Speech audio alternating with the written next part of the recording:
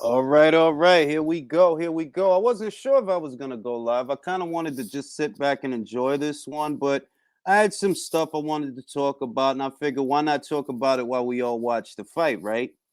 And the Mayweather stuff that's been getting a lot of attention. That Floyd has been vehemently going at Canelo Alvarez in the buildup of what's supposed to be the Javante Davis versus Isaac Cruz fight.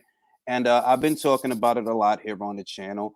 It's kind of obvious what's going on, that you trying to stir the pot by talking about this guy. He's the cash cow. And we all know you beat him. We know you beat him 8 years ago. But you're revisiting that loss. Well, you're revisiting that fight, I should say, as if you the one that lost. You're the one that won. You beat him. And I'm not one of these guys that makes excuses for it or tries to explain it away. As far as I'm concerned, it's a solid victory. It is one of the more solid victories that's aging well for Floyd Mayweather Jr. I've never tried to explain away Floyd's victory over Canelo Alvarez. That, oh, he was too young. No, he was a champion. He was unbeaten. He was several years younger than Floyd, bigger than Floyd. He had a belt. He had 42 pro fights. It's a solid victory. That's how I look at it. That's never changed for me. But when I see that he's constantly revisiting it, and when I see that his fans are constantly revisiting it, it's because right now he's winning. He's winning in life. He's winning in his career, doing things the way that he want to do things. He's the heir apparent to the throne of the face of boxing in his country. That's what's going on. And the most that they could do to try to take him down a peg, or try to, even though it doesn't work, is to bring up that he lost to Floyd 8 years ago. But what the hell does that have to do with here today? Here today, he's in control. Floyd is not in control here today. He's in control here today. And that's why guys is upset. Guys don't like it. I see a lot of people throwing shade at that kid, and I'm like, I don't understand it. Is this what people do whenever there is a cash cow? Because it seems that way. When Floyd was the cash cow, people kept giving him unnecessary shit. When Oscar was, they gave Oscar some unnecessary shit. They did. And it's like, yo, to me, at the end of the day, what it's really all about, it's not about prime Floyd versus prime Canelo. Man, those two guys, Canelo's in his prime now. The Floyd that he fought was not in his prime.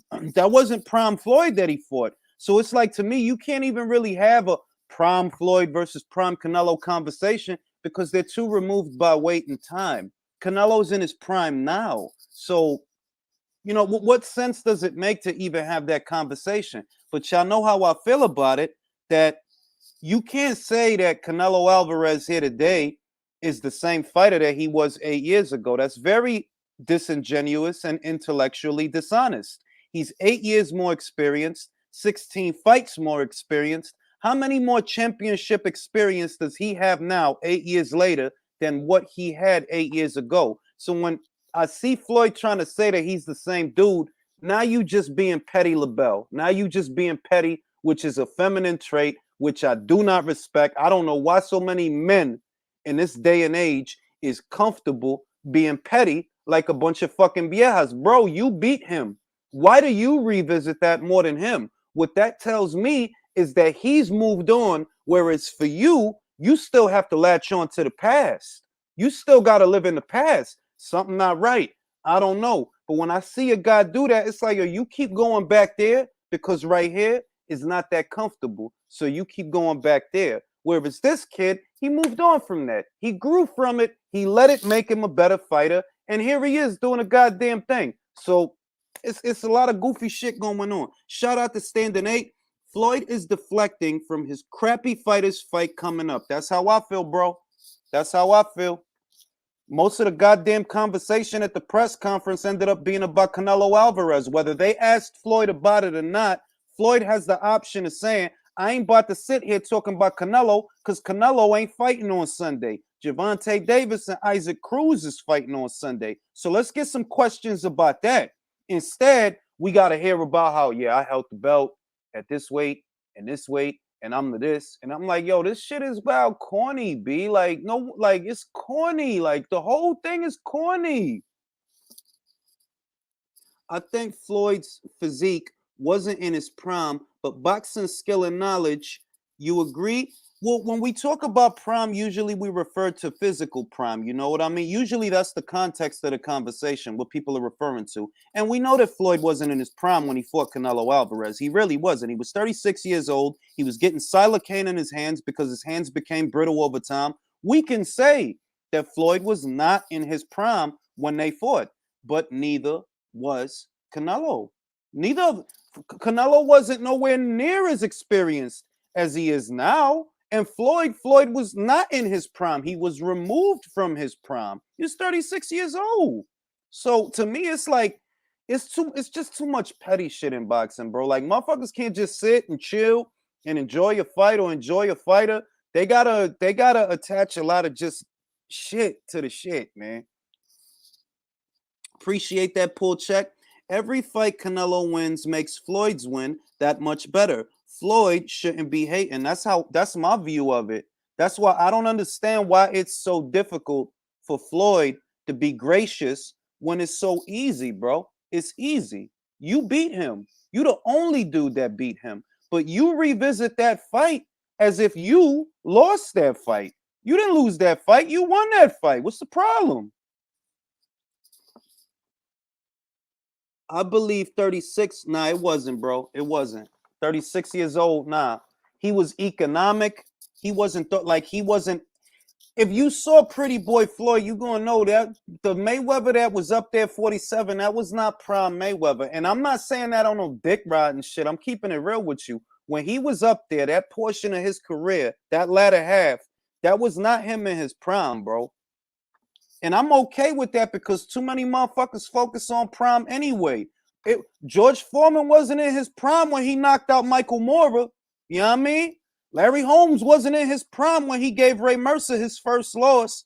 Fucking Bernard Hopkins was removed from his prime for a whole chunk of his career. 40-something years old, championship fights. Not in his prime. I think a lot of guys place too much emphasis on that because it's convenient. Oh, he wasn't in his. Oh, all right, bro. All right. Most fights that are fought are not fought in both fighters' respective prime. Most fights. Manny wasn't in his prime when he beat Keith Thurman, but he still beat him. He wasn't in his prime. So let's stop the shit. Let's stop. Floyd tries to act like he doesn't know boxing. So all his followers, these lies. So all his followers, he tells these lies and outrageous statements about the details. And yeah, that's true, bro. I agree with that. I think that I do think he does that. And I think a lot of people do that. I think they're disingenuous deliberately. They like to tell things a certain way when in reality, ain't no reason to be petty. And what you really mad about is Canelo got the bread and then he got up out of there.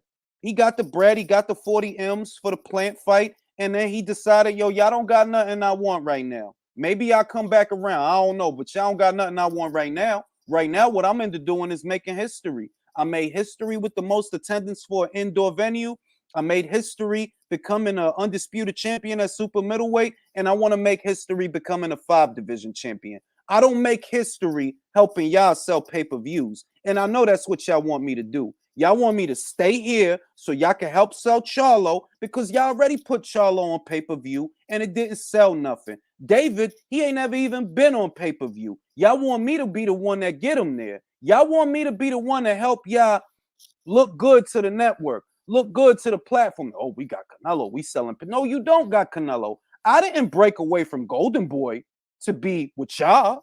If I was going to be with anybody, I'd have been with Matchroom because I fucks with Ed. You see what I mean?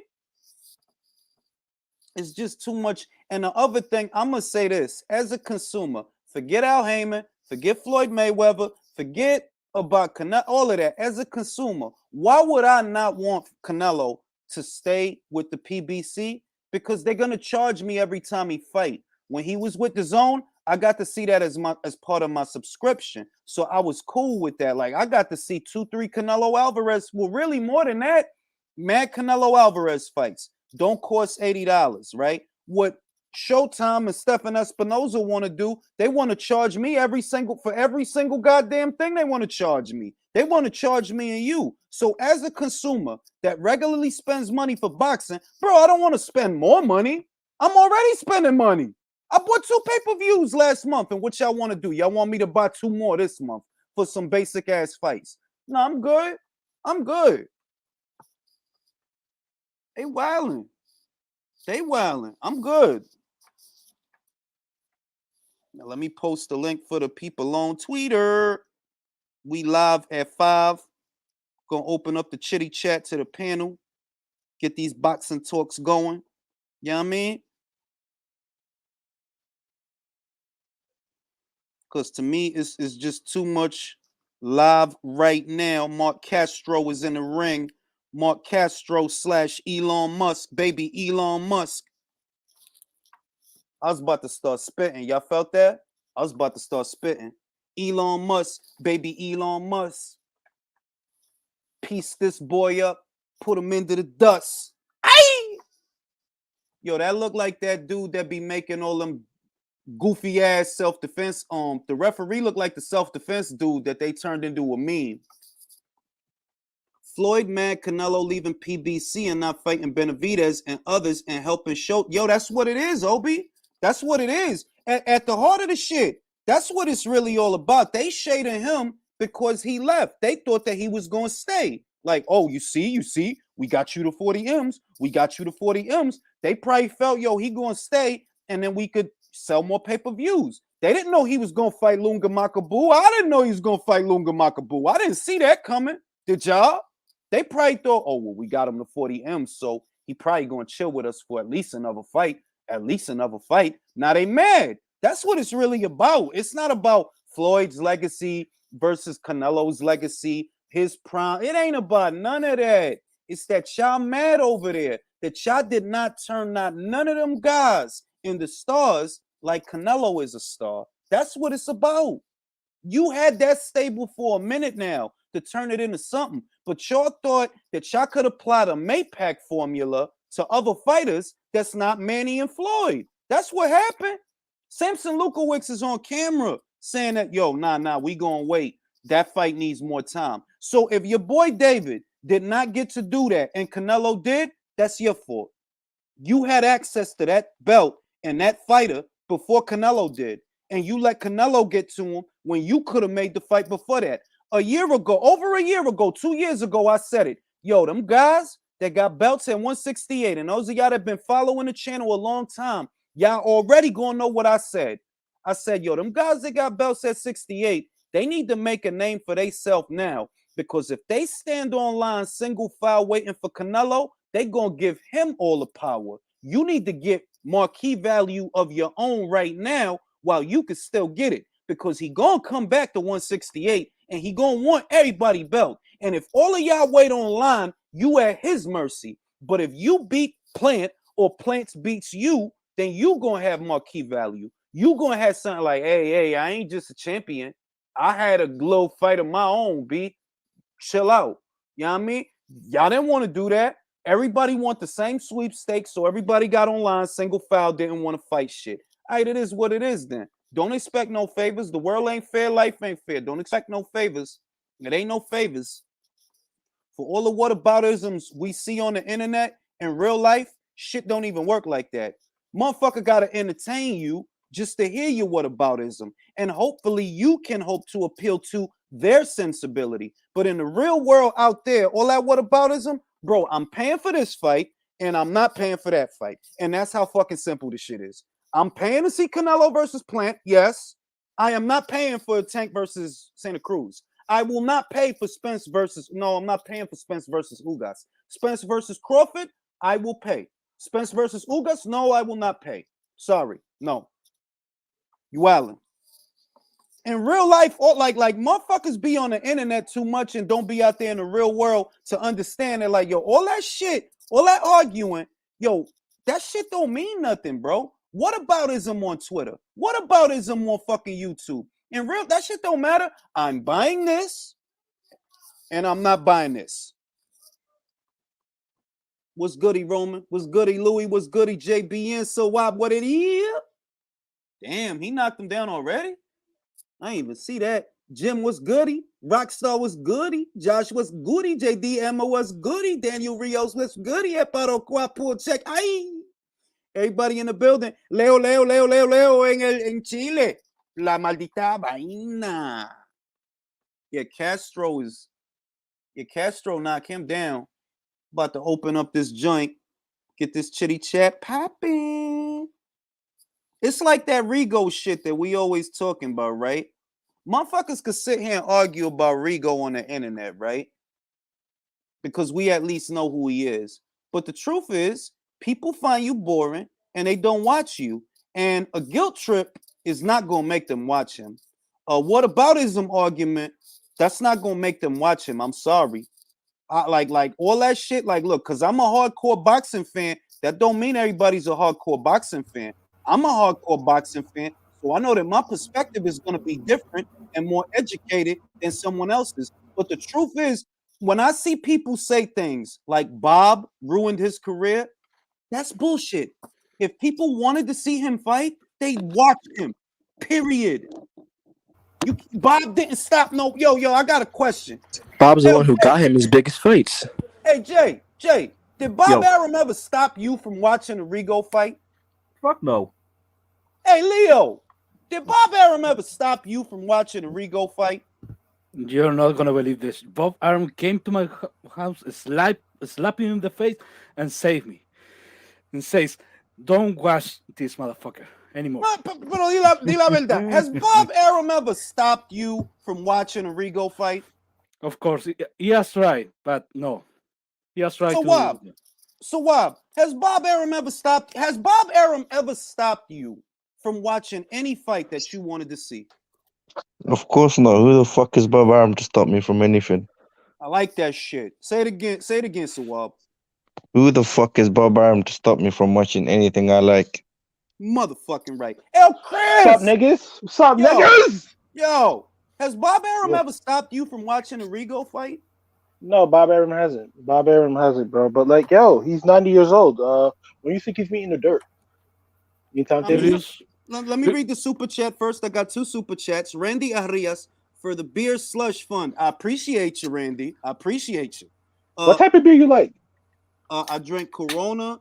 I sometimes drink Budweiser, but I mostly drink Ronies. I ain't even going front. Mostly, my go-to is Ronies. To be real, you fuck with Stella Artois. I'm a German guy because like my dad Haitian, my mom Haitian, so my dad used to body Heineken. So at the end of the day, like no, Heineken is not bad though. To keep it real with you, Heineken is not bad. But usually, my thing is when I get some Ronies, I usually get food with the Ronies. So the you know the Ronies taste good with the food. So I usually get delectable. I've been drinking Bud Light since Theo lost. So. I mean, look, we got a lot, gentlemen. We got a lot to talk about while we wait for this main event. What's good, Ring? Yo, who do you think should be next for Melissa Odessa Parker? I believe if I had a wish, forget Shannon Courtenay, go chill somewhere, right? My wish would be that Melissa gets the Jamie Mitchell fight because most people don't know that before she fought with Shannon Courtenay, her and Melissa was supposed to fight. Yo, he fucking him up, B. When is the ref gonna stop this shit? Yeah. He stopped it. Okay, thank you. All right. Yo, what happened? Because I don't have to phone. He punched the shit out of his stomach, B. He punched the That's shit. What you gotta do. That's what you gotta do, bro. I'm thinking the ref. Wait, hold on. Let me answer the super chat. My dream fight for Melissa is either Jamie Mitchell for the WBA or a rematch with Ceci Roman for the IBF because she beat Ceci, but she didn't get to win the belt because it was above 118. So those is the 2 fights that I would want for Melissa. Shout out to Melissa, friend of the channel. She's a goddamn animal. God damn it. Damn it. Julius, I'm always gonna say this when I'm on your chat, bro. You single-handedly have kept women's boxing alive. With you, Eddie, no, I have to because ultimately, bro, they're not talking about women boxing with like you talk about women's boxing and how in depth, and you really care.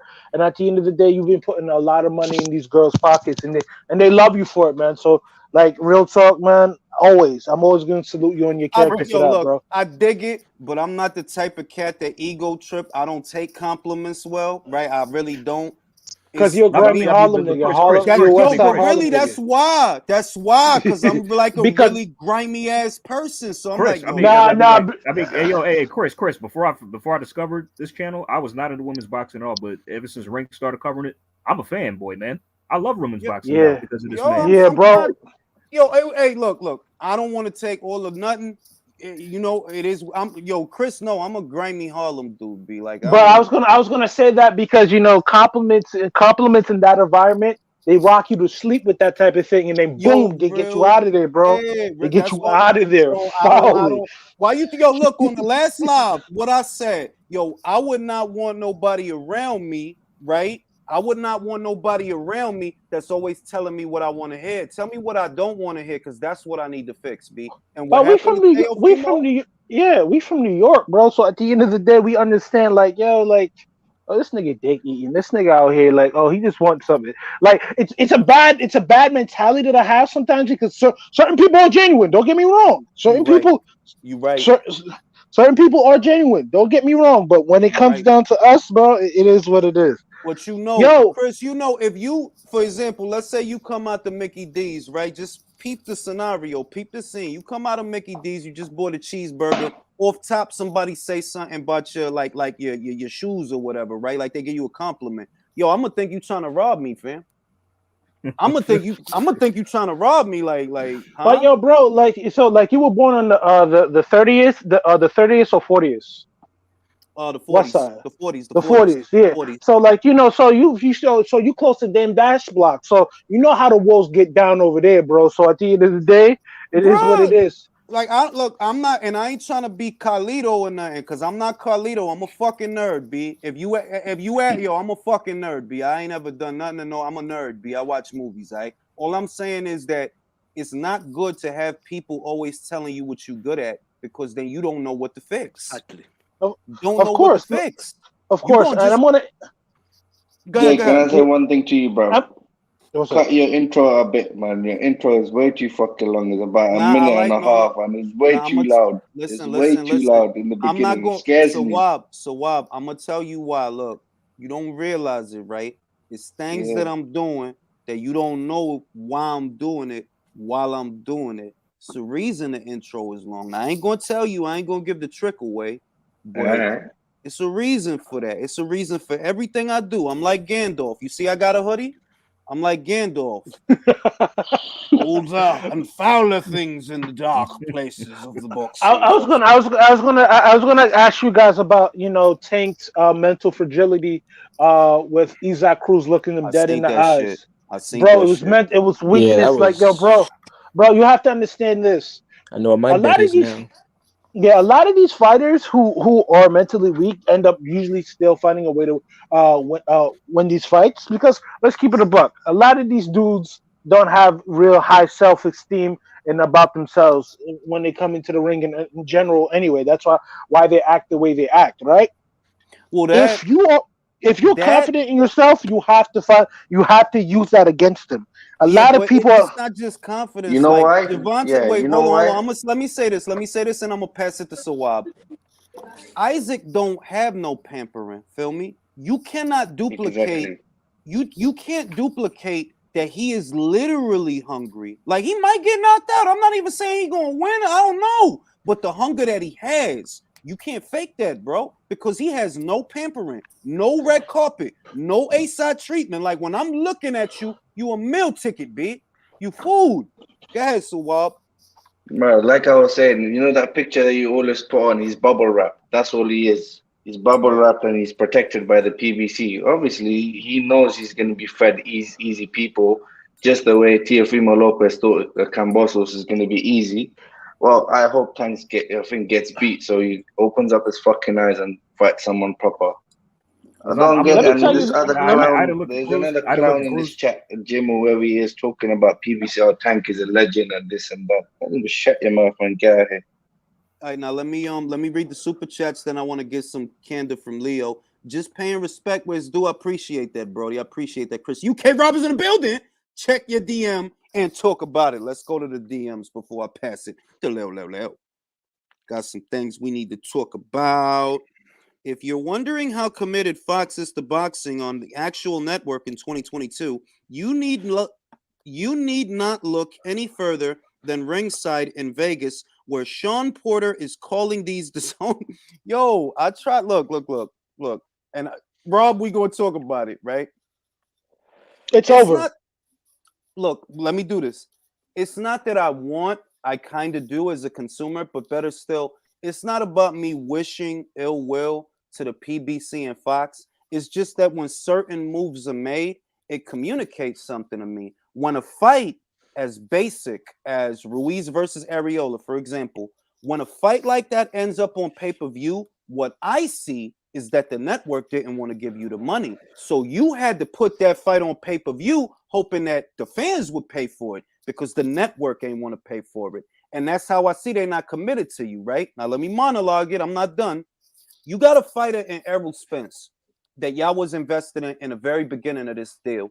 But since y'all went into that deal, he flipped a Ferrari, right? He flipped a Ferrari, and that messed him up. Then this year, he didn't even get the fight because his retina got detached. And this was the guy that y'all was going to use as a centerpiece. Y'all can't use him. He's unstable. Andy Ruiz, he ain't got fans like that. Keith Thurman has not fought in 2 years. Manny Pacquiao, he just retired. Sean Porter retired right after him. Danny Garcia ain't never been all that. And even if he wasn't going up to 154, what the fuck was you going to do with him at 147? You have nothing that makes you an incentive to Fox. Nothing. Now, Sean, I hope Sean sees this because the boxing world is just like Harlem. It's a small community. Maybe Sean will come across this soundbite. Sean, I love you. You need to sign to the zone. Do commentator work. I want to see Sean Porter every Saturday night on the zone. Goddamn. Imagine Sean Porter and Roy. Oh my God. Yo. Oh my God.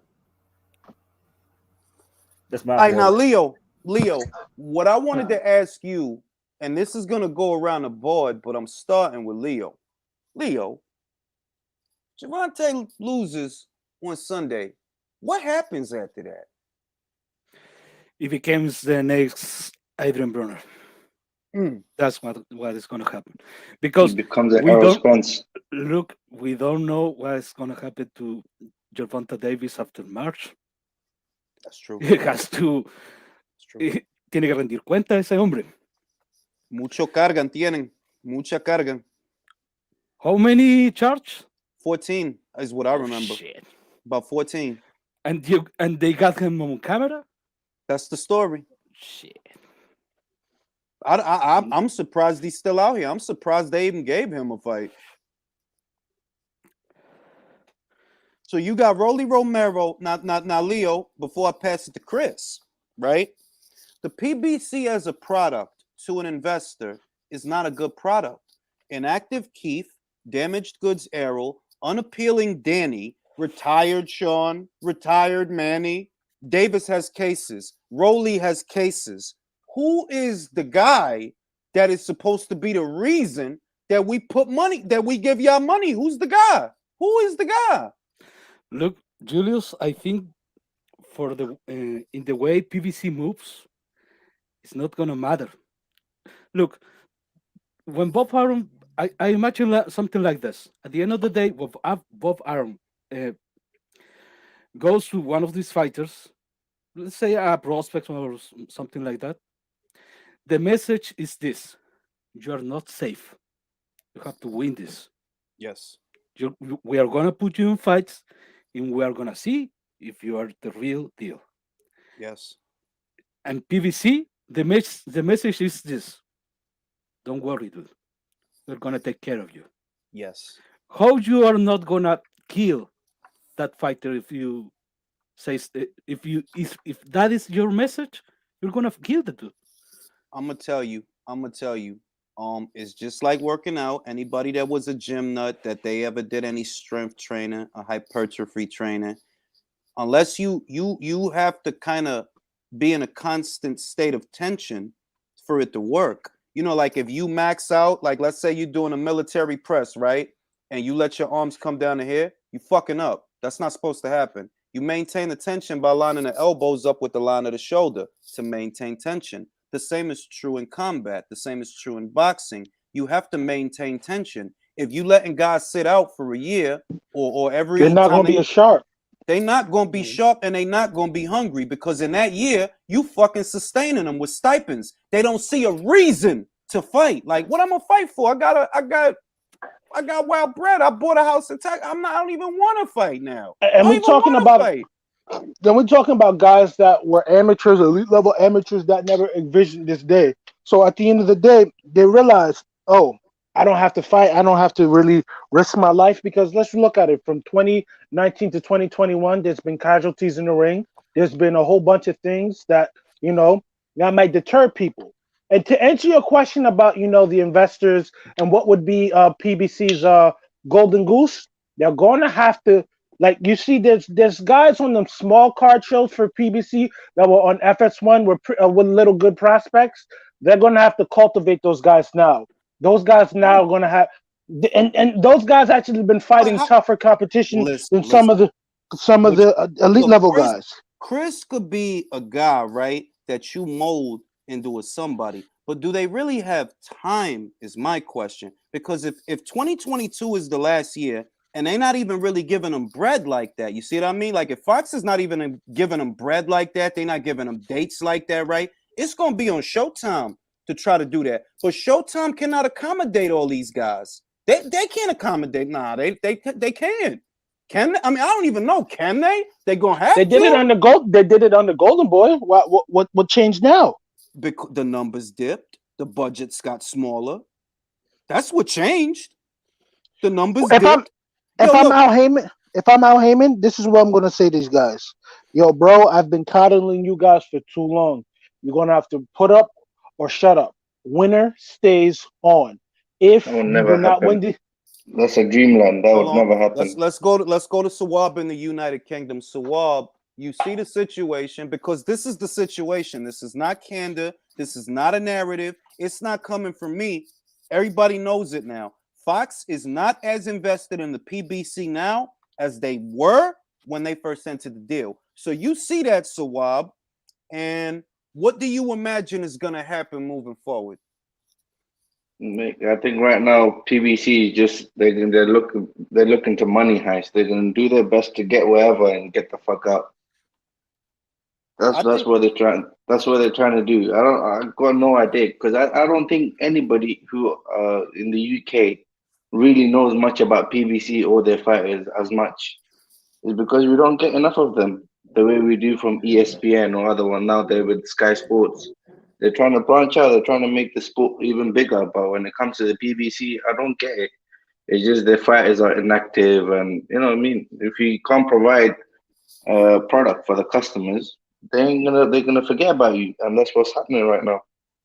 Now, Anthony Yard, I did pick Anthony Yard. For those of you that asked me, several of the people here asked me, several of the subscribers. He surprised me. He did. I'm gonna say this. Beats planted the seed in my head. I got to give him the credit because we talked about the fight weeks, maybe months ago, and he put the seed in my head that, you know what, Yard might win the fight. And I just kept thinking about it and looking at the shit. And when he told Tunde Ayahi, like, yo, shut the fuck up, that's when I knew. I'm like, yo, he's gonna win this fight. Because he's not having it. He's just not having it no more. We got Filip Hrgovic, his big ass up here. Shoots the jab, tries for the stab to the body. This dude with this low ass head that don't really look like a heavyweight. He's just a dude with a low ass head that's fat. Tried for the overhand right. Jerry Forrest beat Michael Hunter. Yo, B, it's wild out here. Yes, he did. Champ that shit, Chris. Talk about that shit. I was watching that fight, man. Left hands galore. Jerry Forrest just seems like he's more just rejuvenated because at one point in time he looked like a journeyman, bro. Because Michael Hunter beat him like 7 years ago. He washed him in the cars. Michael Hunter beat him down. Look at what happens after 7 years. Jerry Forrest looked great against Zhang Zhengli outside of the knockdown. That's what I was gonna say. And he didn't look bad with Takam before that either. He didn't look at all. bad. But this guy seems hungry. Similar to what the Jonathan Rice and Michael Coffey situation. these guys with these flunky ass resumes, these guys can still fight. They can still fight. But is regression? I'm gonna go to Jay. Is regression a factor that maybe Jerry Forrest got a little better? I don't dismiss that. That seems logical given how he's been looking. That does Can I seem answer logical. that question though? Hold on, we gotta let Jay talk. Jay, is regression a factor? Yeah, because he's been fighting pretty much nobody for the last 2 years since the Povetkin fight.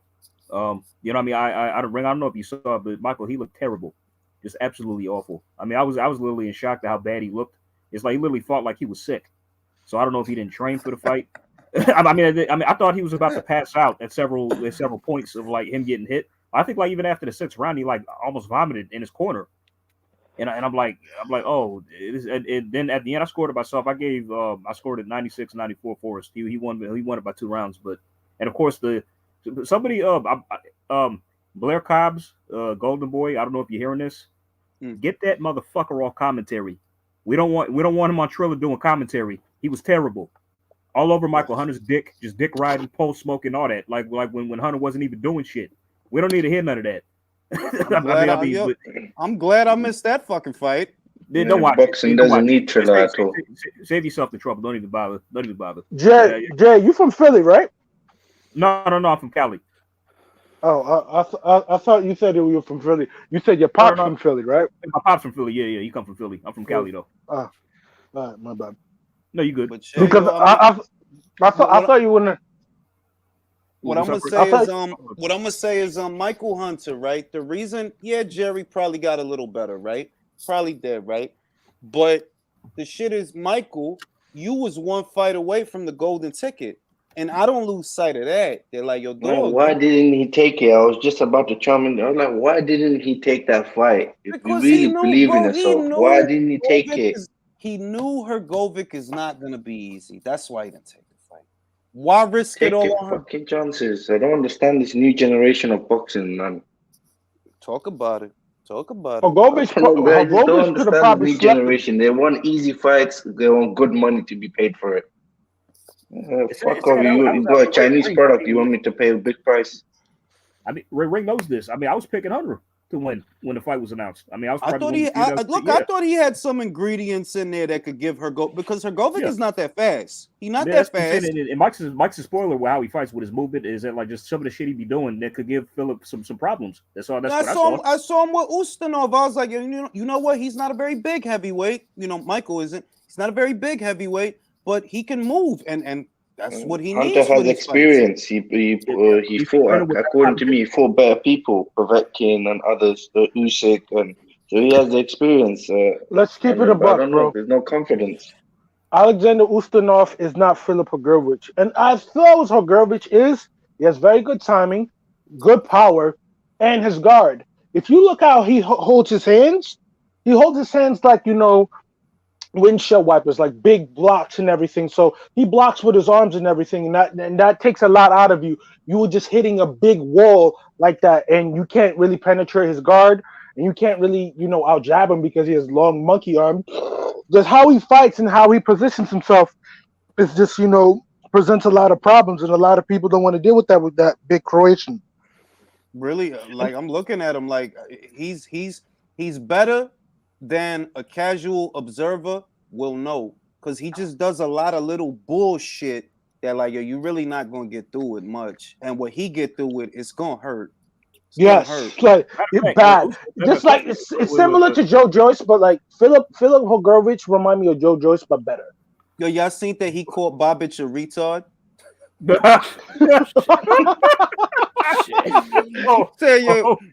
I seen him on the Boxing Voice. Shout out to Nestor Gibbs. He did the interview. He's like, because you know, he got a Croatian voice. Everybody got a deep voice in Croatia. Everybody got that monotone voice. He's like, he's a retard.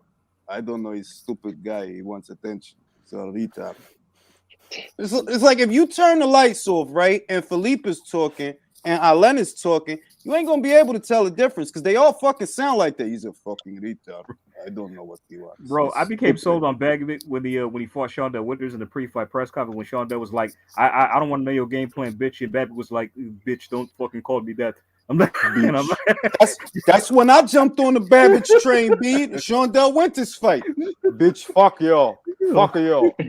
Fuck y'all. Let me tell you something. I never jumped on that dude's hype train because I see him for who he is.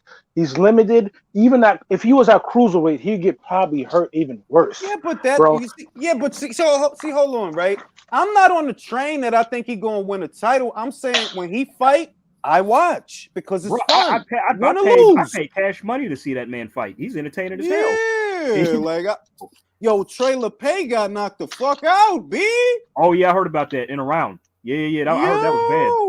One person said it was like shades of Ray Mercer, what he did to Tommy back in the day. Yo, history repeats itself out here, B.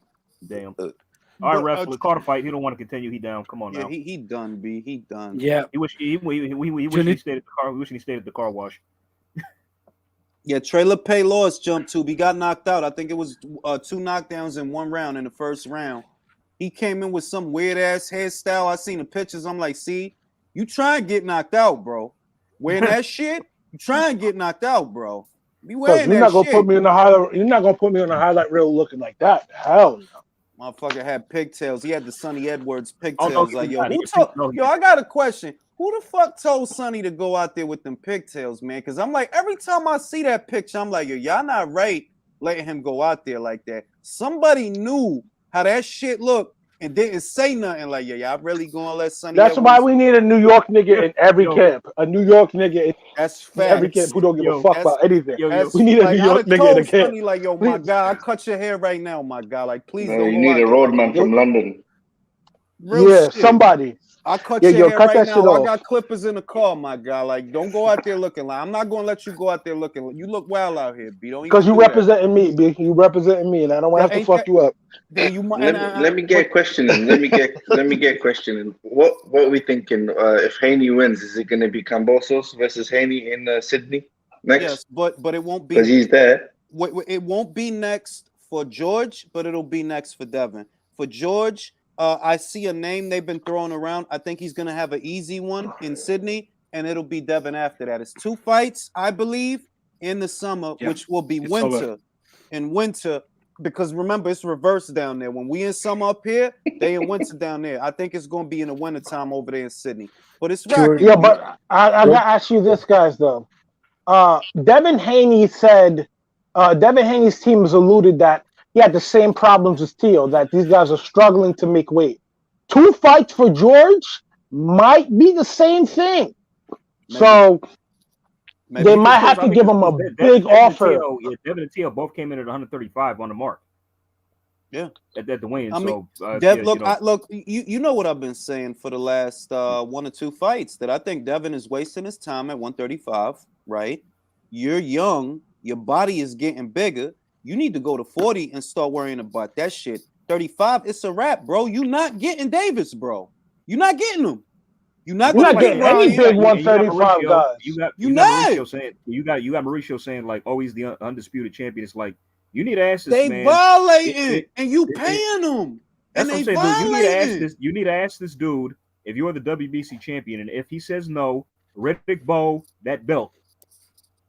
If they gonna violate you. If they gonna violate the PBC, if they gonna violate you, saying that he's undisputed, I'd have been like, yo, Mauricio, what does that make me? And I want a straight answer because I pay sanctioning fees for this championship title. But you saying that he undisputed. So you want this belt now? What the hell am I carrying? Yo, you have to understand this though. These sanctioning bodies, they're very sensitive. If you look at what they're doing to Dillian Wright, bro, they might potentially can do that to Devin Haney. So ultimately, my thing is this: Haney should move up because Haney's power will come back, in my opinion. Because no, it will. It will. I believe that. Yeah, Haney's power will come back, and ultimately, everyone doesn't want to fight Devin Haney because they understand this. He comes from the Floyd Mayweather school, and he really mastered that style, as opposed to all the other people who've tried that style after Floyd. He's really mastered that style compared to Broner. No. Let me change that. You wildin'. We don't. Let me change that. He's the closest one out of all the new guys who use that shoulder roll and slick way of fighting. He's the one that looks the best at doing it. Bullshit. I want to say this. Hey. Shakur Stevenson. Yeah. But he's more right hand out, left hand on the telephone. He's more that.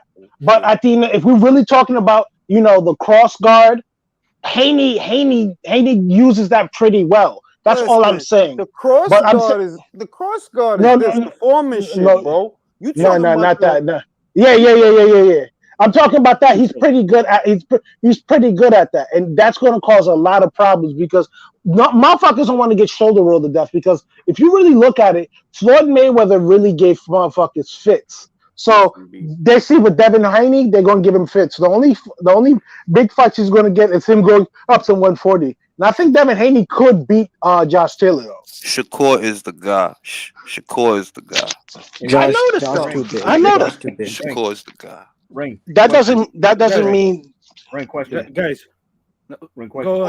Hold on, wait. Too many guys got a question. First, let me address this because you said you think Devin beats Josh, not in 2 fights. You think Josh give a fuck about that jab? Josh is a southpaw. It's a southpaw. But you have to understand. You have to understand.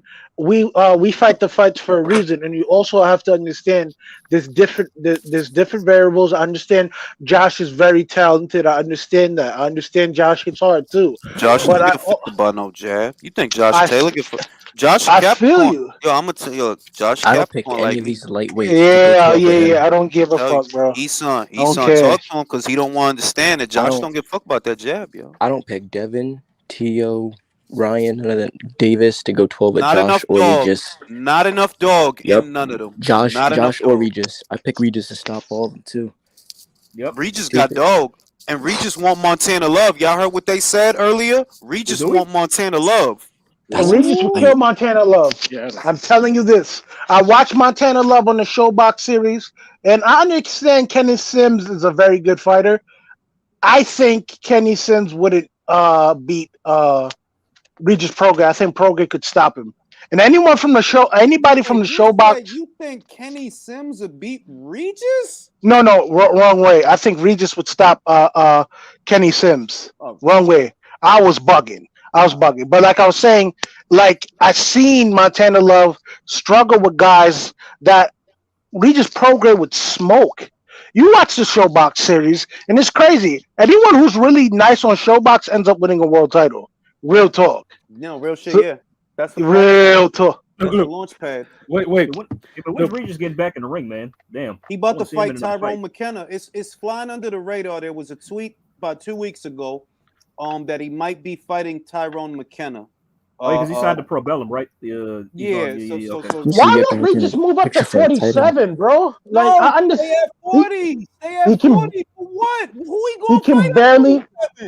I feel you. He does. But at the end, he did say he wanted a Josh Taylor rematch. But he said he wants to win another title. Yeah, but hear me out, guys. Said he wanted Crawford. I remember that motherfucking shit. I ain't forget that shit. So yeah, go to 47. Hear me out, guys.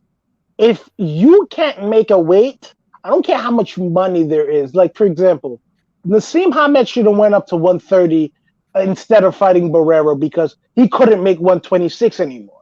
But the money was so good that HBO was giving at that time, I have to fight Barrera. Bro, I don't think he can make cruiserweight anymore. He can't make cruiserweight. Have you seen him? He can't make bridgerweight. He's a big motherfucker. But the thing is, yes. Hold on. The thing with Regis is though, he recently got a nutritionist. Now he's making weight fine. He said like he did a thing where he started cutting weight and he got on weight like in a week or two using a nutritionist now. I remember because he never had one before, so he said his weight struggles are how long is that gonna last with him and his power? Because one thing about Regis, he's heavy-handed though. He doesn't have like the explosive power. He's heavy-handed, so it's not really. But at the end of the day, he's heavy-handed, but he does finish. And he's fast. So with that being said, he's in his early 30s or mid 30s? Early 30s. Early 30s. that guy is going to have to move up. Like it's gonna come upon a time that your heavy-handedness is not gonna get dudes out like what it once was. It's not gonna be like that. He said, I struggle to make this weight. This guy's kind of a big dude at 140, bro. So like, who you picking to beat Him Regis and at one? Josh. Wait. Okay. Cut the Julius. cut the bullshit. Julius. Who beats Regis at 140? Chris? Who? Aside from Josh? Who? I think Regis would beat Jose. I think Regis would beat the shit out of Jose because he has better head movement and he can do what Jose does, but just better. I don't think anyone's beating him at 140, but that's not the thing. If you can't make a weight no more, bro, why put your body through this? Because you have to understand, your brain is surrounded by cerebrospinal fluid and just fluids in general, right? If you want to keep taking away from that, it's going to come upon a time of, all right, cool, you want to fail me? Boom. Your body's smarter than everybody. Empty the tank. Lions in the Stop camp. it. Lions in the camp. Stop Lions in the it. camp. Stop it. Fuck is you Stop talking it. about? Anthony Yard. Lions in the camp. Tunde Yo, bro, Miyagi. bro. When he hurt Kovalev, I was bugging out. I wanted him to win so bad. And not to the Anthony Yard fight, bro. Like I met Lyndon over Snapchat and I met Anthony Yard over Snapchat, bro. So they're both my guys. I really like both of them. But I was just like, damn. Beats and Mark said it from Armed Rival. Said like, once Yard hit Lyndon and hurt him, it was over then from then. And I didn't like Lyndon's body language, bro. I didn't like Lyndon's body language. I'm gonna say this. Hold up. I'm gonna say this. Lyndon, I don't know if it's gonna come out tomorrow or whatever, but he didn't come out right. I noticed. I think he quit. I think he quit. He wasn't hurt. He wasn't hurt as much when he got knocked down. He could have got up. So, Wab, is it my imagination, or was Lyndon too comfortable letting Anthony get close to him in the first round? Because I saw the first round. In the first, I'm like, why the fuck is he letting him get that close without shooting a jab? You getting mad close to you, B, and he landed. You won the last fight with the jab, so why not using it again? I don't know. Damn, look at everybody showing Sean Porter love, y'all. Yeah. Who don't love Sean Porter, dog? Sean Porter is a stand-up nigga, bro. I fuck with that dude, bro. He's a stand-up nigga. I really rock with him. Oh, look at this hoe on my screen. Look at this hoe on my screen, man. There you go. That's Terrence Crawford. Terrence Crawford. We going Michael McDonald today? We going Michael McDonald today? About to make me choke on the Bustelo, bro. I'm about to choke on the Bustelo, B. Yo, where's Crawford going next? Where's Crawford going next? Look, Eddie Hearn. I saw an interview with Eddie Hearn. Right? He's not gonna go to Matchroom.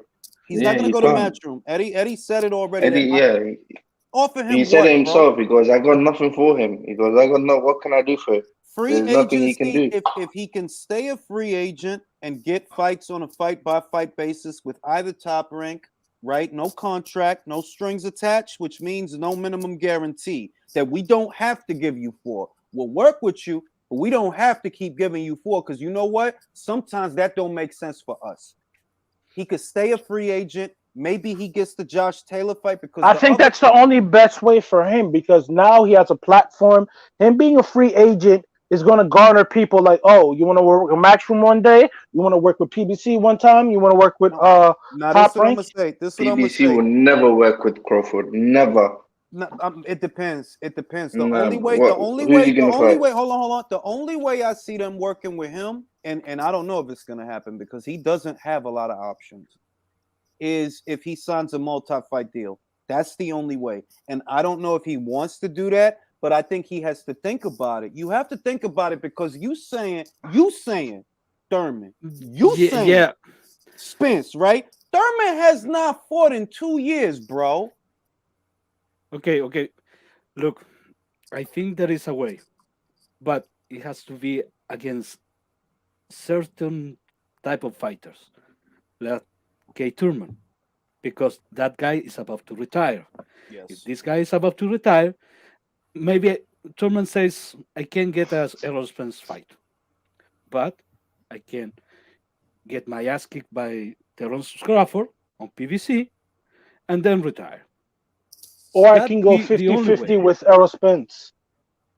Yeah, Look, but they're not gonna do the 50-50, bro. yeah. Like, look, they're not gonna do that, bro. They're not gonna do that. I'm talking in terms of fight, winning the fight. I'm not talking about money. I mean, Terrence named all of his. He named all his opponent. He wants Thurman, Spence, and Ugas, right? But he needs to be mindful of the fact that Josh Taylor could force a fight with him if he moves up. That's true. That is he true. Could. So he needs to keep that in mind. And look, if Josh does it, it's great for Terrence because then Top Rank has to make the fight, and Sky has to make the fight. So it's not bad. That's not bad at all. But what I'm saying love to see that in the UK is going to be a big fight. I might have to go to the UK for that, like Drew did for the Usyk Joshua, because Terrence Crawford. That's real shit. All right, it's real shit. I mean, but guys, guess what? I think he gets more love in the UK than in America. Listen, because the UK have the head on straight. They do though. They boxing fans over there. This the shit, right? Now peep this shit, right?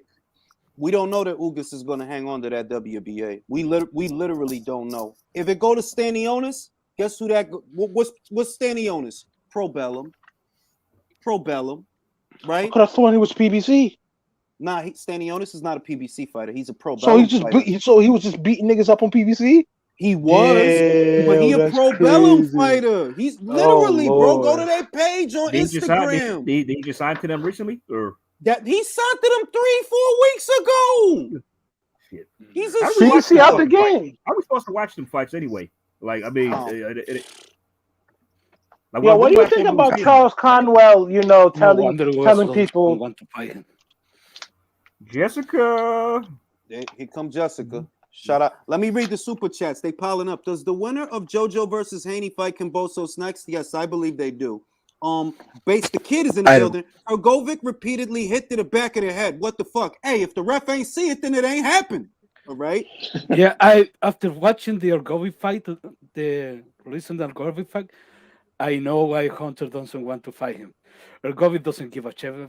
He says, "I'm gonna make this motherfucker paraplegic," and if the ref doesn't call it, you don't call it. It is what it is. Hey, if the Virgin Hunter we just saw against Forrest against Ergovic, he would die. He would die. Watch the boxing voice. Watch the boxing voice with Hergovic when he's like, he's just a fucking retard. He's just a retard. Ain't no emotion. It's not a soul in there, B. His soul. He gives me real Vitaly. He gives me real Vitaly Klitschko. He gives me real Vitaly Klitschko, bro. Real shit, yo. I want to see that fight next, man. Babbitt and Hergovic. Let's get it on for real. Nah. Unless you want to see Babbitt get put in a fucking hospital, maybe you want to see that. Maybe you want to see that. Hey, you don't care if you get knocked out. Yo, you need to see my face, bro. You need to see my face. Niggas get put in the hospital every day, B. They don't chill. Don't do that to Bobbage. He little, bro. He a little dude. Like he little. Like nobody. Yo, heavyweight, he little. Greasy. Yo, bro, he's been talking greasy about Philip Hergovic for years, bro. But it's like Scrappy do, bro. They hold Scrappy so Scrappy don't feel bad. If they let Scrappy go, Scrappy get put in the hospital, bro. Let me at him. Let me at him. Yeah, let him at him. Let him at him. He gangster. Don't do that. Right quick, I think we all knew this on the panel. Spence doesn't want the Crawford fight, but I recently caught an interview with Shimo that helped solidify it. Spence was at that Triller crap combat, whatever they did. Yeah. Do that, Spence. Like, what do you think about Terrence Crawford's, leaving, Top Rank? Oh, are we trying to get his money? And he was leaving mid sentence. And like anything else you want to? Bro, it's like he ran. He literally ran. Mind you, this guy's he's a bigger man than fucking Terrence Crawford. Look, that's crazy. Listen. I know, bro. That's what he is. No, let me read the super chat. Jules has fired his nutritionist and Joey Gamache and is joining it. Yo, that'll never happen, B. I got principles. Right? I'm a grimy Harlem guy, right? But I'm a righteous grimy Harlem guy. Say it one more time, nigga. Let him know. Let him know. You could be righteous. You could be righteous and grimy at the same time. I figured Archangels, bro. Archangels. Don't say nothing. Don't give it away. Link me. I got you right now, B. All right. You could be grimy and righteous at the same time, because you know what it is, bro. Hold on, nobody say nothing. Nobody say nothing. Somebody has to be. We all have a place in this world, even the grimy people. And it's intent. It's not good or bad. It's intent. You have to understand. It's forces in this world. Cold is not good or bad. It just is. Hot. It's not good or bad. It just is. So getting knocked. So somebody knock you. My bad. Sorry about that. No, real quick. I got a request. Could you look into the camera and repeat that and blink your eyes twice? Nah, I don't do requests. I don't know why you want me to do that. I don't know why you want me to do that. Drew in the building. Look, I'm gonna leave the Lopez shit for another episode of the relay because I'm kind of sick of this shit with Lopez. It's like, look, I'm gonna say this. I just want to know what you thought when you found the news he did all that. Now, this is what I'm gonna say, right? And I'm gonna just keep it short because I gotta save it for the relay. No matter what happened to you on that night, you fought on that night because of what you did. No matter what, we got there. It was literally, if you would have let Top Rank do the fight, it wouldn't have took a year. It would have been done in a matter of weeks. And you would have had to fight a long time ago where it wasn't so hard to make the weight, where you could have afforded Joey Gamache and you could have afforded, what's their name? His strength and conditioning? Peak performance. If you would have let your money was thinning out because you decided to go this way. You decided to do this. And I'm not heartless. I really feel for that kid because he just married. He just married that girl, bro. How you think he feel? He just married that girl. He lost all the belts. He lost, you know what I mean? People coming at. But he got a grip of money though. Hey, but he got a bunch of vultures in his fucking camp and family eating away at that money already. But that's for every boxer, bro. That's for every boxer, every entertainer, bro. I feel bad for that. Is the biggest clown I've seen in the world. Like Drew said, I feel bad for the kid, but he brought this all on himself with his greed. The fight would have been done back. The fight would have been done back in March. If he had a smart manager, he could have worked in the new amended deal. Like, yo, Top Rank, you take care of my nutritionist because you introduced me to them, and we great. Not for nothing. I would go, look, right? And I don't want to be Monday morning quarterback, but this is literally how I do everything, though. I got to make sure I'm good. Regardless of, I got to make sure I'm good. I got to make sure my people good. That's a fact.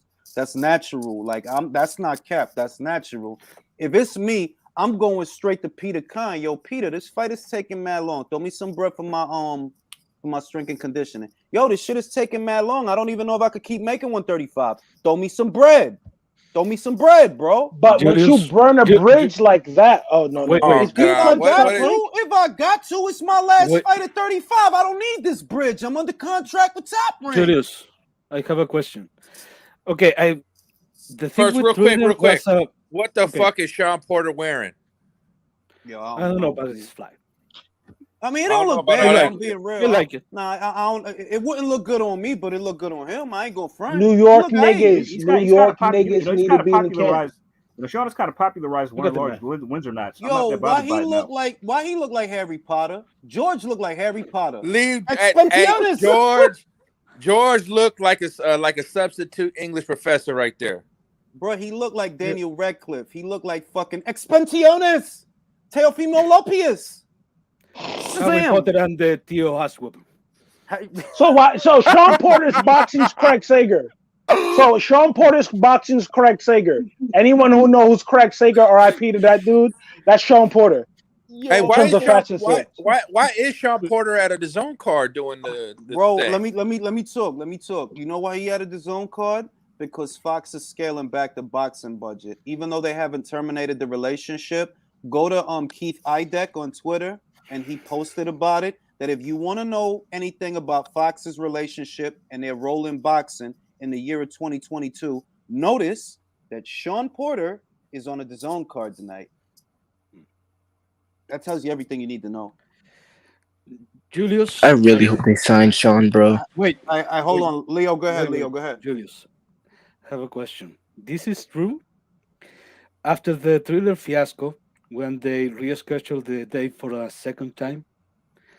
Did Thriller offer Tio make the fight in Australia Yes, in a that's pay-per-view? 100% true. 100% Okay, true. you did this to yourself. No, you did this Yeah. to yourself. Oh, yeah. Okay, look, the Thriller thing maybe was a bad advice to be with Thriller for that fight, push for a pursuit. But at the moment they say we can save this date. Take your passport and go to Australia, and you don't want to do it? No, it's on you. It's totally on you. Yo, Devin Haney look like he snuck a whole brick of coke. Good lord, look at that nigga nostril. It's real shit out here. Yo, wait. God. That's Eller Jr. right there. Clowning. When they look, Tio fucked it up because he wanted his cake and he wanted to eat it too. Why they wanted to move the fight to Australia? So the money would be there to do the fight so y'all could get paid. But nah, you don't want to fucking go to Australia, right? And the Miami shit got fucked up. Yo, you did it to yourself. If you confident that you gonna knock George out, what fucking difference does it make if it's in Australia? You needed this fight to happen sooner than later. And it's you and your team fault that it took this long. That's why it all ended up that way. That's why. And I feel for that kid. That's why you got some air in your chest, It's real shit out here. Yo. And you still wanted to backdoor Bob again after the fight, too. But I can't get mad at that because that was for a Haney fight. Like, Bob could get mad at that, but I, as a boxing fan, cannot get mad at that because if y'all was legit trying to make a Haney fight, I want to see that. No, as a boxing fan, no. As a businessman, I could see the snake. Oh, you're snakes. I already knew that when I seen him talking to Eddie. By the way, Bob Arum's a big snake. All promoters are snakes. My God, in all actuality, every month. But my guy, Bob Arum gave Drew. Bob Arum gave him a shot. Like, look, Drew, you a snake. I'm a snake. Oh, for the right price, absolutely. You read my mind because that was the next thing I was going to say. So I'm not mad that he tried to better deal Bob. I cannot get mad at that because that was for a Haney fight. That's what I wanted to see, a Haney fight. Oh yeah, no, I'm not mad. I'm more like, bro, like you say, Jules, all the time. Don't be a suit if you're not a suit. True, bro. True. Like, you're not. Every move you try to orchestrate to get away from Top Rank to get more, it hasn't worked. Drew, none of them closer to him. But you know what that means too? He was ducking Josh Taylor. You sitting there talking shit about Josh Taylor, but behind closed doors, you really trying to fight Devin Haney. Then why you talking about Josh Taylor? Why you trying to make him look bad? Never wanted no part of Taylor, bro. Stop it. I knew that. And you don't want no part of Pro Gray. You don't want no part of Ramirez either. The problem not what I'm part of Regis. You better if you better go say Joey Gamache, I'm sorry, and here's the extra fucking few dollars. Can you come back, please? If I'm him, and this is real shit, because Joey, come back. Listen, you it ain't nothing. Listen. It ain't nothing but hitters at 140, bro. Ain't nothing but hitters. Jose Zapata, Barboza, Subriel Matias, Josh Taylor. It's nothing but hitters up there, bro. Nothing but. You need serious. Matias versus Ramirez would be such a good fucking fight. And is he the only one up there, Jules, that really likes to counterpunch? He's not a volume guy.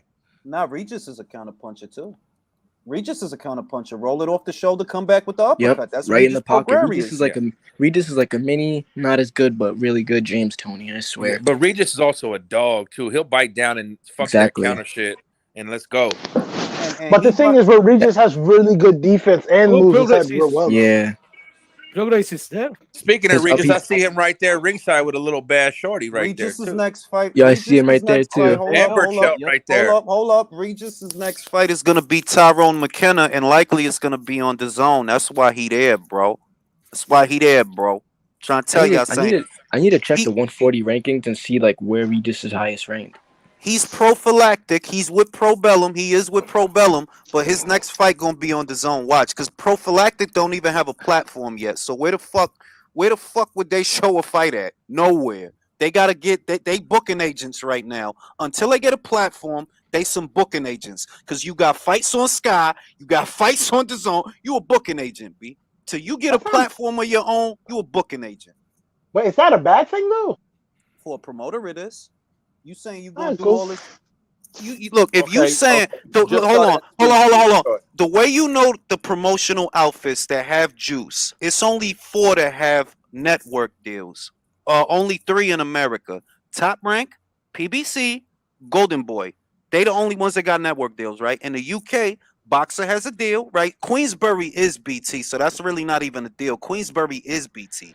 And Matchroom in the Zone, right? Now Probellum, y'all don't have a platform deal with nobody. You don't have a Sky, you don't have a BT, you don't have a DAZN, you don't got a Showtime or a Fox or a ESPN. So y'all still baby butt. Y'all baby butt. So y'all get a platform, y'all still baby butt. And low key, I know that y'all MTK and that's where the money come from. But I ain't mad at y'all because I fucks with Daniel. I like what he doing for boxing. Shout out to Daniel Kinahan.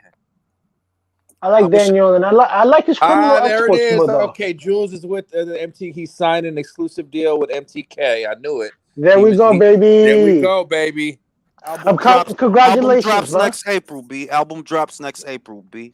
Congratulations. So who's on it? Who's on it? Who's on it? Who's on the album? He's going to be in the next live. And I got Sonny Edwards. MTK hat. I got a feature with Sonny Edwards, B. I got Random music question. I have a Random music question. I have a question for the panel. Looking forward to this fight, Devin Haney against Sergio Diaz. Can you guys tell me, from all these current world champions, is Devin Haney the most pillow-fisted fighter of all these world champions? Yes. But I believe, like Chris, when he goes to 40, the power will return. What we're seeing is his power is being depleted because he's cutting down so much to make 35. When he get to 40, he'll feel better, he'll feel stronger, he'll hit harder. I'm not going to say he's going to turn into a knockout puncher, but there'll be more snap on the punch, even more snap to hurt guys. It doesn't have to. Look, we saw the Linares. Well, I saw the Linares fight. Julius was doing other things. But why are you snitching? But Devin Haney was punching this motherfucker with every punch. Everything. He was unloading. Every punch get him out of there. He was unloading. It didn't even hurt him once. Every punch for 8 rounds. And that's Linares, bro. Lopside. And that was Linares, bro. You know he's shaky. You know that, like, you know you can knock out Linares, bro. Pablo Cano knocked out fucking Linares, bro. Yeah. Hey, Jules, you're right though. But like, here come the PBC. There's one dude, Albert Bernstein. He has PBC on Fox in his bio. He's crying that Keith Idec is wrong, but it's clearly he's not, because that shoulder programming never came back. Listen, like They really mad that Fox saying fuck PBC after this year. Listen, right? I learned something in 2021, right? I'm too good, right? And it's not because I got an ego, but it's the truth. I'm too smart and too good to waste air on stupid people. If you mad that Keith is saying that, why don't you look at why Keith's saying it? If you too fucking stupid to pay attention to what he's saying, hey, that's on you, B, because it's coming anyway. Whether you accept it or not, it's going to be what it is. It is. Now, you don't see no schedule, right? There's no schedule. There was no schedule this year. There was no schedule. So what do you, when you see that in the year of 2021, Fox did not have a schedule. Yo, it was some weird ass dude in there doing some shit. Justin Soria, I think he was beating off, yo. What the hell? I'm not playing. I just shit!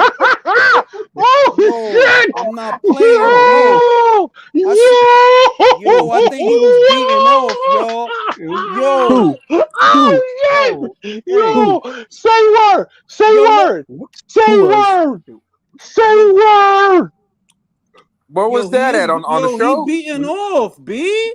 The dude beating off. What? Yo, he what?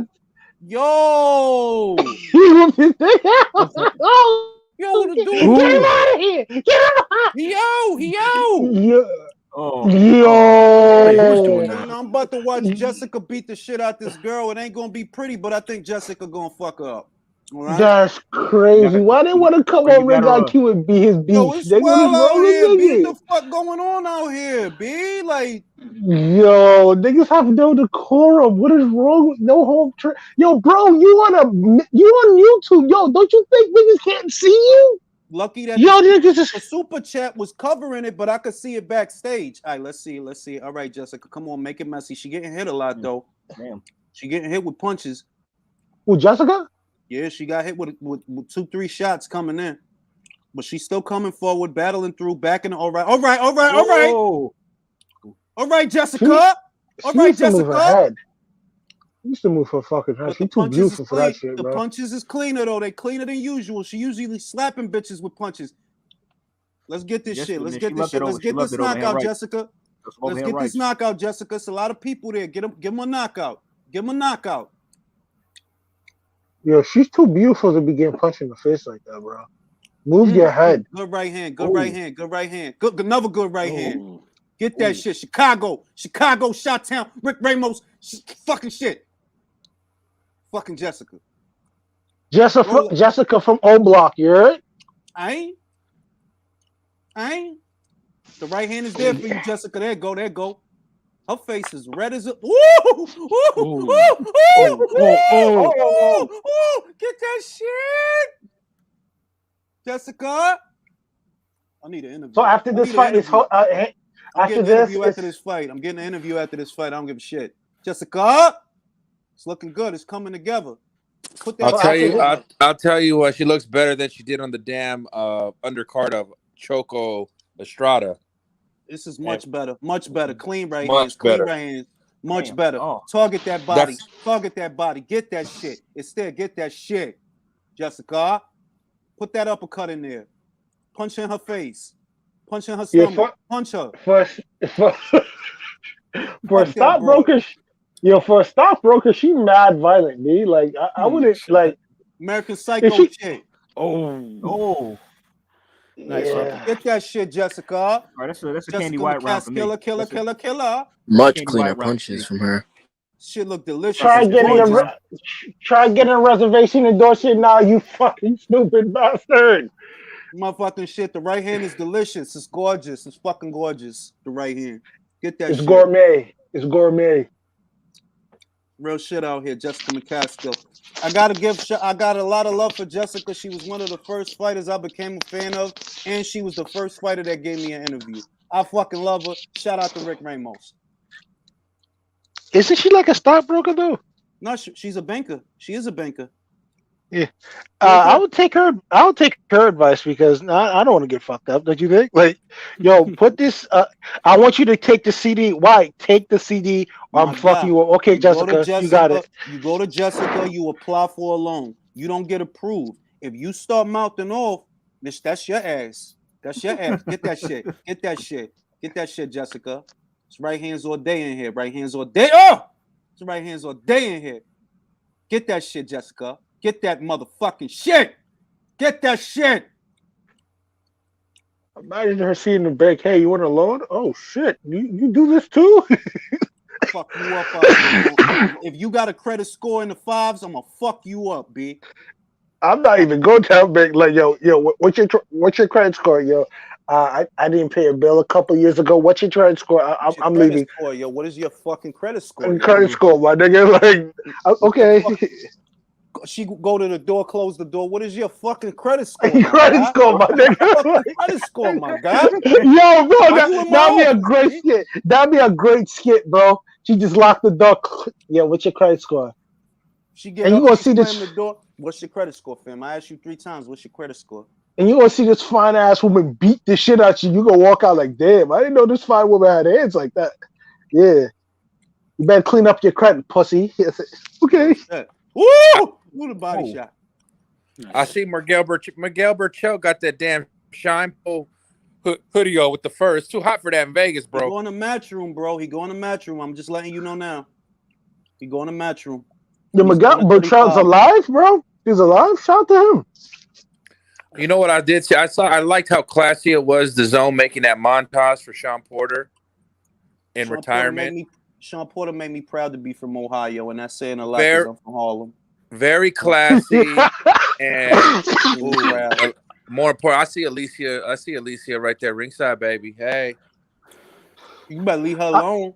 She from Detroit. I'll cross the street. I'll cross the street when I see her. Like, absolutely not. Like, I'm running towards to her side of the street.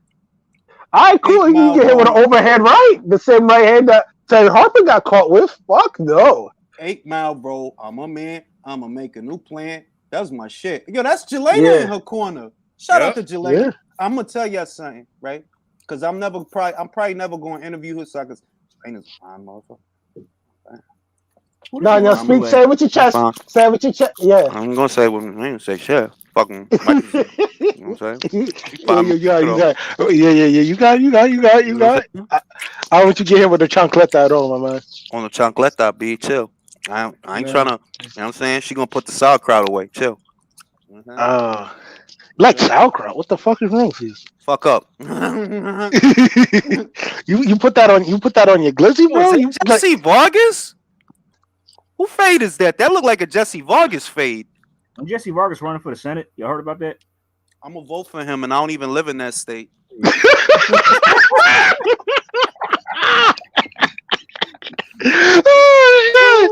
Oh shit! You know Trey Young got a 1 vote for as New York mayor.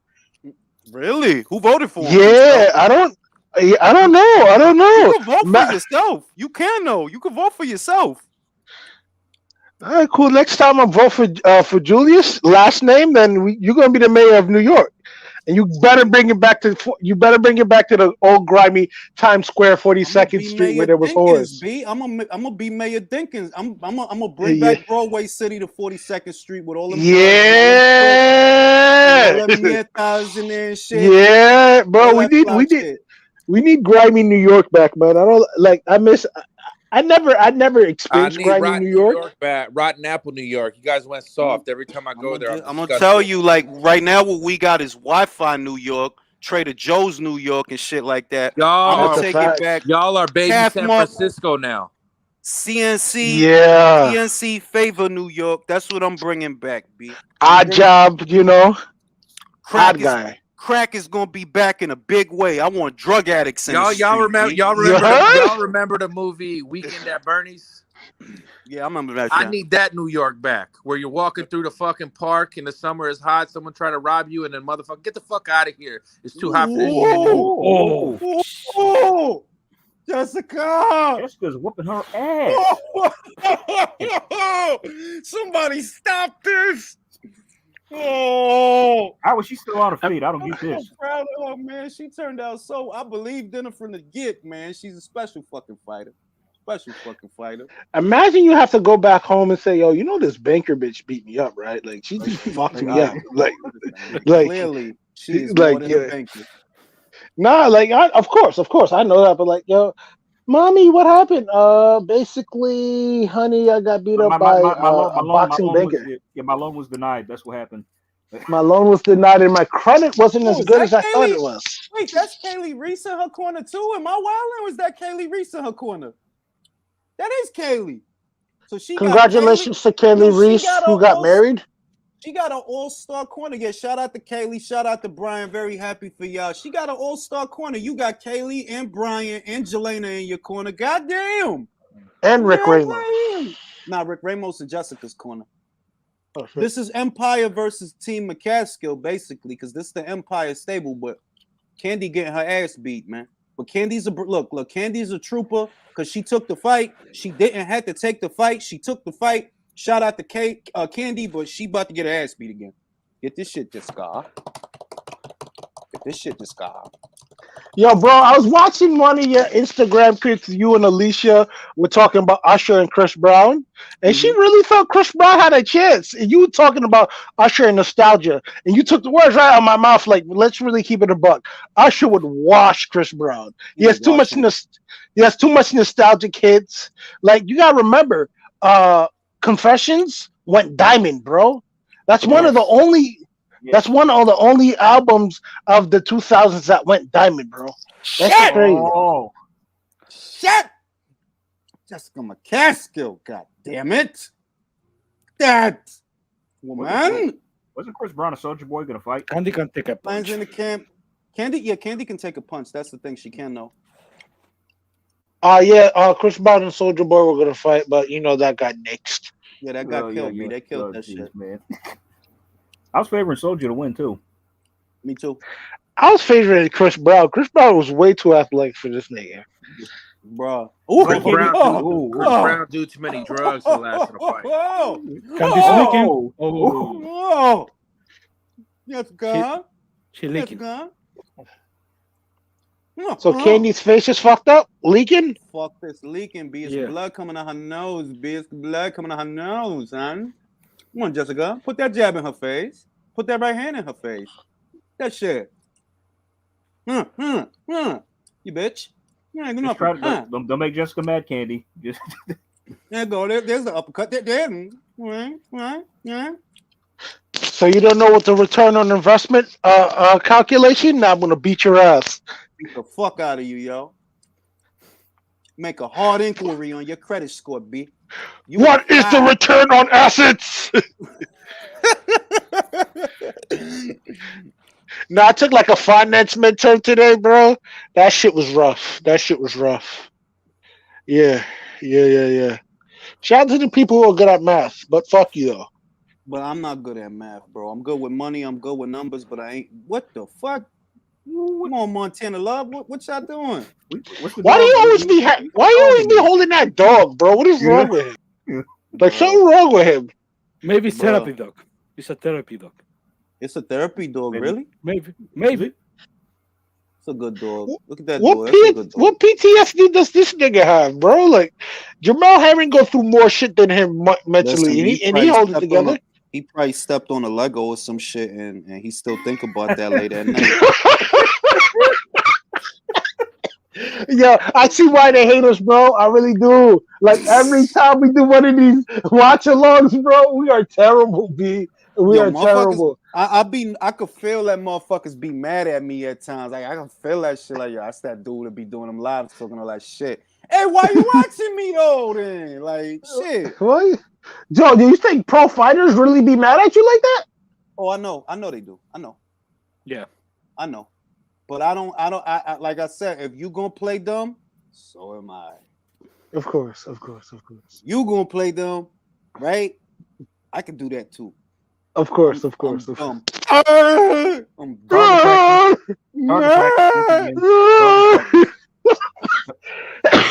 Oh shit, this is bad. Lions in the camp, empty out the tank. Lions in the camp. What if Candy sidestep when Jessica jabs and hit her right in her pussy? She don't got enough power for all that. I ain't gonna lie, Candy landed a little uppercut in there, but Jessica eat those though.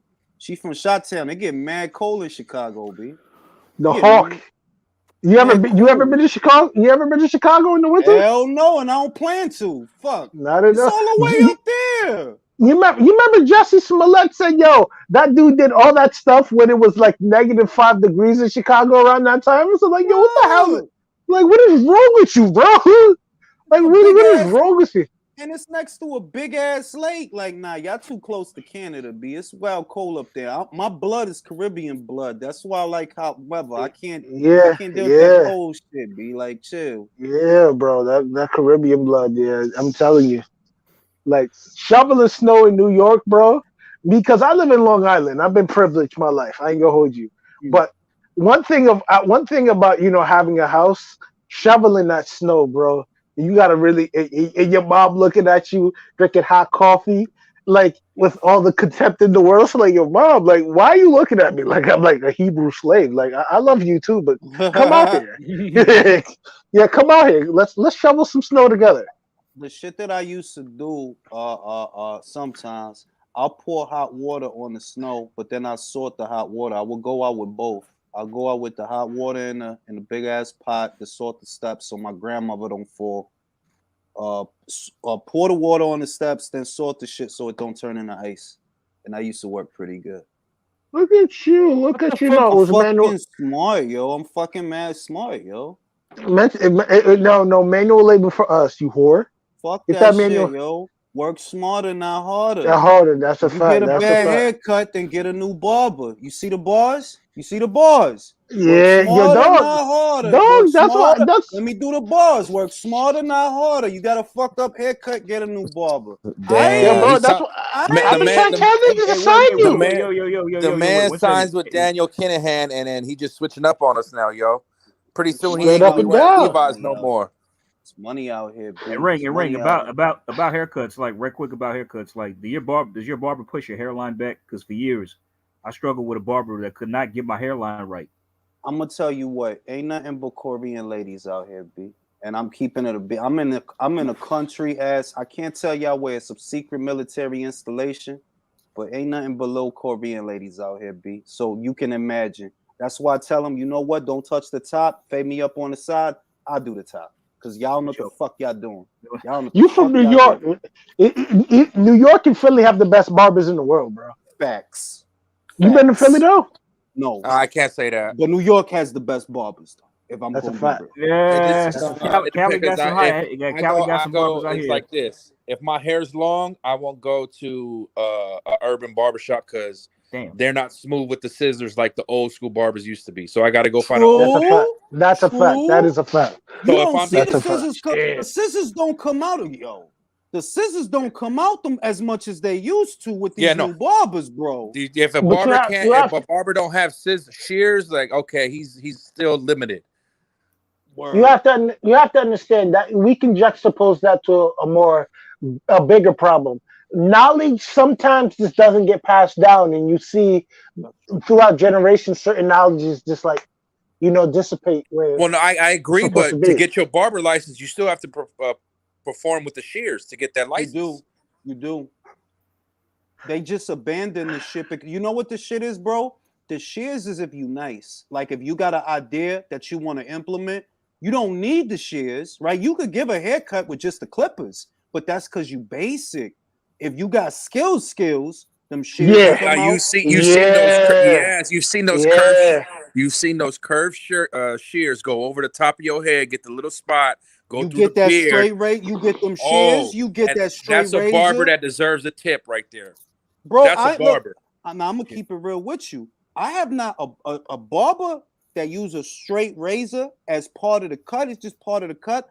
Yo, it's been 7 years, maybe 8 years, maybe longer than that since I had one of those. Ain't nothing but little Korean ladies out here, bro. And they don't do that because they used to doing military haircuts. They not used to styling and profiling nobody. They're not nice with it like that. They not. But I ain't even mad at them because if they had to be nice, they would be. But they know that most of the cats out here is military cats, so we don't really gotta do all that. They coming in here for skins and bowl cuts.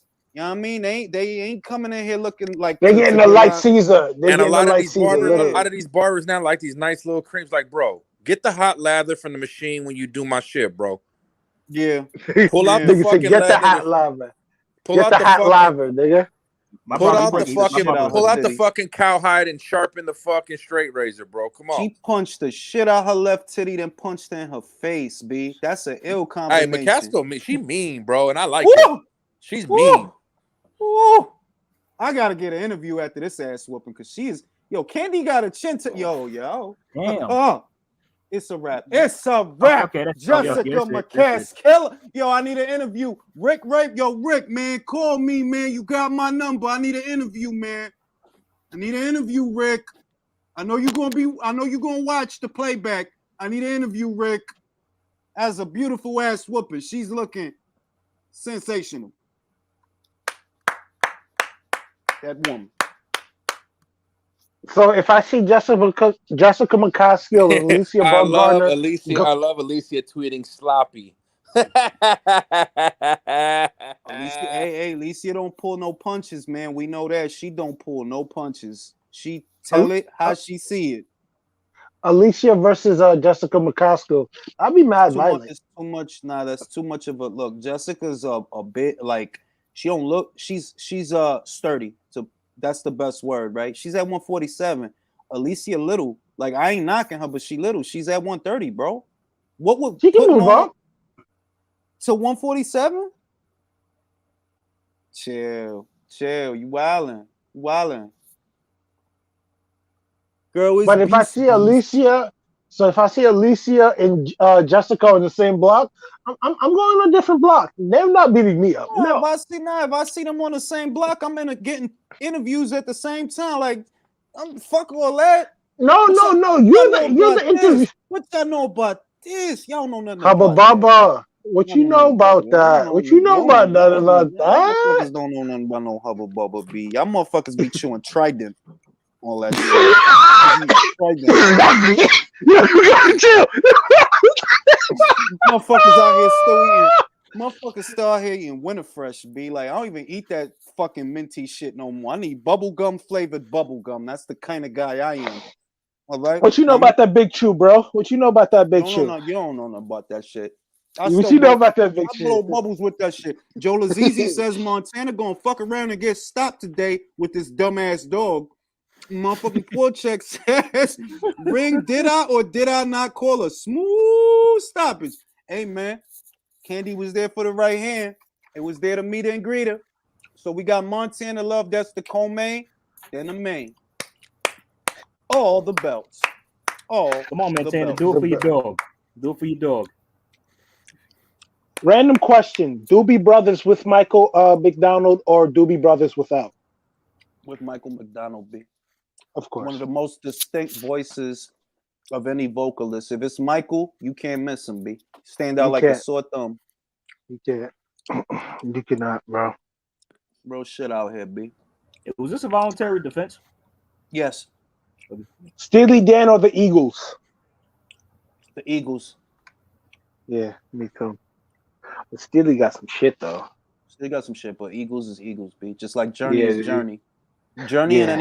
Journey and anybody to me is Journey, bro. A singer in a smoke down, Colorado and cheap perfume. Who's that? Steve Perry's. I got another one. Go ahead. WandaVision or Loki? WandaVision, bro. Easy. Loki was alright, but WandaVision was compelling. I was fucking compelled, bro. Yeah, I was compelled, bro. Look. Nah, wait, but also, I gotta say it, low. Wanda got hot thighs, bro. That was a good ass shit. She got the meaty ass turkey drum. Bite the shit out of her fucking ass. She's fucking crazy, yo. Yeah. Bite marks on her shit. Motherfuckers, you know what I'm saying? Motherfucking. She motherfucking shit. All right. Hey, y'all know that witch chick in the show, the Aga chick. She got a spinoff show. I don't know if you heard about that. I know. Yeah. What was the shit? What was the shit? Agatha something. All along. It was Agatha all along. Shit. Vision should have smoothed that shit out, B. Vision, go give her some pipe. It's two of you. One of y'all can give her pipe, B. Chill out. Two Visions out here, B. One of y'all gotta take one for the team, B, so she chill out. Take one for the team so she chill out, B. Yo, I was having this conversation. Yo, bro, you remember Watchmen? How like he split the clones, and he was doing her to say, "Oh, so I thought you liked it like this." Yo, that's fly shit. That's some fly shit. Like that's OD. That's OD. Fly shit. But he was building a time machine at the same time. Some real shit, yo. Like that's gangster. No tatas. I know what Jessica about to say. She about to call out Katie Taylor. Yo, I had this conversation. Are those reading glasses Jessica wears, or does she actually? I think those is reading glasses. Okay. I gotta ask you guys this question because I had this debate with my dad. Songs in the Key of Life or Thriller? Which was a better album? Say it again. What? Songs in the Key of Life or Thriller? Bro, you can't compare nothing to Thriller. Oh, come on, man. You know what my pop said? No. Songs in the Key of Life. Listen. I'm gonna keep it real with you. I know that, like, and I ain't being an old man or nothing, right? But when Thriller come on, B, I'm in a different decade, bro. Like, I can't describe like same thing with me with Songs in the Key of Life, bro. Whenever I hear Human Nature, it's like my mind just transports. Boy, Human Nature is something like you think you're on the French Riviera with some beautiful women when you listen to Human Nature. That's how I feel. That's how I feel That's how I feel when Men at Work comes on. I'm then in the fried outcome bay on a hippie trailhead full of zombies. I'm in Australia, bro. I met a strange lady. What can it be now? She made me nervous. Took me in. Men at Work, yes. Chill, B. Chill. That I forgot his name, man. Chris, what was his name? Chris? Colin Hay and Phil Collins, B. Distinct voices, B. Distinct voice. Peter Gabriel, B. Yeah, who would have thought that Phil Collins would have been the best out of Genesis? Because people don't understand. Like they always said Peter Gabriel, David Grohl, Nirvana to Foo Fighters, bro. David Grohl, it's like it's there, be like it's just there, be like. But I think Nirvana will always be better than the Foo Fighters for me. Of course, bro. That's not even. Kurt Cobain was that dude, bro. Bro. Look. That song that they remixed for Batman, right? For the Robert Pattinson, that was my shit. I didn't even know what the fuck he was talking about, but that was my shit. I was like, ooh, they remixed that? Ooh, that's my shit. That's my depressed, I'ma kill the whole building shit. Ooh, shit was fire. Julius, I was asking my dad this question too. Quincy Jones or Michael Jackson in terms of artist? Who's a better artist? Come on, B. Stop. Don't do that. Look, I'm gonna say Quincy. Mike is Mike, bro. Just let him be Mike, bro. Let Mike have that. Mike is not with us, B. Give him that. Let him. Mike. Mike. How so? Mike. Look. The only how guy. So, though? Wait. The only guy that I honestly, and it boils down to preference, not even body of work. I prefer Prince to Mike. That's how I feel as an adult. Like, I rock with Prince shit. Like, Prince make me want to sniff coke and fuck hoes and have parties, right? But when I was young, it was Mike, then it was everybody else. But the reason why I say Quincy can do more, bro. He's a producer, but no, bro. I'm talking about our artists. He has discography too. I'm talking about the music that he's made, from scores to jazz to rock to everything. Quincy can do everything. Everything. But you can't compare Quincy's. You can't put them. If you comparing artist for artist, right? Artist for artist, because that's what you're doing. You're not saying Quincy the producer. You're saying Quincy the artist. All right, well, how many artists could go head to head with Mike Jackson? Nobody, bro. Yeah. Stevie. By the way, guys, do y'all remember the Batman Forever movie? That shit was trash. No. I know it was trash, but like there was one song the Seal made from the soundtrack, "A Kiss from a Rose." It's on a rose on the grave. I low-key like that song. Y'all low-key like that song. That was low-key a good song. To a red jacket on Devin Haney. Yeah, let me shout out to Mark. Hold on, wait. I gotta give a shout out to Mark. Shout out to Mark. Unrivaled boxing talk that is not rival. It's $5. I mean, that's £5, not $5. Yo, Julius, you weren't low when you did Heaven Daney. I heard you. Heaven Daney. Heaven Daney, baby. We love Heaven Daney. Yo, I ain't going front. JoJo tracksuit, I will wear that shit, and I'm not even Mexican, because that's how fly that shit is. That shit was fresh. Y'all seen his tracksuit when he was shadow boxing? I know. Yep. So everybody that's not Mexican, not everybody's born for greatness. Sorry, guys. Listen, man, I'll wear that shit. Like, orale. I speak Spanish, bro. All right? I get in anywhere, B. I go to Argentina right now. No, porque vosotros vamos para las cosas. I go to fucking Spain, B. Speak with a lisp. Be there with Sergio Martinez. Hey, they got it right over there in Spain. They take 4-hour lunches. I love that shit. That shit is wow. Yo, I heard good things about Spain, B. I heard good things about Spain. JoJo got a good barber. Look at his fade, B. Look at his fade, B. Yeah. Yep. Spain is going to get Sergio Martinez another title shot. Fuck around. Fellas, fun fact, Spain is actually my last name, believe it or not. Stop lying. Don't tell people your government, bro. People use it. Don't tell people your government. His last name is not Spain. It's Italy. Yeah. It's Sicily. Oh, shit. Cosa Nostra. Yo, he got a good barber. His fade is clean. Clean. Campbell had a good barber, too. Remember his fade? His fade actually was pretty good. Yeah. Campbell had Motherfuckers, he fucking Canelo boxers. has a good barber. Fucking boxers getting these good haircuts, B. Where they getting their haircuts at, y'all? Montana was getting his beard lined up at backstage. He was getting his beard trimmed. That's some fly shit. If I could have a barber with me in Walmart while I'm shopping, Oh, when you have money, you have everything. So you know, every time I wear a suit now, I'm keep wearing him in big your ass, back pocket. I'm wearing big ass Windsor knots in honor of Rashawn Porter. Yo, real shit. His I'm making Windsor them shit knot is super big. OD big. Like his Windsor knot is ridiculous. Like why it's so big, bro? Yeah, fucking that's big And time. why George look like Daniel Radcliffe? Expensiones. Real shit, yo. If they hire Sean, that's a power move, B. Of course. That's a course. power move. I'm probably not gonna believe it. I never even seen the Harry Potter movies. I never seen one. My I'm daughter happy watched for it. Sean, yo. I'll fire his tailor, but I'm happy for Sean and his stylist. Sean's boxing's Craig Sager, okay? Sean is boxing's Craig Sager, okay? I thought you said Carl Sagan. He looked like George looked like Carl Sagan. Carl Sagan was one of the Sergio Mora smart better. dudes, Hey, right? Sergio Mora better be on his A game tonight, boy. Sean's over there. You see it though, right? Chantep, they better fucking step it up. Step it up. New year, new me, motherfucker. And see, George is a super. They making the rounds, man. George is a super good for him, man. I'm happy for him. I fucks with George, yo. I want to go to Australia, too, yeah, shit, I want to go out there now too to see him fight. No, I don't, because I ain't gonna hold you. You've never said that I want to come to the UK. That's not true. I've been said I want to go to the UK, but it got to be for the right fight. Julius wants to go to Peckham.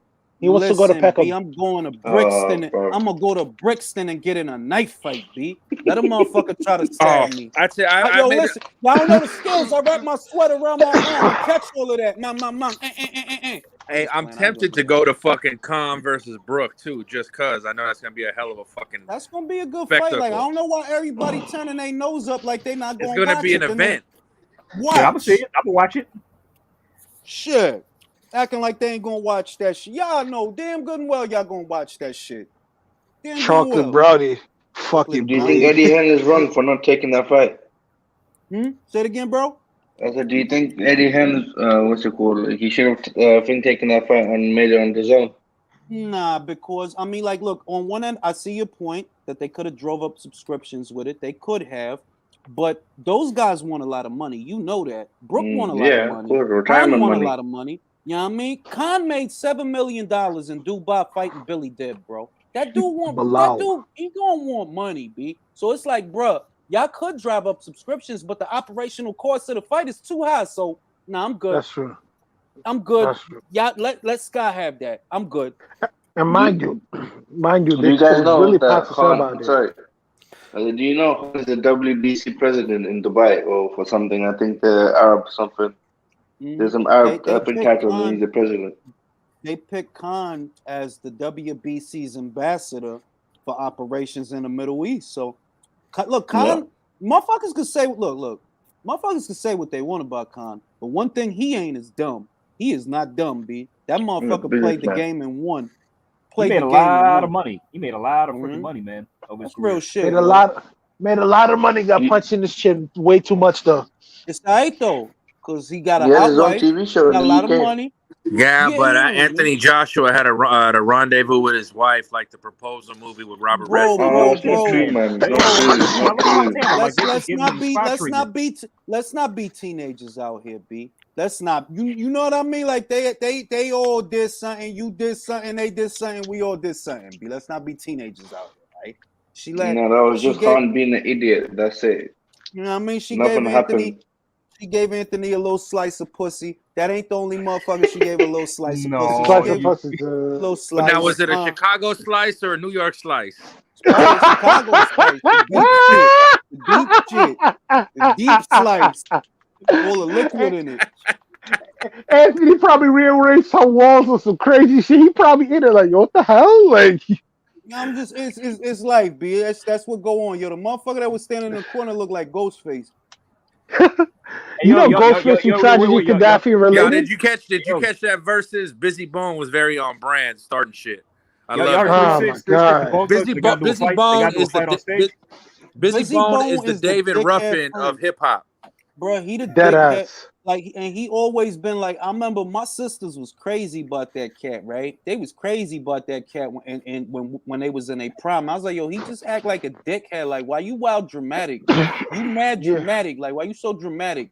Everybody else He's a chilling. mental he's a liability. He's a mental liability. Yeah, And like let's keep it a buck, lazy, bro. flesh, chilling. Everybody chilling. This is the only one doing all this wild, mad expressions on his face. Chill, B. Like, chill. Let's chill. Y'all really. see the fight on stage? They got to do a fight with 3-6. I heard about the fight. And you gotta understand 3-6 the rowdy niggas. They understood, yo, this is a big platform and I can make a lot of money. Mind you, Bone Thugs and Harmony hasn't been getting these big looks for a long time. So I'm gonna say that. Low key, listen, low key. They be on tour. Motherfuckers don't even be knowing they on tour, but they be on tour, bro. Like they legit just different countries though. Where I know because they be in the Europe. They be in the Europe tour. You know, a lot of the old school 90s acts be in Europe getting money, like J. Rue. A lot of these niggas, I understand that, but yo, bro, don't be a liability because a lot of these dudes rely on these big things to make money for their families. And what Busy did was really corny. Mad corny. Listen, B, a lot of shit that seemed I feel like Busy been corny for a long time. Hold up.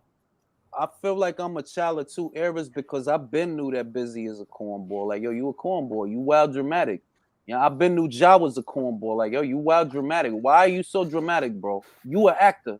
You an actor. Busy is an act like you an actor and a drug addict because you act mad erratic. You a drug addict. All that extra shit is not necessary, B.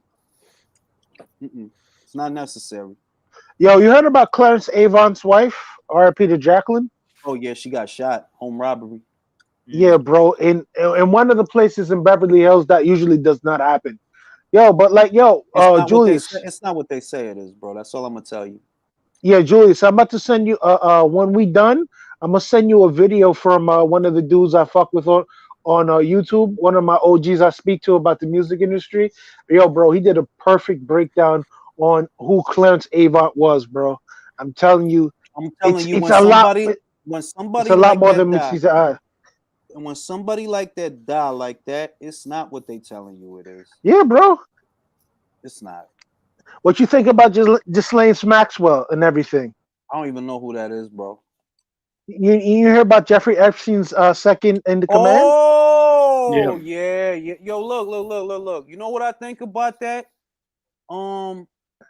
It don't surprise me, right? I'm gonna put it to you another way, right? The shit that I think about that is deep, right? More deep than I have time to talk about, more deep. But I'm like, bro, are you really surprised? Are you? I'm not. I'm not. Are you really like it's sick people out here, B. It's sick people, and not for nothing. Listen, I respect everybody's faith on this panel, whatever your faith is, right? And you don't got to tell me, but I'm a Christian person, right? That's where my beliefs stem from. So if I believe that one day the world is gonna end, guess what? It can't be because it's getting better. No, it's getting worse. People are getting worse, year by year, day by day, generation by generation. They're getting worse. They have no respect. No principles, no code. No, they don't got. Some of these motherfuckers don't have souls. I swear to God, they don't have souls. That's my beliefs. I respect all of y'all beliefs. But when I see the Epstein shit, well, that's what I see, you soulless motherfucker. These are children. Yep. You got bread. Why you gotta do all that to get in some pussy? That don't even make sense. That's one of the oldest professions though, is child prostitution. We're basically mimicking ancient Greece. This is what Greece. Greece. Sodom and Gomorrah, bro. That's what I was going to say. When the angels came down and walked, and once again, I don't question nobody's faith, right? But I'm just explaining myself. I'm explaining myself to you or anyone that is listening. Like, that goes to what I believe. Y'all motherfuckers is evil. That's why Sodom and Gomorrah got broke down, because of shit like that. You're perverse, and you're trying to spin it to where it's okay for you to be perverse. No, you're fucking evil, yo. You evil. Super perverse. You evil. You gotta do all that to get in some pussy? Chill, literally. My dick get hard on the Reggie. I don't gotta do all that freak crazy other shit. Y'all cats be getting some. Nah, chill. Y'all wildin'. Y'all wildin'. Yeah, Y'all evil. yeah, Y'all evil. yeah. But yo, they also do this too for this reason. Yo, if you snitch or say anything, you try to be righteous, you try to talk about a thing of ours, we have you in a very disgusting highlight reel of some dark shit that you did. So you're gonna be in compliance. They usually do that for that reason, to be in compliance. I don't know why they thought, pernicious and disgusting and vile acts of this ilk would be, the things to keep people in check. But hey, it is what it is. Yo, listen, I don't even like B. speaking about this shit, bro. The way I think about that as I get older is it's evil people in the world. I didn't just realize that shit today, but that shit don't got nothing to do with me. I ain't wrapped up in it. I don't give a fuck about it. Don't got nothing to do with me. I want to say that some people give the benefit of the doubt to some parties involved. No, everyone involved knew what's happened, including Ghislaine. Yep. Ghislaine knew, and they're gonna try to pass that in this legal procedure, like he was being lied and he was being trapped to participate of Jeffrey Epstein activities. No, you knew all the shit. There's more. Look. The sex shit is just the shit on the surface, bro. Oh yeah. The shit that really, the shit that really, really, really go down, like, yo, bro, movies are imitates life. You remember Hostel 1 and Hostel 2 by Eli Roth, right? But I'm no. See, this is what I'm gonna say, right? Forget the sex shit is just the surface shit. I'm telling you, at least what I believe, and I don't care about it because I ain't in it, so it don't matter. Yeah. It don't got nothing to do with me. But what I'm saying is, it's deep, bro. If you could think, when I tell you it's deep, use your imagination. Don't say nothing. Just use your imagination and imagine what I mean by deep. I'm in this. Yeah. I'm in agreement with you. I concur with you. It's some really some other iniquitous shit. Iniquity at the highest level. Like, you remember, like I was saying, you ever seen Hostel 1 and Hostel 2, right? Mm-hmm. Imagine that at the high scale, though. Nah. Killing them off. See, the shit is right. Like shit like that, right? That's just impulse perverse shit, which motherfuckers do day to day on a small scale, and they don't even know it. Killing a motherfucker, that ain't shit.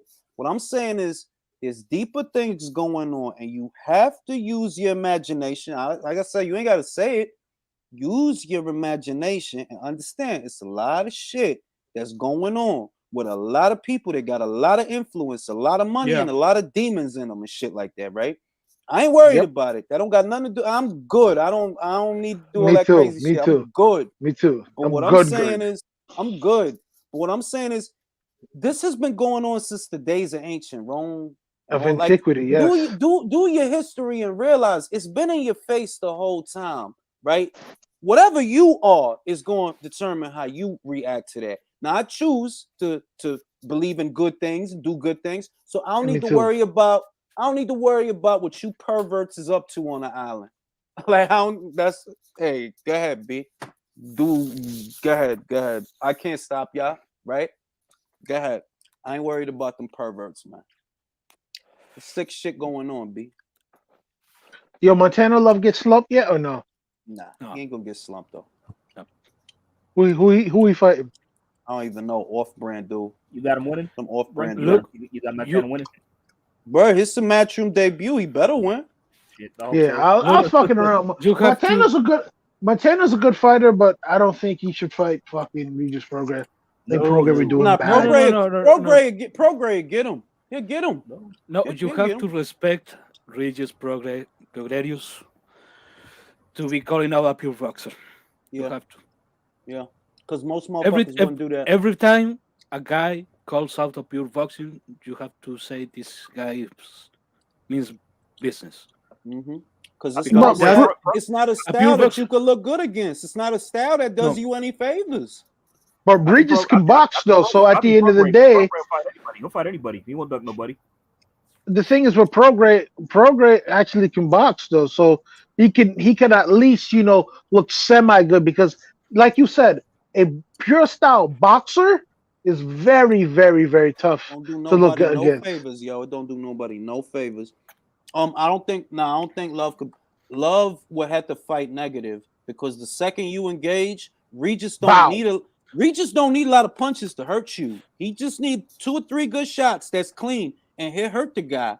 And you remember when you punched Kevin Relic in the stomach? Love is not a big guy. I don't know how he gonna deal with a clean punch from Regis. B. Love is not a big 140 pounder. He really not. Baranchyk hurt him in that fight. Show B. Regis is that dude around here. B. Regis Rougarou. But you gotta remember, yo, Sean really ruined Baranchyk, bro. Sean really, man. That nigga punched the dog shit out that nigga. He punched fucking years off his motherfucking card, B. Like he punched years off that man's life. And if you see, y'all see his leg when he went down, it's like he literally twisted his like ankle and shit, like mid fall. And if you look at Sean Zepeda looked like, you know, outside of the Hank Lundy fight, he looks revitalized. He looks like that fight didn't really take too much out of him. No shit. And I ain't gonna lie to you. He looked good against Lundy though, but you know, I mean, that's why I kind of still have questions in my mind about like how Zepeda is. Then he came to New York and washed Josue. Damn, I was tight. Ass in the first round, bro. Just fucking. In my crib though, like how you gonna come to New York and that ass do a New York fighter like that? It's humble season. Vargas was first. T.O. was second. Who's next? Wild out here. It's nasty out here. You man, Humble Pie is getting served like hotcakes, man. Tank is next. Isaac by KO. You think so? You think so? Isaac won. Won. No, not one. Isaac KO. I think so. Upset waiting to happen. I feel my dad is like my dad is taking Isaac by KO too. If it's not Isaac, somebody's gonna get Tank. He's an upset waiting to happen. Yeah. Do you think Isaac will last long? I mean, I might go with Eason on this. The upset gonna happen sooner or later. The way he turned, I didn't like that. The way he gave up, he conceded. B. Spiritual war, yo. He turned around before Isaac. Isaac was still looking at him. You know what I'm saying? Isaac was in that. He was flexing to the camera. Isaac was in his face still. Like a hawk, B. I don't know about that one, Ronnie. I don't know, Ronnie. While out here, checking on boxing Twitter. Buddy watching. Random question, Julius. Wait. Oh, I'm sorry. Go ahead. Random question, Julius. When Locks in the Dipset versus first was originally announced, objectively speaking, take your Harlem bias out of it. Did you think Dipset was gonna win? Because I always thought I picked the Locks. I thought the Locks.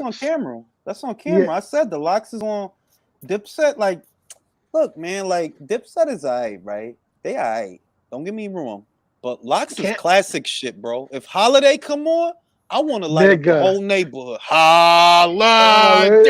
I gotta make that happen for going through hell. Now I sell. Y'all know what I sell. Chill, B. Yo, bro, what's that song with Nori and Styles?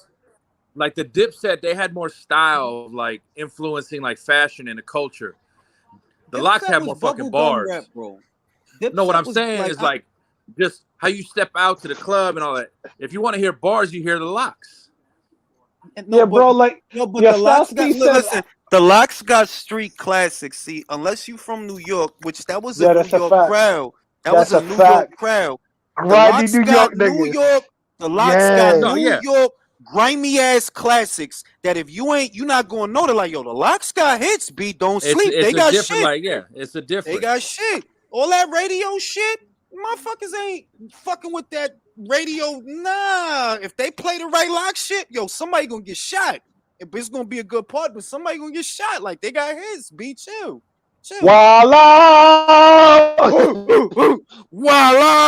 Chill, B. The whole look. I got all 4 Jada Kiss solo album. What's it for?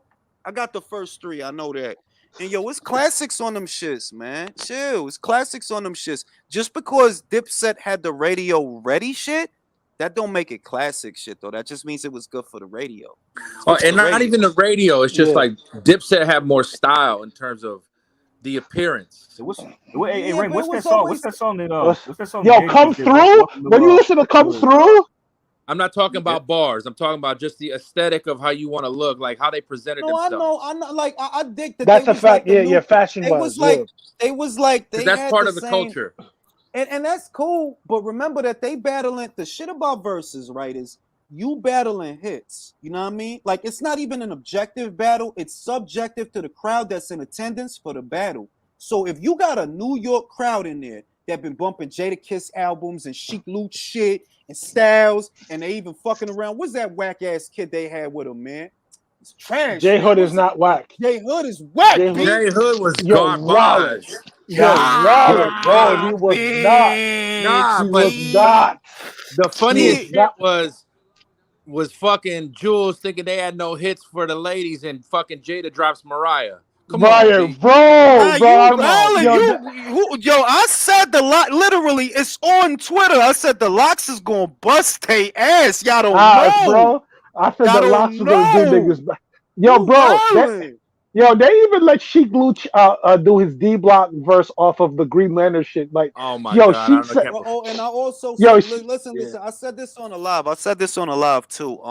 The locks have been a group longer than Dipset. They've been a group since before they signed the Puff. They got cohesion. 94. They got cohesion. Dipset didn't have that. Y'all just some cats that used to chill in Taff and Wagner together at this point. Y'all ain't even cool like that. Don't front. I can see y'all not cool like that. Y'all used to be in Taff and Wagner. And because it's Cameron. Cameron be shitting on niggas. But that don't mean, all I'm saying is y'all don't have the cohesion that the locks have as a group. That's a fact. I said it tonight. The only guys that could beat the locks in a versus battle is Wu-Tang Clan. That's it. That's a fact. If it ain't them, they ain't losing. Not against no group. They ain't losing. Mobb Deep. One of them is dead, bro. Prodigy is dead, bro. What you gonna do? Pull a casket out the ground? How he died? How he die again? How did Prodigy die? A complication from sickle cell. When Sheik Luch said, send niggas to their grave with their face half gone, stomach rip open, the beef back on. The nigga Sheik Roots, Sheik Roots spitting your food. Tell the woman in your family to suck my nigga. This nigga. Bro, disrespectful bars. You be scared to listen to this shit. Like, chill, B. But when you heard send niggas to their grave with their face half gone, stomach ripped open, the beef back on. Chill, B. Chill, and listen, that's why I said that's some shit I would walk out to. I don't give a fuck what anyone says. Even if it was MOP and the locks, I still go to locks, bro. I still unless but when you hear Annie Up, though, song, no, bro. That's what other songs they gonna get a reaction with? What other songs besides Annie Up? Stick to your guns. That's only two for me. Come on, B. Let me read this super chat. What happens to Tank if he loses the O after all this talk? Does he become? Oh yes, he becomes. Of course, Will Lynch instantaneously. B. Yes. Listen, if he lose, bro, that's look. Talking about Gervonta Davis, a motherfucker that can't even make the weight. It's not gonna improve. It's not. Look, right? And I'm not putting it out there for it to happen. I'm just saying that besides Davis, what does Mayweather Promotions have besides Davis? Right? Nobody. Real talk. They don't got no young gunners. Keyshawn and his brother. Tabiti not with them no more, man. When the last time Tabiti had a fight? Andrew Tabiti's not with them? Badu went to Dubai. They don't got nothing, bro. Don't got nothing. All the young gunners that came out of the Olympics, where they went, the top rank. And you know what I love about Floyd, right quick? When he talks about a fighter, says he's a hell of a fighter, then proceeds to contradict himself with that very statement and just talk shit. Yeah, look, Floyd's a hating ass nigga, B. Floyd's always been a hating nigga, bro. Because when I say it, it's coming from a place of love. I'm a Floyd Mayweather fan, right? For his boxing. but he petty and chat and like you a dickhead, bro. You still He's a talking about cornball. you a cornball, yeah, like he a cornball, like y'all know the channel Blood Boxing. He put out a video today about the upcoming Tank Davis fight, and man, that shit is a laugh. I almost crashed my car this morning from work from laughing. I love blood boxing, bro, because it's supposed to, blood. I ain't gonna hold you if you really keep it a buck. Blood boxing, and this is the OGs of the YouTube boxing community, whether you like it or not. Blood, boxing, beats and rhymes, and 78 sports. The OGs for sure. Yeah. I'm disappointed on how 78 turned out because 78 really has a lot of knowledge on boxing, but I always remember why he did the LDBC. Let me chant this. He saw that that the media was unfair and biased to black fighters, which they still are, and I can see why he's doing it. But he ended up becoming the things that he hated, and he doesn't care anymore. But like, it was sad to see that because I remember watching Boxing Beats and Rhymes, Earl Jarrett in 78 talk about boxing, and it was always good. Always good discourse too. Like you were saying though? Let me read the super chat. The best thing for boxing is that Fat Boy Davis lose. That's about the only way Fat Boy would be forced to fight somebody. We asking for Slim. I'm gonna say this. He's not the kind of fighter that survives a knockout. You understand? Like, he's not the guy that he could get knocked out. Like, you see Zapata be in wars. He might lose a fight, but he's the kind of guy, he'll come back still be in good fights. Davis is not built for that. That if he lose, he could still be a guy or the guy. Now, if he lose, the world come crashing down. That's the type of fighter that he is. And it would not be good for Showtime. It would definitely not be good for Mayweather Promotions because he is all they have. Now, yo, Montana came out in the sombrero and the dog, y'all. Hey, man. I hope that dog bites him in the fucking ass. This guy's annoying with this dog. Good lord. And he rats too? Like, what's good with everybody want on the rat, bro? If that shit is leather, that shit is hard, B. That shit is looks leather. like we're good, man. No, like really, like I wear that shit to McDee's. Like, I ain't even Mexican, bro, but that shit is fly. That shit What's is good fly. with the Mexican colors, bro? Leave the Mexican colors alone to the Mexicanos, listen, bro. I can do that because my sisters is half Mexican. Nobody not gonna know nothing. I'm gonna tell them I'm gonna tell them where Canelo from, Jalisco, Guadalajara, where he from? Yo, I'm from Guadalajara, bro. I'm from Guadalajara. So you Dominican proper? So you Dominican all across the board? Or you Dominican and Mexican? No. I'm a lot of things, B. I got a lot of names and I'm a lot of things, B. Don't worry about what those things are, B. I'm a lot of things. So you're a murderer. So you're a murderer. So you chop people up. Julius. I'm just saying, B. I'm a lot of things. Yo, go ahead, Leo. Jason Rosario is really nicknamed La Banana? Yeah, that's his name. El Guineo, La Banana. Yeah, that is the most Dominican shit I ever heard. Why they call him that? That's a lazy. Why they call him that? Because he probably be fucking these. Nah, because he be fucking these hoes. He be giving them banana. He fucking these hoes. Fucking these hoes. Fucking these hoes. Shit. Why the fuck else would you let motherfuckers like me? I'm the banana. I'll be giving them banana. Yeah. You know what I'm saying? Shit. All right, Montana, it's time to put on the show. For real, he probably eat mad banana. Really, what he is el plátano. And that's probably why they call him that, but they don't want to say the plantain. So they're like, nah, he the banana. Oh, cockamamie ass name, man. Like, come up with something better. Call yourself La Yuca, El Mangú. Hey, El Mangú. You know what I found hilarious though?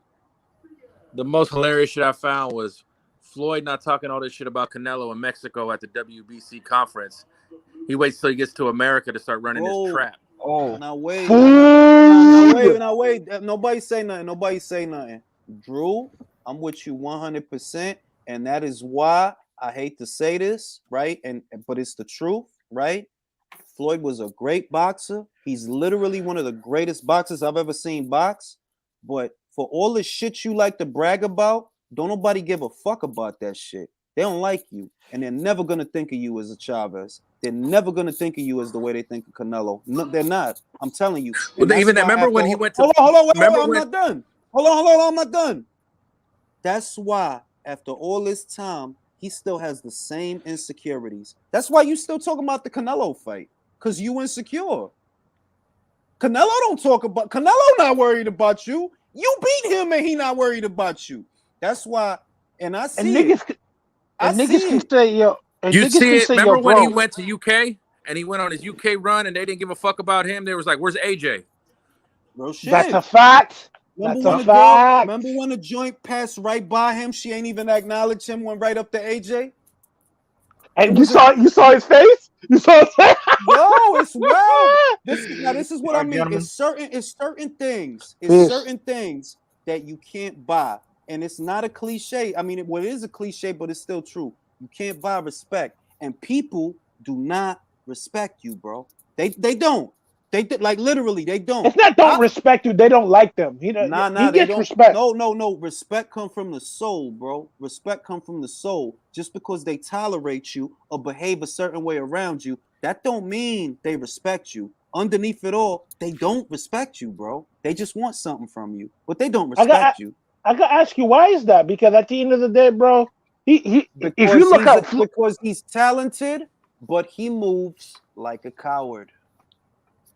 Do you think the Hawk, Aaron Pryor, as little as he motherfucking was in this day and age, would need all them? But no, I don't need bodyguards. I'm the motherfucking Hawk. It's Hawk time. That's a whole lot of nigga though. That's a whole lot of nigga, bro. That's a whole lot of nigga. Take away the Hawk. Take away the Hawk. Right? It's just when you really that dude, the way you try to act like you that dude, because he trying to act like he that dude. I peep it though. If you really that dude, you don't need all that because motherfuckers fuck with you. Ali was that dude, B. You think of that dude? Respect, bro. Admiration. You didn't have to fight for him, bro, but you fucking did. Yeah. You didn't have to do that. You didn't have to. You didn't have to fight Shavers. You didn't have to fight a lot of these dudes. So let me tell you, Floyd, I love his boxing. Don't get it twisted. I am not a hater, but I know nobody look at you the way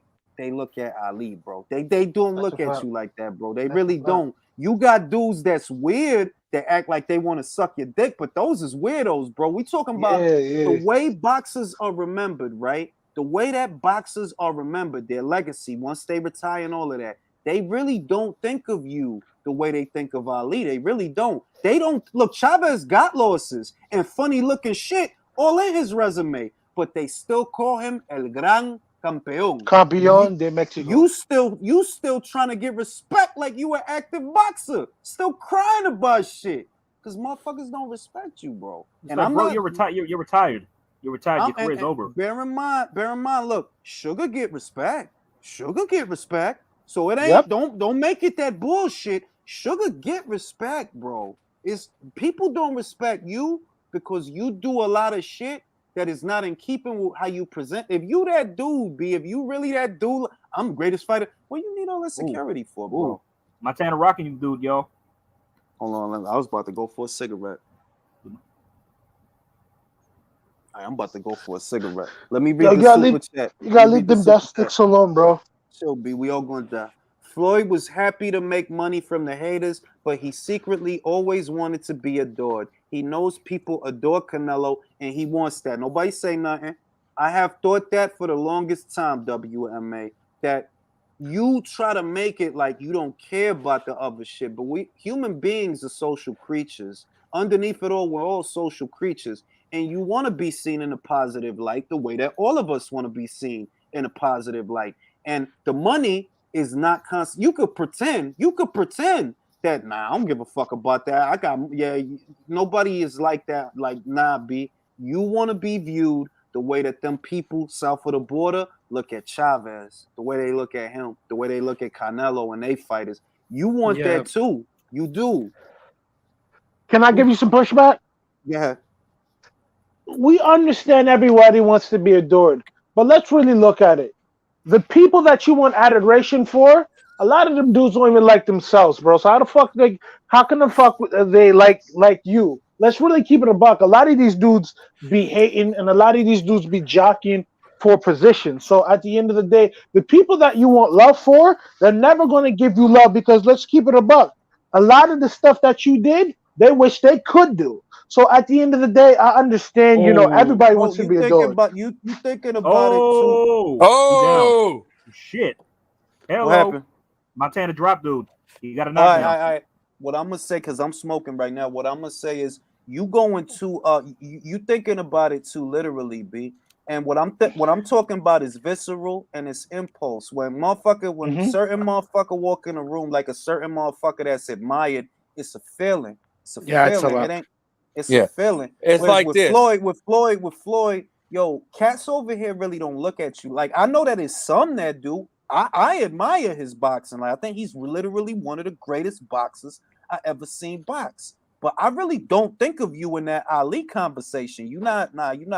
I don't look at you like what it that, is bro. is like he wants the love that Manny Pacquiao gets in his country, that the Mexican fighters get in their country, that AJ gets in his country. Everybody He's not going loves to get the Manny. Roy Jones Jr. love. Everybody loves Not Manny. even the Roy Jones. Look. He wants the Sugar Ray Leonard love, and that ain't gonna happen. Listen, Manny, you beat Manny, and you ain't even the only cat that beat Manny. But motherfuckers still crazy about that dude, not just because of his boxing, but because of his character that he showed. And I don't think he's a perfect person. No person is a perfect person. But it's not far-fetched for me to say that the people that look at Manny how they look at Manny, it's not that many people here in America that look at Floyd like that. That's not far-fetched. Why you think it's always an argument that he don't get credit? I know he don't get credit because they don't look at him the way them cats in the Philippines look at Manny. Yeah, Montana dropped this dude 2 more times. You ready to go? I got to ask you this, Julius. If Floyd Mayweather was humble, if Floyd Mayweather did everything he did without... Bro, you doing a contest, and what I'm telling you is this how I know I'm old, right? I take shit for what it is, B, right? Yeah. You got what you wanted. You wanted bread. That's why you left Bob. You wanted bread. You did what you felt was necessary to get at what you get at, but you can't have your cake and eat it too. The way you did it, people really don't like you, bro. And at the end of the day, right? I heard this once, and it's so true, right? Why you want everybody to like you when you don't like everybody? You don't like everybody. I don't like certain shit. I don't like certain motherfuckers, right? So why the fuck would I want everybody to like me? For Floyd, it's gonna stick out because he sees his old contemporaries like Manny, like Cotto. They get love. They get a lot of love. Like when they go somewhere, they get a lot of love. It's not exactly like to say that Floyd don't get no love is a lie. Cause I see motherfucking Mexican fighters happy to pose for a like, yo, it's like Firuza Sharapova, the girl that's about to fight Katie Taylor. She was fangirling over Floyd. It's not that he don't have fans. That is a lie. But he don't have them the way that motherfuckers look at Manny like, oh man, he's this great guy. He's like, but let me tell you this though. If Floyd were to have those type of friends with the type of personality and the type of shit he come from, he'll be one of them dudes like, oh, you're a fan. Like, yo, get out of my face. Because when people try to really be nice with Floyd, certain times Floyd's been on some asshole shit. So it's not even that, bro. You're too deep into it. It's like Floyd can't galvanize the people, so he'll never have fans. That's a fact.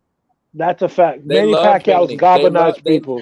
No. He galvanized the people. Floyd himself, Ali ran to Africa. Exactly. For wrong reason. Ali ran to Africa to go fight and support his people. Listen.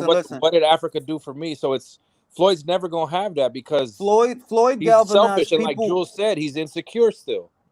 Floyd galvanized people by making them hate him. So after you did that as an avenue to get money, you can't expect them to love you after that. You spent your career trying to piss them off to get in a wallet. Congratulations, you did that, and now they don't respect you.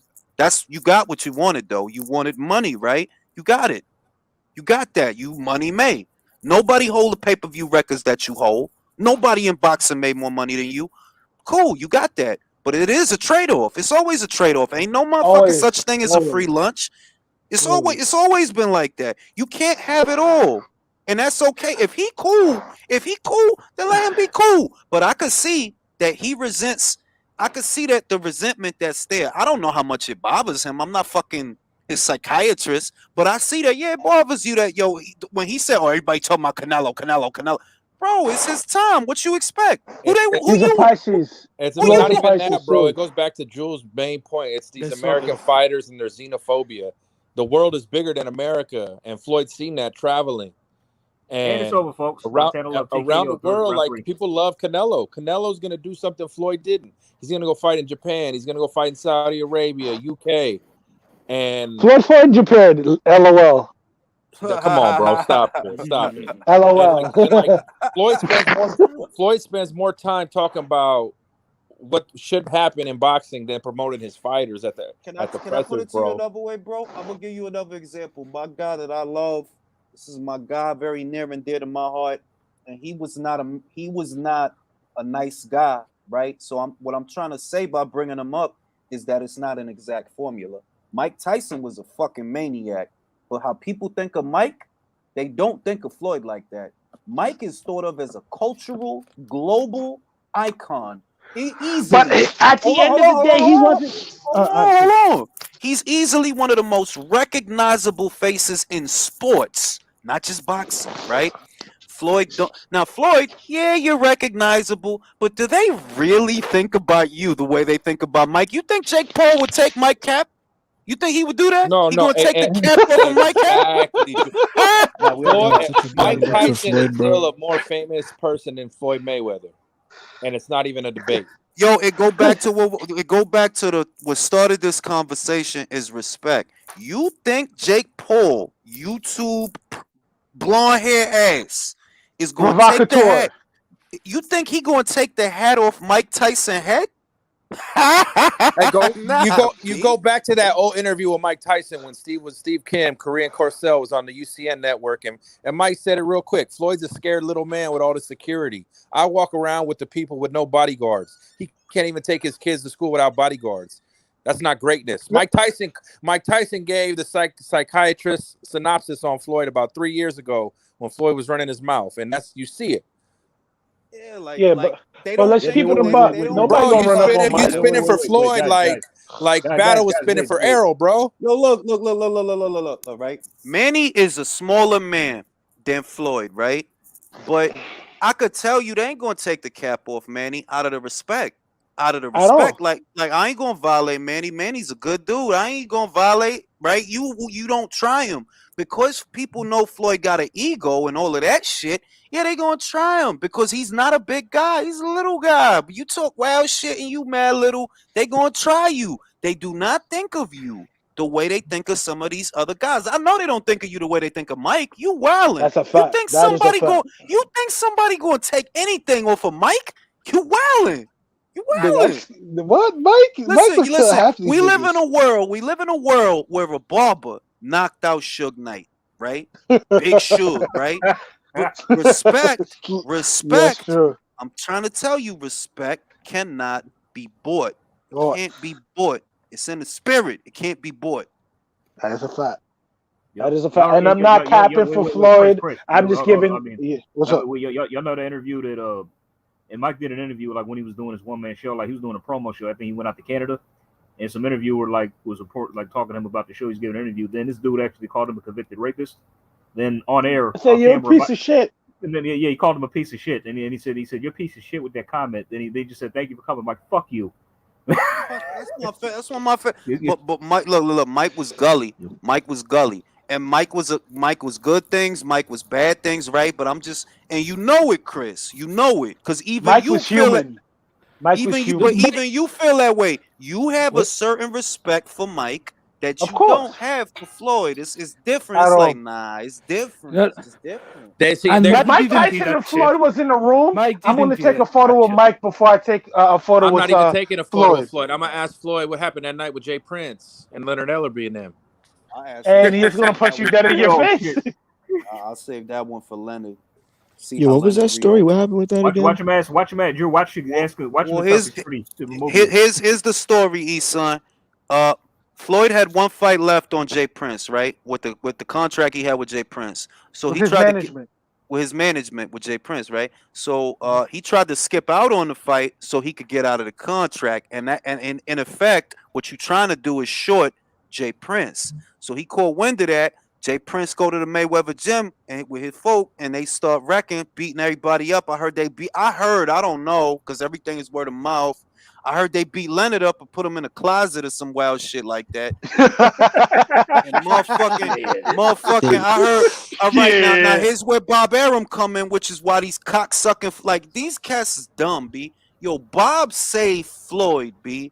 Bob got the checkbook out. He got the checkbook out. Jay, here is what you would have made for that fight. Fall back. He gave him the bread. They left Floyd alone. The rest is history.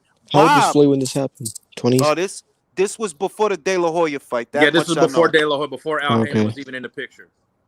So believe me when I tell you, if Floyd is still here today, it ain't because of Al, it's because of Bob. And Bob tells a story on ESPN like Floyd was fucking shivering, calling him like you can't give him a post-dated check. He need the funds. Street guy. He not a street like yo. Look, and Bob, Floyd is. Let's keep it a buck, bro. Let's keep it a buck. Uncle Bob is still an old school street dude at the end of the day. Yo, look at how far back Bob goes. What kind of ties you think being in this greasy ass sport? These greasy ass motherfuckers for 50 years. This guy goes back to fucking the Kennedy assassination, bro. That's a different that's the thing I don't get. Like, I think Bob is soft. Stop it, nigga. Stop it. Yo, if you leave Mike Coppinger alone in a room with Bob, my money's on Bob. Bob gonna fuck him up in the heads. Bob gonna wash him in the heads. Don't let that 90-year-old nigga fool you. Bob would do a Joe Pesci. And Bob is like with a pen, B. Bob would do a Joe Pesci in Casino. Ming, ming, ming, ming, ming, ming, ming with a pen. Leave Bob right there. Goes all the way back to the fucking Malcolm X Nation of Islam. Yeah, Bob bro. OG, Yeah. Bob but like you were saying, yo, Mike is gully, bro. Mike told a white woman, "Are you getting out of turn?" And let's keep it about Mike threatened to sodomize a white male, and no one said. Hey, I'm trying to get money, bro. Like, what you doing with the sodomy? Let me read the super chat. Always think Mayweather is mad lonely. His Instagram is the loneliest page, man. He is in toxic location. He is in exotic locations by himself, looking contemplative. I noticed that, right? And once again, me too. Once again, right? I'm not trying to. I'm understand. I am a fan of Floyd's boxing. I'm not one of these guys. I'm a fan of, like, I am. But I'm just saying, as a person, I don't see a happy person. I know what happy look like because I'm happy. Like Floyd is like a lot of athletes. They made their profession their personality trait, and that's not a personality trait. Yes, all the women that ever wanted Floyd never wanted him for Floyd. They wanted him for his money, and not even because he's a fucking. That's what I saw. All of them, like even 50 Cent be clowning him, like, bro, all these women that you had to buy, bro, like they not with you because you a man. They with you because you got bread. It's cool. That's why I love the beat. That's why when 50 was going at him, real gully New York's like, bro, stop it. I know all your fucking skeletons. You can't read. These women don't like you. Nigga said he can't read. Look, you got paper. You got paper, right? But what stings is what they saying about you is, yo, take that paper away. These bitches fuck this guy. Hey, wait. Y'all know what Mike Tyson? Y'all know what Mike Tyson said? He said, "Once the money goes, so does the hose." Yeah. I'm saying. Look, once upon a time, I saw maybe 10 years ago.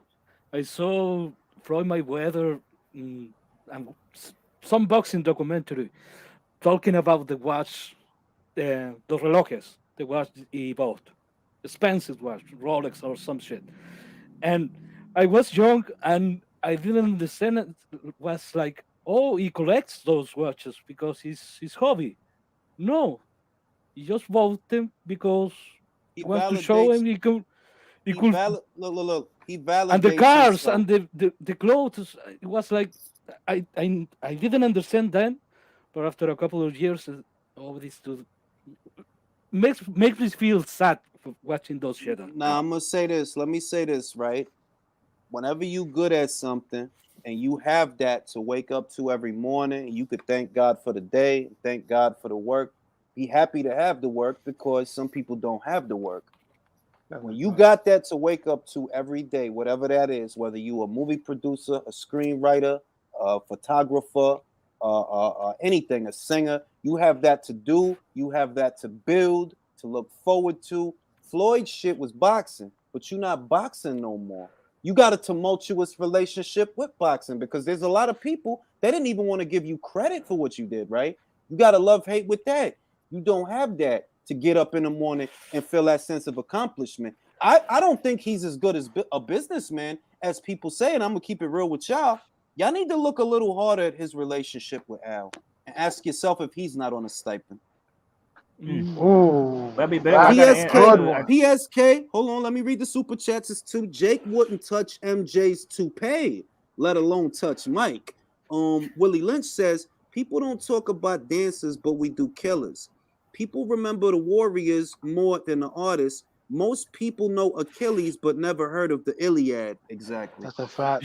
Julius, let's ask you this. I'd answer to your question if you want to answer. Like you said, how Floyd buys all these things like cars, watches all the kind of stuff. I think he does that to validate his own self-worth.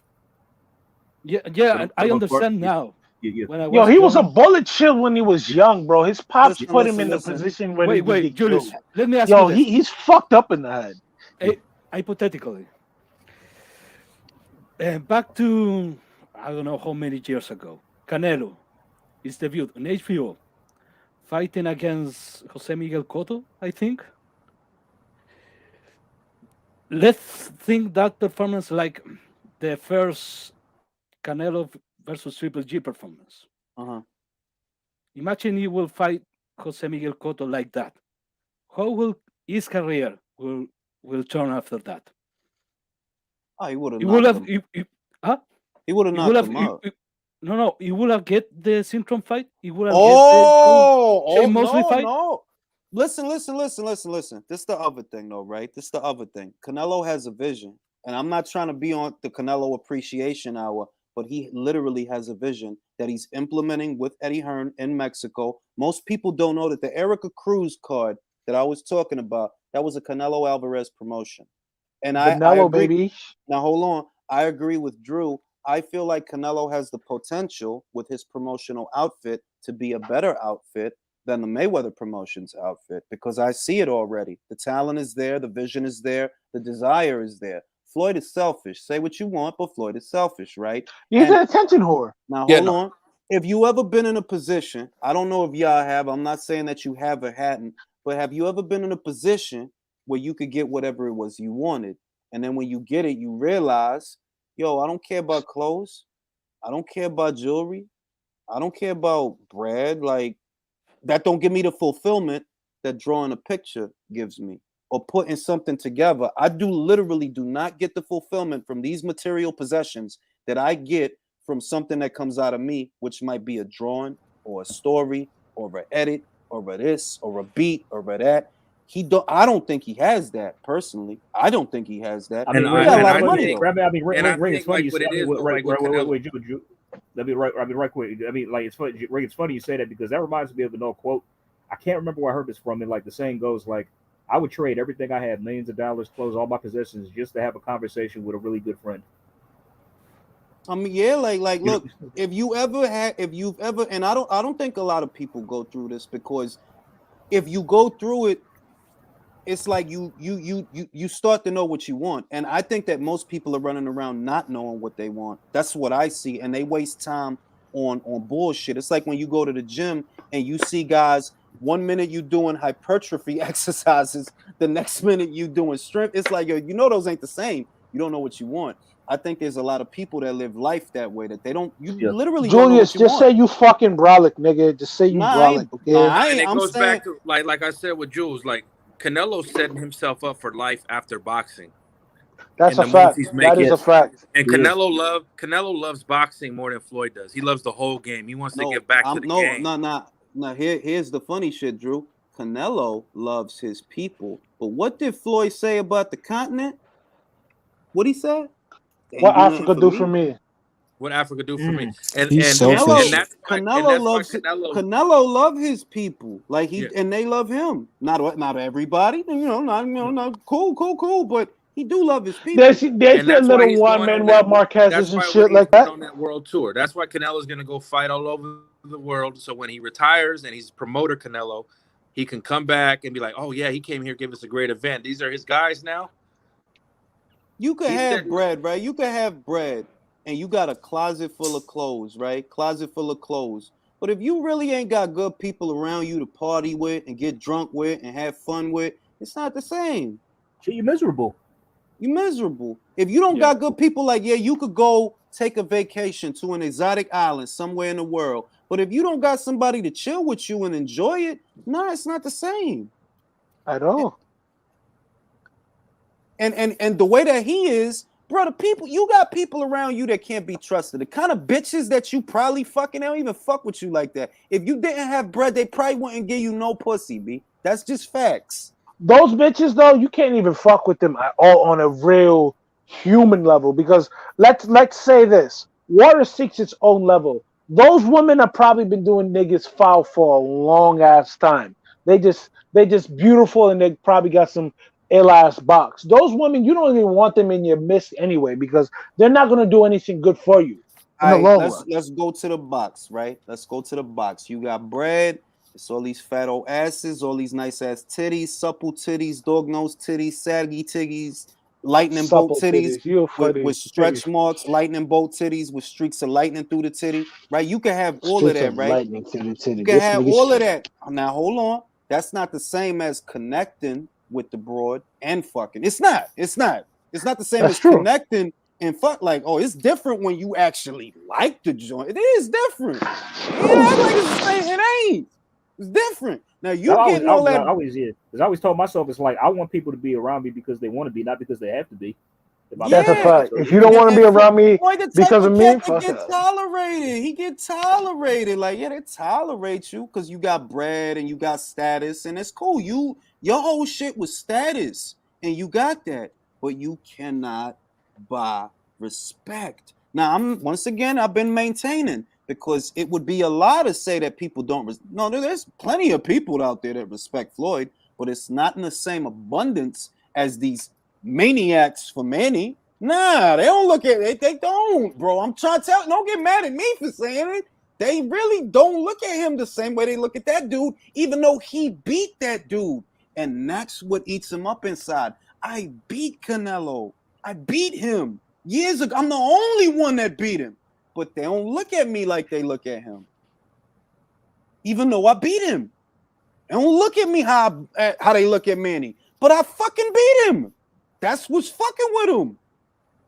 And it's like and on top of that, he sees how he watches the videos. He sees how the fans react to Duran, Leonard, when Hagler passed. And those guys have L's on their record. And he still don't understand. I never lost. Like, bro. They don't even love you like the old legends. Floyd walks into a room with Sugar Ray Leonard and Roberto Duran. They're going to pay more attention. They're going to talk Duran and Leonard, of course. But look at what Duran and Leonard gave us, though. That first fight was like Julius says, they fought the fights when we wanted to see the fight. Yeah. Because these dudes don't. They don't. This is the fight game, right? You selling fights, right? So make the fights. You trying to make superstars and rappers and this. Yo, I'm not here for that. I'm here for the fights. Records. I'm here for the fights. Filthy Rich, baby. But I was gonna say this. Like, now we talking about fights. Look at the people that Floyd could have fought. Look at 130. He could have fought Joel Casamayor. I'm not going to do that because the truth is, right? Floyd, look, because I got like, look, man, Floyd was an excellent fucking boxer. If a motherfucker can't appreciate, if a motherfucker tell me that they can't appreciate the box, all right, please don't say nothing to me because you wilding, bro. You are fucking wilding, all right? The shit is your character. You have no character. You know who you appeal to? Right? That's fanatics over you. People like you that have no character. Okay. You have no character. That's the problem. There's no character. Money is, I'm telling you, motherfucker, you could come over here, give me a Ferrari. I don't even want that shit. It's more trouble than it's worth. I don't get the sense of fulfillment from material possessions that I get from making something. You don't have that. You don't have that. Julius, but I was talking to your point about making the fights, right? There was fights that people wanted Floyd in, and Floyd didn't fight those fights. Yeah, so at the end, but look, Leonard never fought Aaron, bro. That's not it. There's lots of fights that didn't happen. Robinson never fought Charlie Burley. Bo didn't fight Lewis, but people still say Big Daddy Bodo. Bo had them wars with Holy though. Lennox still did his thing. So it's not about, oh yeah, this fight didn't happen, so I don't fuck. Bullshit, it's lots of fights that didn't happen. The real issue is you beat a lot of great fighters, and I don't do it. Oh, he fought him at the right. You're not gonna hear me say that bullshit. I'm not, bro. That's bullshit. He fought Canelo. He fought Canelo when Canelo was 42-0, had the WBC title. All right? Yep. Bigger, younger, stronger, undefeated, and a champion. 50. How many years of pro experience? So don't hit me with the bullshit. He fought good fighters, right? They were good fighters when he fought them. Miguel Cotto had just avenged the loss to Margarito. Who fought him after that? Floyd. Shane Mosley just beat the dog shit out of Margarito. Who fought him after that? Floyd. Who was calling him out before that? Floyd. So don't tell me he didn't fight nobody. The shit is your character, the way you have been, right? Your shit was annoying people and being a villain. It was. To get at the money. It worked. Now people don't fucking like you. And the thing with Floyd too, like we wanted him to take the same risk he took at 30 and 35, at 47 and 54, like all the other greats before did. He didn't do it. That's okay. He made his money, and he's got. I don't blame him. I'm not gonna fight I know you're not gonna blame him. But the reason we love Durant is because he went up to 160 like a Don and that's true. But listen to this, right? Listen to this. If Canelo go his whole career and don't fight Artur Beterbiev, am I gonna say Canelo's a bad fighter? Fuck no. Fuck no. Fuck no. You wildin'. Who the fuck is Artur that Canelo got to punch his ticket with him? He fought Cotto. David. He fucking fought Cotto. He fucking fought Gennady 2 times. He fought Daniel. He cleaned out 168. That's bullshit. Floyd's problem is your plan worked. That's your problem. Your plan worked. You wanted to be a jackass and an asshole to get at the bag. Well, that's how people view you, as a jackass and an asshole. But yo, Julius, just a random thought, about this quote: "You can't have your cake and eat it too." How the fuck is it people saying that? If I made the cake, made the icing, I made all the shit for the cake, why the fuck can I not enjoy that shit? That shit's crazy as hell. Just think about that quote. You can't have your cake and eat it too. Think about it. The better quote. I've never liked that quote because it doesn't make sense. The quote that I'll give you that you should use moving forward is: "There's no such thing as a free lunch. There's no such thing. Everything. The moral of that. Everything is a trade-off, and everything costs something. You got what you wanted, but it costs something, though. Everything costs. Everything. Now let me read the super chat. Wait, let me read the super chat and I'll pass it to you. Love Floyd, but he can never be a good manager for Davis. He represents the ceiling for his fighter and not the next level. To break his egos won't let him. He's clearly not a good manager. Julius, something that always bothered me about Floyd Mayweather and his fights, I'm talking about 147. That, look, you are at the end of the 12th round, circling the ring, stretching your hands to the air, saying like, I won the fight. Okay, you won the fight. You won every round. But are you saying this was a gimmick fight? Yes. Are you saying you didn't give your best? You are taking this easy? Yeah. Did those people pay to see this? No. Leo, you see that he prides himself on that he didn't lose, and you fought in a way where you didn't lose. In the end, did that endear you to everyone the way you won? No, but you won, and that's what you wanted. You wanted to win. No such thing as a free lunch. If you do it that way, they're not going to think of you the way they think of Sugar. Sugar lost fights, but ain't nobody gonna motherfucking tell somebody, yeah, Sugar wasn't shit because he looked. You come on, dog. Come on, B. Get out of here, right? Come on. I mean, look at all the great fights Tommy Hearns gave us. He got smoked by Marvin Hagler in the Korean War. Do people say he was shit? And they still call, and he's still part of the Fab Four. He's still part of the Four Kings. Thank you. I mean, Barinka, quick question. Like, do you think that I think Floyd had so much natural talent and ability that I think he could have been undisputed if he tried, if he wanted to. Do you think he could have? All right, now that's an easy one. Could Floyd Mayweather have beat Kell Brook? Yes. Yes. Yeah. Are we like? Are we like? We're gonna sit here and think? I don't think like, so. I don't know that. You wildin'. I'm joking. Oh, I'm joking. Yeah. What? You better than that, E-son. Don't be Come that on, guy to hey. say shit. Chill, just to chill, be chill. said. The last final. trolling now, Now, wait. Now, this is important. This is important. Do I think Floyd could have beat Kel? Absolutely, yes. Of course, right? But the reason I give Josh and Usyk and Terrence and you know, anybody that went undisputed, right? Anybody that went undisputed, you didn't leave it to the imagination. It takes desire, actual desire, to do that. Floyd did not have the desire to make that history. Because what you gonna tell me? That if he wanted to get Kell Brook in the ring, Kell wouldn't have come? If he wanted that fight, he could have been undisputed. You didn't want that. Crawford did. Usyk did. Josh did. You know what I mean? Canelo did. You didn't. So don't expect me to look at you how I look at them, because they wanted it and you didn't. Period. Of course you could have beat Kell Brook, but you didn't beat him because you didn't want it the way they wanted it. They wanted to make history. I was talking to a dude on Twitter the other day, and he tried to say that yesterday, he tried to say that Stephen Fulton should get Fighter of the Year. I like Stephen Fulton. Don't get me wrong. I'm not saying that. But it should be Canelo. It's Canelo. Canelo made history 3 times this year, bro. 3. Yeah, history. Like, is he kidding me? 3, bro. First Mexican. Berto Duran beats Miguel Cotto, okay? You beat the dog. Y'all, shit hell out yeah. of Cotto. Durant all the way. Cotto. Yeah. Wow, that's not a fight, bro. Like that's a bloodletting. You know what's a fight? Cotto, Sean Porter. That's a fight. Okay, I got Cotto. Cotto might hurt Sean Porter, bro. Cotto really might hurt Sean Porter, bro. This is just my opinion. The reason for me, for what Mayweather retired after the Berto fight, it was because the second Maidana fight.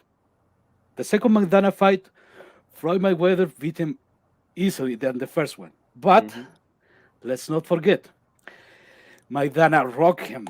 Yes. With with a counterpunch. And a guy that isn't a counterpuncher. A guy that isn't even a real welterweight. Is a super lightweight. So at that moment, for me, Floyd says, okay, maybe the next guy is going to get my timing, is going to knock me the fuck out. Yep. So I'm going to fight Berto, and I'm going to leave this shit. I don't blame him. Look, because but one thing Maidana can't do, he can punch. This the other shit, right? Motherfuckers are sitting here feeling sorry for Floyd's loneliness, right? And I always look at things as being this, right? Look, Floyd made his money. He retired with a perfect record, right? Some people like you, some people don't. But all things considered, you got a lot of good things working for you, right? So it's not like, nah. It's like, bro, a lot of fucking people don't like you. Look, a lot of fucking people don't like me. I ain't worried about that shit. I'm still niggas that hot pocket you was eating, bro, that made me kind of cringe. Like I said, why he eating that? Come on, B. Wow, good, B. It was vegetables in that shit. It was vegetables in the hot pocket? Really? Vegetables in that shit, yo. But y'all remember that? Y'all remember that Austin Powers movie when who was it? Dr. Revo talking about like, could I get you something to eat, Scott? How about a hot pocket? They're breathtaking. Now, speaking about Austin Powers, Quincy Jones did the soundtrack for the movie, right? Yeah, but that's Quincy Jones' song. The soundtrack for Last Dragon is better. Clive Davis. Clive Davis didn't write a note of that. Clive Davis got the artist to do what he needs. Who still though? That's the best soundtrack for the only movie that has a better soundtrack not better, but just as good, I'll say, than The Last Dragon is Rocky IV. Oh, so yes. I like the first Rocky.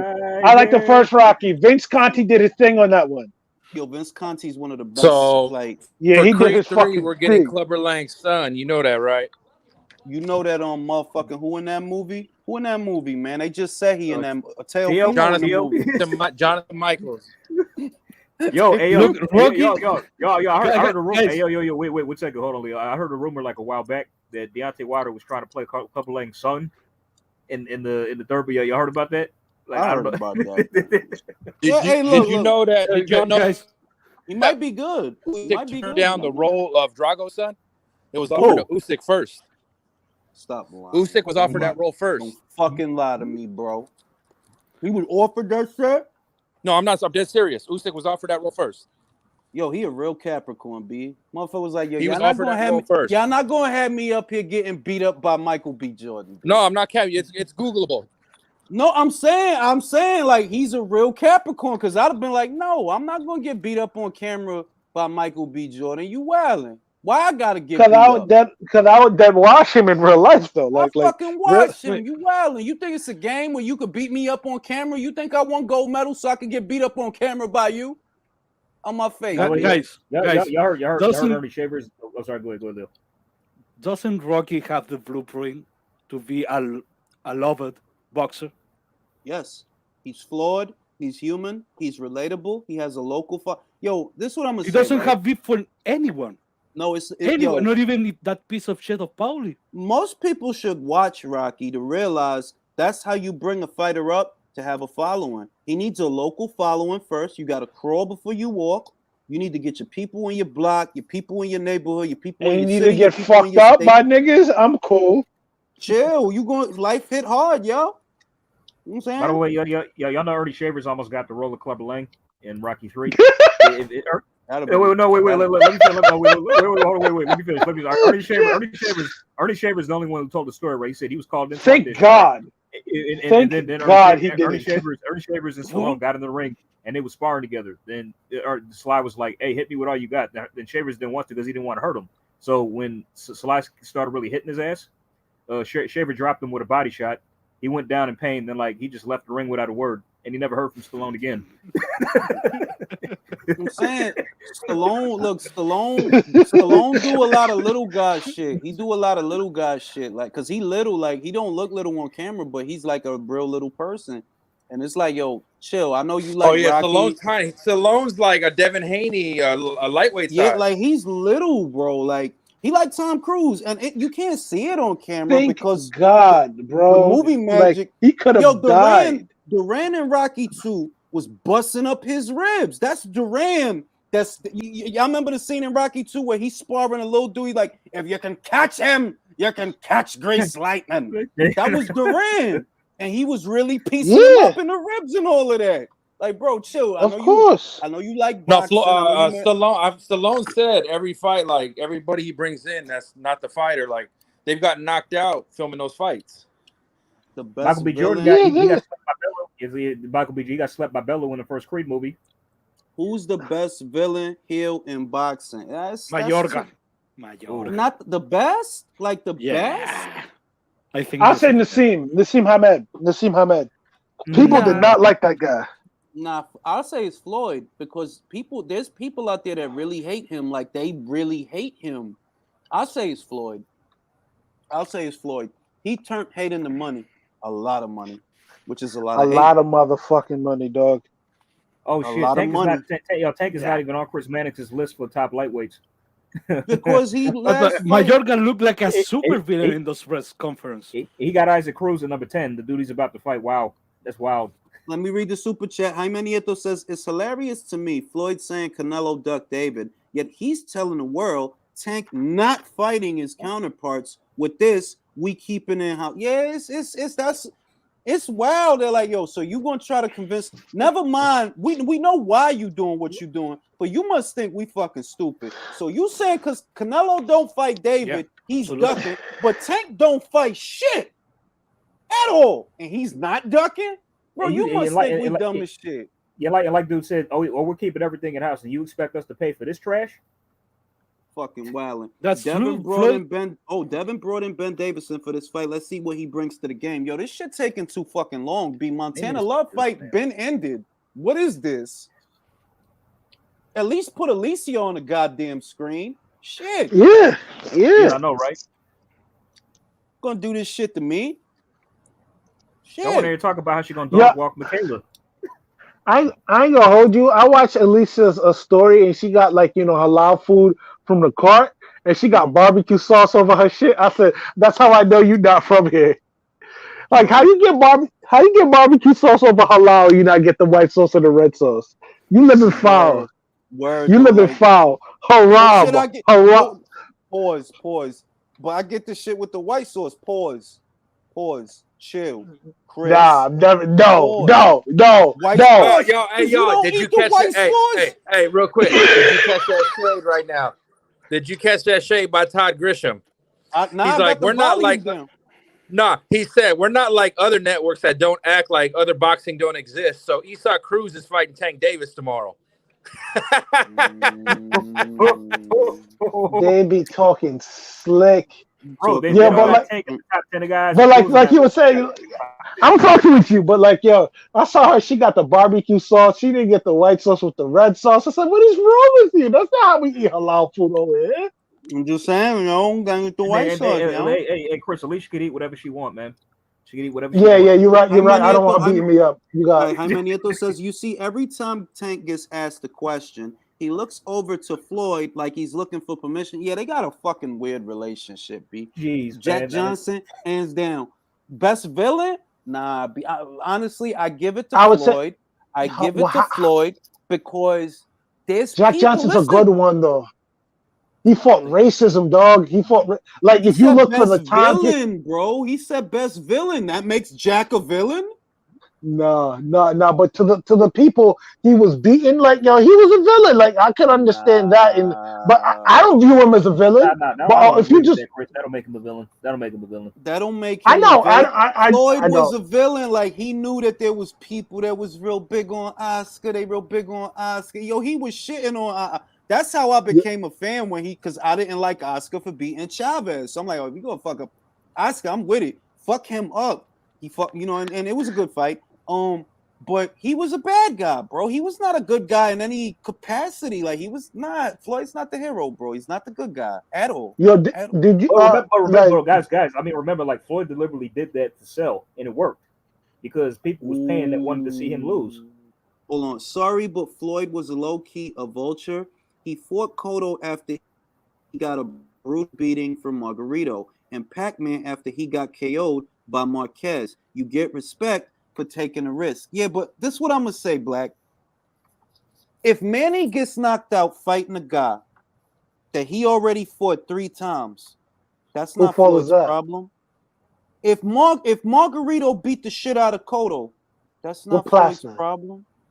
That's like saying, oh, we can't respect Usyk's win over Joshua because Andy beat him already. Nah, it don't work like that, bro. And mind you, after the Manny fight, after Manny got absolutely sent to hell, he beat Tim Bradley, he beat Brandon Rios, he beat a whole bunch of people. Let me do this shit. Manny has become a champion, 2-3 times since Floyd beat him? So it's like, no. He beat Jesse Vargas for the WBO. Am I wrong? He beat him for the W. Well, he beat Tim for the 3rd time. Then he beat Jesse for the WBO. Then he beat Chris Algieri. No, that was before that. I'm talking about everything after the Floyd fight that people love to say. They don't even say it anymore because it sounds so fucking. He's past his prep, bro. He's younger than Floyd. On top of that, he became a champion at least 2 times after the Mayweather fight with Jesse Vargas and Keith Thurman. So please. Nah, boxing is not like that. That he's a vulture. Yo, dog, it's your job to protect yourself at all times. That is your job. It's not Floyd's So if you want to punch from your chest and meet an overhand right from hell, and that's your fault, B. Niggas get slumped like that every day. I don't look at it like that because that's crazy. Like, so what we gonna say that because Andy knocked out AJ, we gonna shit on Usyk? Nah, that don't make sense.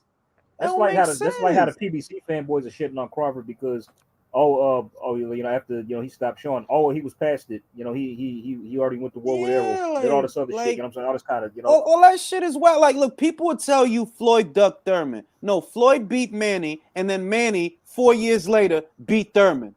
That's like stop. It's silly. I'm not telling you to like Floyd. I'm just telling you to use boxing math. Because the shit that look, look. Thurman was in line for Chino. Who did Chino fight? Floyd. Who beat Chino? Floyd. What did people want? A Chino rematch. So what did he do? He gave Chino another shot. He beat him better in the second fight than he did in the first. After that, what did he do? Should he put Manny on hold for Thurman? Nobody was talking about Keith Thurman in 2015.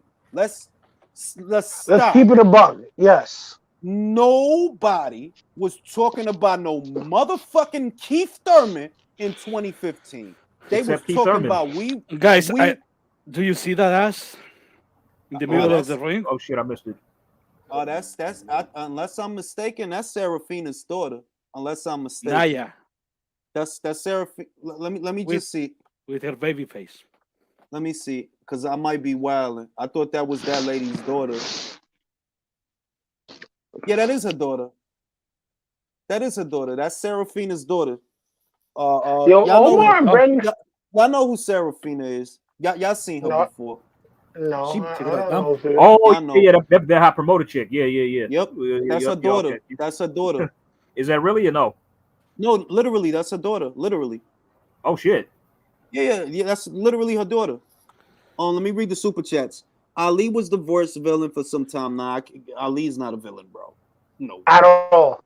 At all, bro. Yo, dog. Certain shit that He was Ali low-key did trolling. He was low-key trolling though before trolling. He was became a thing. troll. Like, No, he was a troll. trolling. Bro, how you go? Imagine if I show up in a charter bus at your house with a bullhorn. You gonna fight me? You gonna fight me? You crazy? You crazy? Oh. Yo, he's wild. He was trolling No. before trolling became a thing, bro. Wait. Ali, when in the time he was fighting, he had no sense the amount of love he got, because this is 2021. The racism we know now is not the same that the racism we go there. I mean, Leo, There was right. segregation. Racism still. is taking on many different forms today. Like, the whole Karen thing with, white people calling the police on black folks. It's like it's become more like, people are finding different ways to do it. And They finding different ways, but it wasn't. I'm gonna say this: it wasn't as out in the open. Oh yeah. It's not as acceptable now as it was in the 60s. Like, that's wild. It's pictures of when they desegregated the schools and the little girl had to go to the school and all them people. That's wild, bro. I would not send my daughter to no. You Absolutely not. Absolutely not. I fucking teach her that shit myself. You wildin'. I'm not subjecting her to that. Now, let me read the super chat. Yo, I'm Mexican and I'm convinced Marquez was on steroids in the fourth pack fight. I never seen him that big, and he was with. Ya se sabe, memoria de ella. That's a fact. That's a fact, my nigga. Ali was the worst villain. Hold on, I got more super chats. Ali was the worst villain. Willie Lynch says Jack Johnson was white America's greatest fear, like the Joker to Gotham City. In the eyes of the public, he was public enemy number one. Sad as it is. But can we? Yeah, but Jack was Ric Flair, kinda.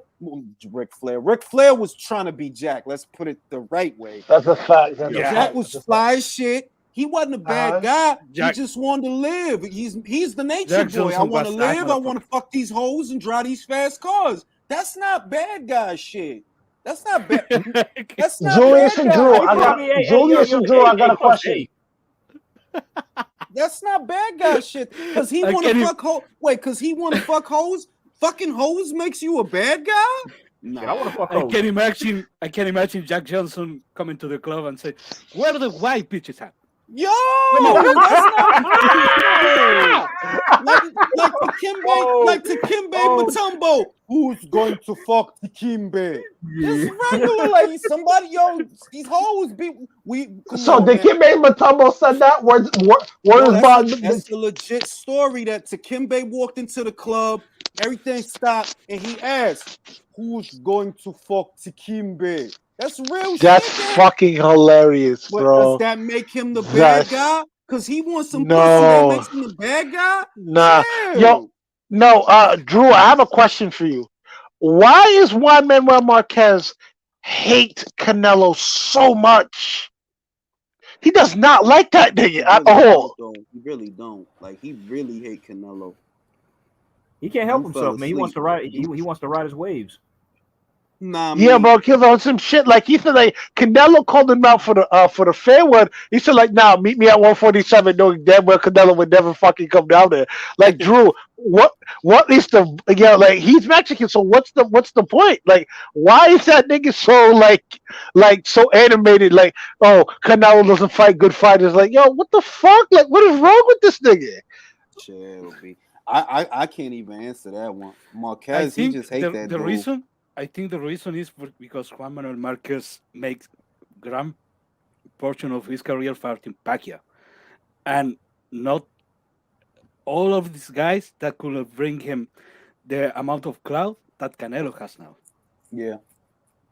I mean, Marquez was a great fighter, by the way. So let's not, let's not. That's one of my favorite fighters of all time, bro. But they don't think of Marquez in the same scope as Canelo. I've heard it said, I don't feel that way, but I've heard it said that they didn't think of Marquez at certain points as being in the same scope as Barrera, being in the same scope as El Terrible and Morales, that he was kind of like always on the side, like he's like a side. He was a stepchild. But I ain't gonna hold you. Like, I really, like, at 26, I think Marquez could have beaten Barrera, but like not like he did when he was at 130-35, because you have to understand, Marquez was always there. It was Nassim, Marquez, Barrera, and El Terrible. And mind you, Marquez ducked Nassim Hamed. Hamed had gave him an offer for $500,000 after the Vuyanu Bungu fight, and he didn't take it. So people say, "Oh, Nassim never fought Marquez." Mind you, Nassim's team gave Marquez a $500K a dollar offer that he was never getting. And what happens? He fights Freddie Norwood and get that ass bust. Listen. It's shit like that, bro. It's a lot of shit like that. Like, most people like to talk about the Lomachenko-Salido shit, not knowing, they offer Salido $700,000, bro. Motherfuckers at 126 do not be making that kind of bread, bro. Let alone when they have as many losses as Orlando Salido. But they offered him that. He turned it down. Orlando Salido is a great example of what fortitude, perseverance, and not giving up is. Yo, bro, that dude was a whole journeyman. Everybody was knocking that dude out and beating him up. All of a sudden, he turned his career over. Boom. Yo, it's that's why you gotta love boxing, B. It look a certain way until it don't look that way. No more. Because look at it. Freddie Pendleton knocked out Roger Mayweather and Tyrone Trice. Both guys were very good fighters. Yeah, and like how he did Roger, nigga. He did Roger bad. Roger was better. Roger was better than Senior, though. We could say that. Of course, I agree absolutely. I think Roger would beat the shit out of Senior. Bad. Bad. I ain't gonna hold you. I like Roger more than I like Floyd. But like Floyd's a better boxer, and I like what Floyd does in the ring. But what Roger had some fights, boy. Like the second Chavez fight, he was beating the shit out of Chavez. Yeah. And he just but Roger had them fights, man. You remember when he knocked out Samuel Serrano? Serrano popped his head up and hit him with a right hand. Boom! It's like, oh shit. If Devin knock out JoJo, that's a statement. That's what I'm gonna say. Agreed. No, it's not. Yes, it is. Yes, it is. For Devin. Oh no! I think it's not gonna do it. No, I'm not saying. No. I'm not saying. Wait, I'm saying if he do that, it's a statement. If JoJo's only lost one fight, guys. I don't think a lot of people know that.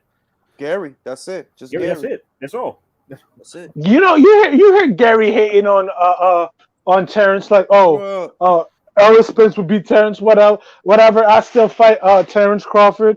And you know what he said? I know. Like, you know what else he said? I hope JoJo knock out fucking Devin. I was like, yo, what the fuck is wrong with this nigga, man? The WBC needs to strip that asshole. Listen, Gary. I don't even know how you could. I don't know how you could, like. I can't play you, right? because you played yourself. Like your career, nobody give a fuck about you, bro. Like that's how. Why you think I didn't talk about it this week? Because I'm like, oh, he talking shit again. I'll save it for next. I'll save it for next week. I'll squeeze. I'll try to fit it in because he's irrelevant. It was mad other shit that was relevant. Like I can't. Like yo, look, bro. And I honestly believe that at one point that Gary was the most talented guy at featherweight.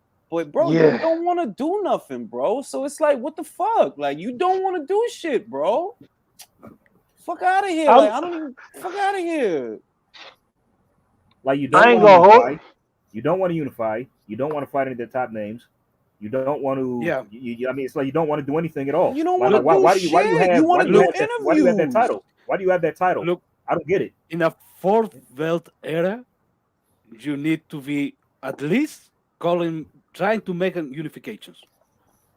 At least trying to. Absolutely. Absolutely. With 4 belts, you need to be unifying to people talk about you. Then if you don't want to do that, at least fight the top guys who are ranked in your weight or whatever. If you don't want to unify, do that at least. At least. All right, they announcing a fight. We getting ready. We get it ready. This shit taking wow long though. I ain't even go front. Like it feel like a whole half. Damn, she got a shit. Woo? Nah, that's some shit on Twitter, man. Oh. I be seeing Julio Instagram liking the people that I like. It's like, yeah, like Julio love. Yeah, bro. You ain't gotta say that. You ain't gotta say that. No. Yeah, talk about that shit. Let me read the super chat. I'd call Jack Johnson an anti-hero. Yes, he fought racism, but he also blocked other black. Oh, that's true. That is true. You could say that he was an anti-hero, not necessarily a villain, but an anti-hero. I can see that. Yeah, he didn't fight Sam. He didn't fight Sam Langford. He could have fought Sam Langford. Didn't fight him. So that's and I dig it. It's just when I see a guy, right? What did Jack want out of life? Jack wanted some pussy. Well, I want some pussy. You my hero. You want to drive fast cars and fuck these hoes? You're not a villain to me. You a hero. That's what we all want, ain't it? We want to drive fast cars, fuck hoes, and bust nuts and spend money and eat food. Don't sound like no villain I ever heard of. That's a fact. I bust wild nuts out here. Why not? Across state lines. Why not? Well, all right, Devin, let's see what you can do. Here we go. These roaring 20s nuts, B. These roaring 20 nuts. Yo, somebody get this man phone. Like, put him in timeout, please. All right, let's go, Devin. Hey, Ring, what kind of you drinking coffee? What you drinking? Bustelo. It's always Bustelo. It's always gonna be Bustelo. I know your shit be terrible, bro. Where can I get that shit? Where get that shit? You could get it at Walmart. Walmart sells it. It's a yellow vacuum pack. It's a yellow and red vacuum pack, but mostly yellow. Hey, let's get this. Yo, do you make it espresso? Or do you make it like regular? I make it in a percolator. I make it in a percolator. I don't like coffee machine coffee. I literally have an old school percolator. That's how I make it. Y'all. Hey, let's get this shit, Devin. Get this shit. Get this shit. It's time for the percolator. Look at the feet. Yeah, Devin Haney's old. By Haney. I always forget that JoJo is a southpaw. I literally always forget every fight that he's a fucking south. I always forget. JoJo look kind of big next to Devin. In a little bit, but he little though. Little stocky though. Stocky, big. Stocky, yeah, like sturdy. Yeah. Yeah, good right hand to the body. What's your thing up against little people? Say he little, like you don't like little niggas. No, I'm just saying that he don't like. You can see that Devin got reach. Like Devin gonna control him with the. My prediction is Devin gonna control him with the jab. Me too. Because he just ain't got the reach to all that shit that he be doing. It's gonna be let's get that shit.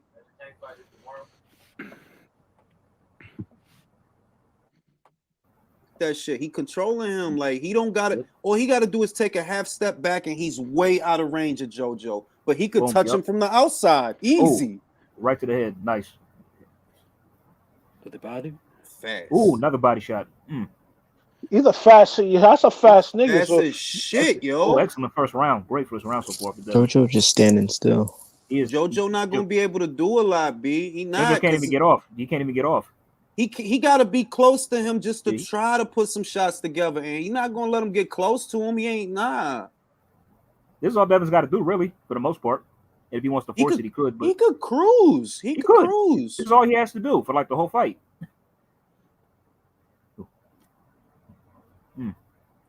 That's nice. He got right under that shit.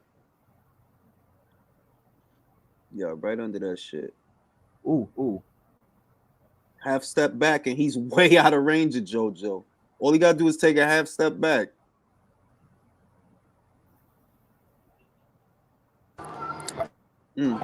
I see Oscar with them shades on, blocking them cocaine eyes. He there for JoJo, bro. I'm surprised they ain't shout him out. Like, why they don't shout out Oscar? That's Oscar, bro. Come on. Damn, is JoJo even throwing a punch? JoJo can't get near the guy to throw a punch or land one. Damn, Devin is shutting his ass out so far. Then he easily won. This gonna be the story of the fight. This is gonna be the story of the fight. If Devin knock him out, that's some shit. Yeah, but he can cruise, man, if he keeps doing this. Yeah. He might as well go. Let's hope Devin doesn't get hit with that Kiko shit. You heard? Oh yeah. Man, JoJo don't hit like that. JoJo don't hit like that. He don't got power like that up here. JoJo's face is so fucking red. Fuck with JoJo. Clear round for Devin easily. It's a clear Devin Haney round. I think that's gonna be the story of the fight. That's gonna be the story of the fight. That's it. That's it.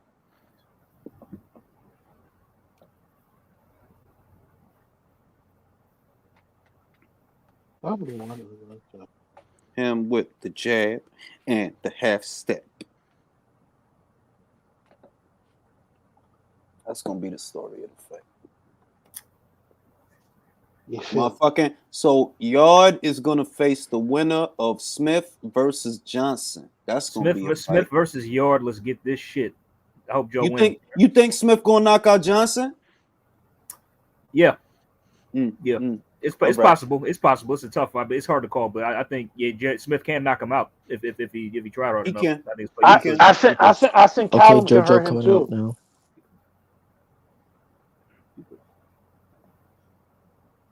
JoJo's throwing punches now. He fucking it up. He still got the southpaw jab, but Devin just has a length advantage. Hell yeah. Yo, Drew, you heard my question about one Manuel Marquez and Canelo, right? Drew fell asleep, bro. Drew sleep. Who y'all think ranks higher so far? Like if Canelo retired today. So far. I'm sorry, what's up, Isan? If Canelo retired today, who y'all ranking higher? Him or Marquez in Mexican greatness? Canelo. Canelo, man, hands down. Right. Yeah. Canelo. Nice. I can't say that. Like resume for resume, I gotta choose Marquez. Nah, Canelo. I'm gonna look up Marquez resume right now. I'm gonna tell you the fighters that he beat. He beat some real. It's just more divisions, and Canelo was undisputed. Marquez wasn't. No disrespect to Marquez, though, you know. And he drinks his own piss, so yeah, Canelo, you guys right. You can't be drinking piss out here, bro. Yeah. You gotta be a little bit more of righteousness, no? Yeah, we got some righteousness.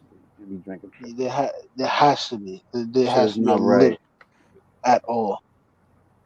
You really talking about one man Marquez drinking piss while they're drinking piss out here, B? It's wild out here. Like shit, you motherfucker really want to win that fight? Shit. Why think he had all those pimples on his back after the Manny fight? They really drunk. If the fight goes like this, Devin could probably force a stoppage if the fight keeps going like this. Yes, because all he's got to do is load up. All he's got to do is load up on a straight right or a good punch to really hurt him, and just time it just right. That's and JoJo don't got a lot of pop at this weight, man. Remember, JoJo moved up from 30. 26, remember? Too as well. Yeah, really, honestly, 26. Really, yeah. But, he was at 30 for a while. But, yeah, honestly, he really moved up from 26. That's true. He making it a little messy. And he really, keep him back with the jab. Keep back with the jab. Don't let him get off, OC. Don't let him get close. And they really put that shit online, bro. They really put that shit online. That shit is crazy as hell. What, that he drunk the piss? No. Like they really put that in front of fucking people, or like for America to see. Like, yo, you know this nasty that nigga motherfucker drinking really want to piss. win, B. He wanted to win. Yo, Like nigga, he did man, what I he don't had give to a do. man. I I don't don't give a even know fuck. why. Like, I don't like what you just drinking. Like, what is nutritional value? Like, why are you What drinking piss, bro? What the fuck was he thinking about? What? Why, my nigga? What the fuck was that nigga thinking about? Bro, Like, that's what? wild. Fuck was on HBO How the Mind, my piss? nigga? But how the piss came out after he pissed it? You drank piss and then pissed it. So wait, Metro. Who drank piss? Why are we talking about people drinking piss? Oh shit, Marquez Marquez drunk the piss, and I'm wondering when you went to piss after you drank the piss. Yo, how the piss came out? Like, what the fuck is wrong with these niggas, bro? Like, I'm thinking about it like, yo, you niggas are out of your fucking mind. He really wanted to win that fight, bro. Bro, Marcus was doing that. Oh my god, I just Marcus was doing that to say to people, look, I drink my own piss. I don't do drugs. I don't do steroids. If I'm big and strong, it's because of this. Does he eat his own shit too? No. So wait. If he get his doodle and he just take a slice and eat it, he goes. Nah, bro. Yo, bro. I just eyebrows turn gold. This is the argument for drinking piss, according to Marcus. Most of the vitamins and minerals you ingest, there goes to your piss. So if you drink the piss, you are re-ingesting all those shit. Bro, Leo, are you defending him drinking piss? No, of course not. Of course not. That's the cheapest thing I ever see. Bro, take more vitamins, dude. Yeah, that's what I was gonna say. Just take the vitamins twice, bro. Don't drink the piss. Don't drink. Come on, man. Nigga, when I saw that shit, bro, when I saw that shit, my nigga, Devin can't lose his fight. He can't. You know, this is too easy. Nah, he playing with him. He playing with him. He controlling. It's a sparring session. This is sparring session. This pretty much. Like he controlling him. Devin Haney's an Aki. Devin Haney's an Aki, guys. He converted to Islam in April 2020. He's an Aki. This nigga's McMean. He's McMean. He follows the source. He follows the source of the Quran. That's fucking hilarious, bro. I ain't mad at that. Go ahead. That explains that preacher guy he be running around with that can't keep his mouth shut. Yeah, that nigga's fucking annoying. Hold on. A former UFC champ was known for drinking his pee. Lyoto Machida from Brazil reabsorbs vitamins or some growth. Yo, listen, man. Look, man. Motherfuckers out here drinking pee. What you gonna drink your own jizz? Eat your own doodle? That's wild. Yo, bro. This was well out here. Like, you ain't gotta do that. Like, deal with this shit right now, bro. You ain't gotta do that, bro. Like, why you drinking pee, bro? Just why? That's some Jadakiss shit. Wow. That shit shit that was real. Fucked up. Sperm heart. That's what sperm heart. That's what Kell Brook drinks. No, I'm kidding. I don't know that shit, man. It's wild out here, dude. Fuckers out here drinking pee, watching Kell Brook fights. Nah, yo, chill. Hold on, you saying Marquez was drinking pee, watching Kell Brook fights? That's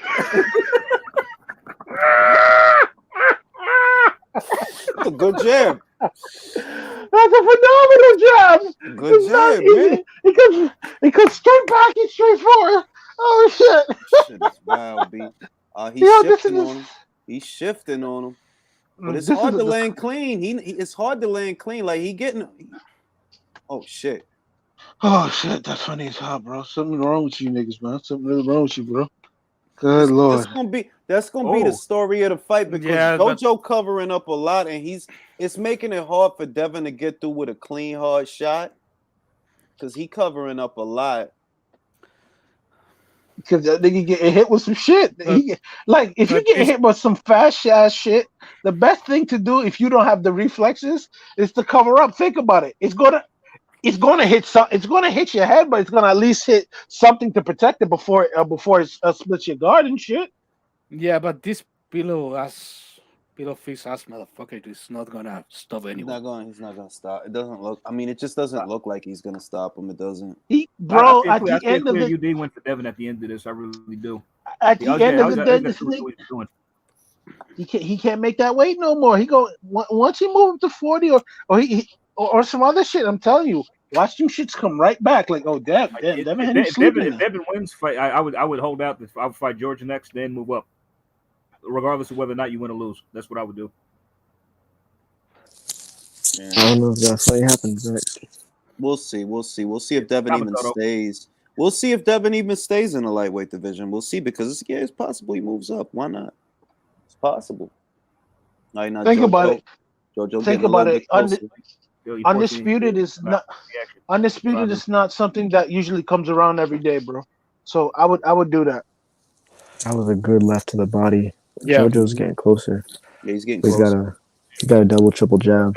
He ain't like that body shot. Shot. You see Devin's legs when he got hit by it. Oh, I saw his fucking face. I saw his fucking face.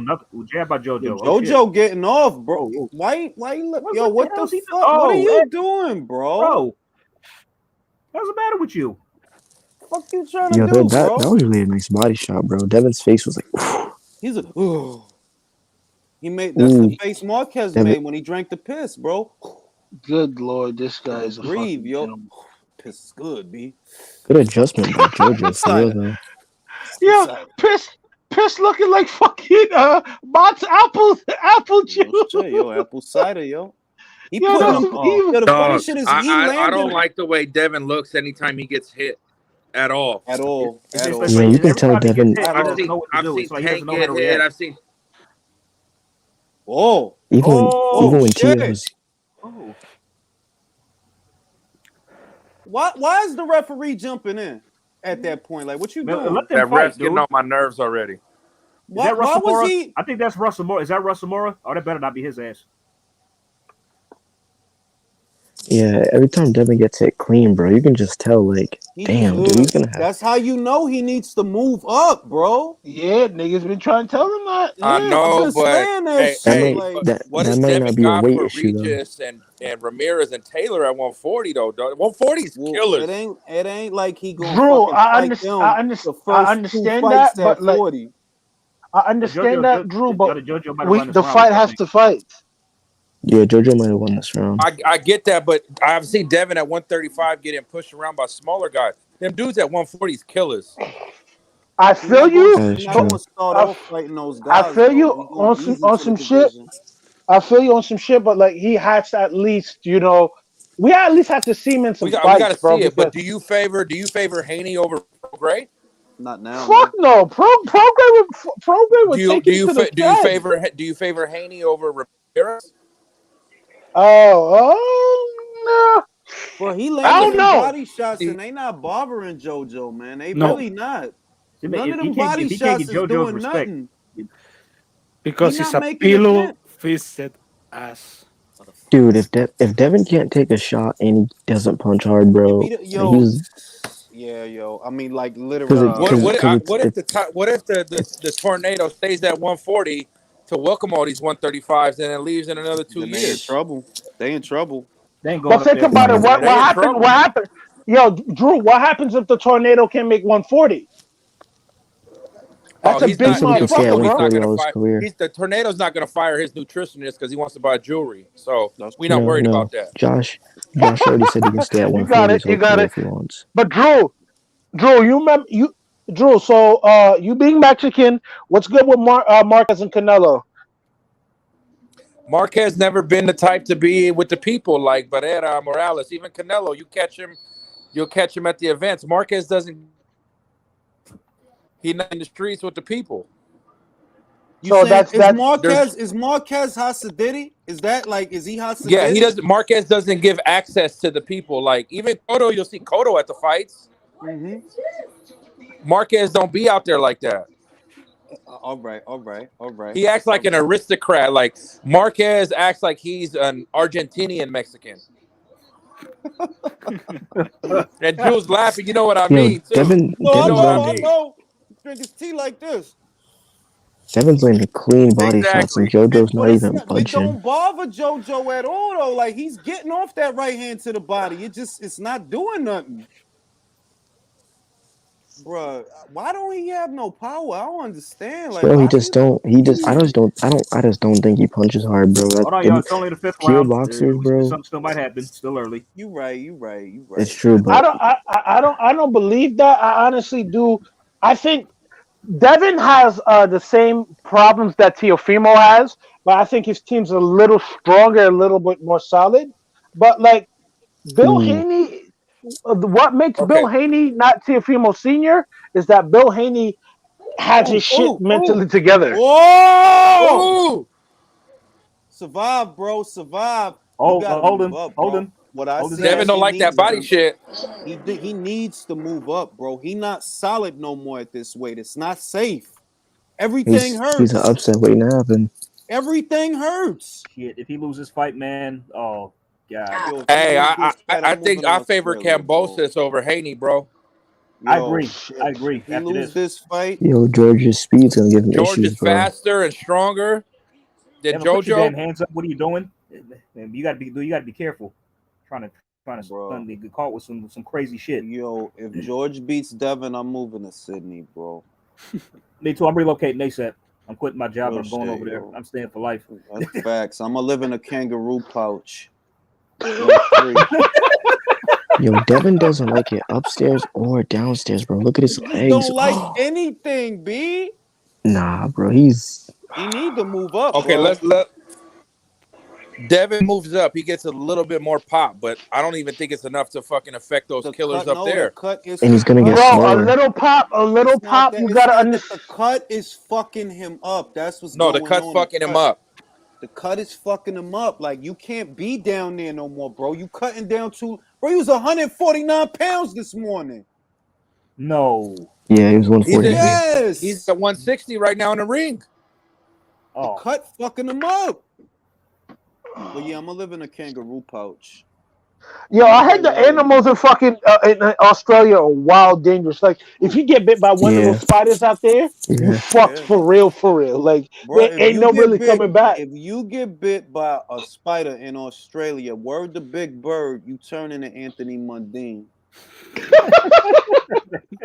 The super middleweight version that got knocked out by Sven Aki, or just Anthony Mundine? That one. Y'all remember the beef that Mundine had with Jeff Fennick? Mm-hmm. Yeah. Remember, like they was on some news show, and like Jeff Fennick said that Anthony Mundine robbed some guy $7,000. Then he was saying like no, Kevin Kelly, he's my boy. Then the reporter cut him off, said, well, we actually did speak to Kevin Kelly today. He said, right or wrong, he said you do owe him $7,000.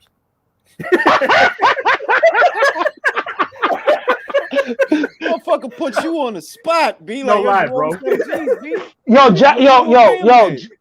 Jeff Fennick is a damn good fucking boxer, bro. All-time great, bro. Fennick was that dude. Okay, but he ran up against. I got a problem with his current. Well, not a problem, but just I saw the Brock Jarvis guy he's training recently. I saw his last fight, bro. In the second round, the ref should have stopped that shit when he got buzzed. He was literally out on his feet. I don't care what anybody says. I mean, he was literally. I don't even know who the fuck Brock Jarvis is. I'm about to look him up right now. He was on the undercard of Sandor Martin versus Mikey Garcia. Ring, do you agree? You think that the ref should have stopped the fight in the second round? Niggas can't fuck with my son, Young Sandor, nigga. Young Sandor. That's my mid-end.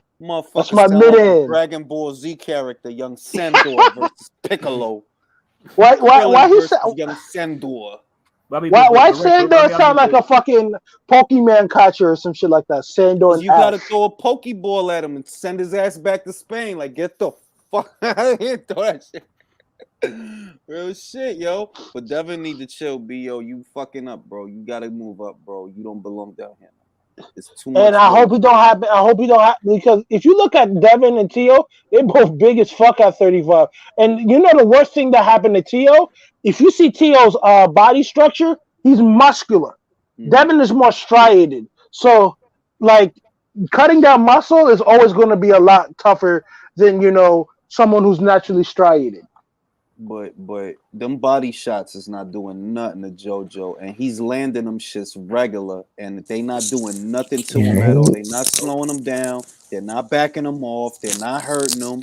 Devin is skilled, but he just don't have some things that he really needs. Don't have power, bro. He just don't fucking have it, bro. And from the way it looks, he really he hasn't even faced like a real prime puncher yet, bro. And he's like his chin's already looking Yo, bro. Scary, bro. You know what I mean? I'm telling you, if like he talks shit to the wrong Regis, dude, bro, like imagine if Regis punches Devin, bro, one good time clean. Bro, Devin will turn into motherfucking. I think he'll become like a he'll become like a fucking pile of water. Devin, he's gonna say, Mr. Hearn, I don't feel so good. Good.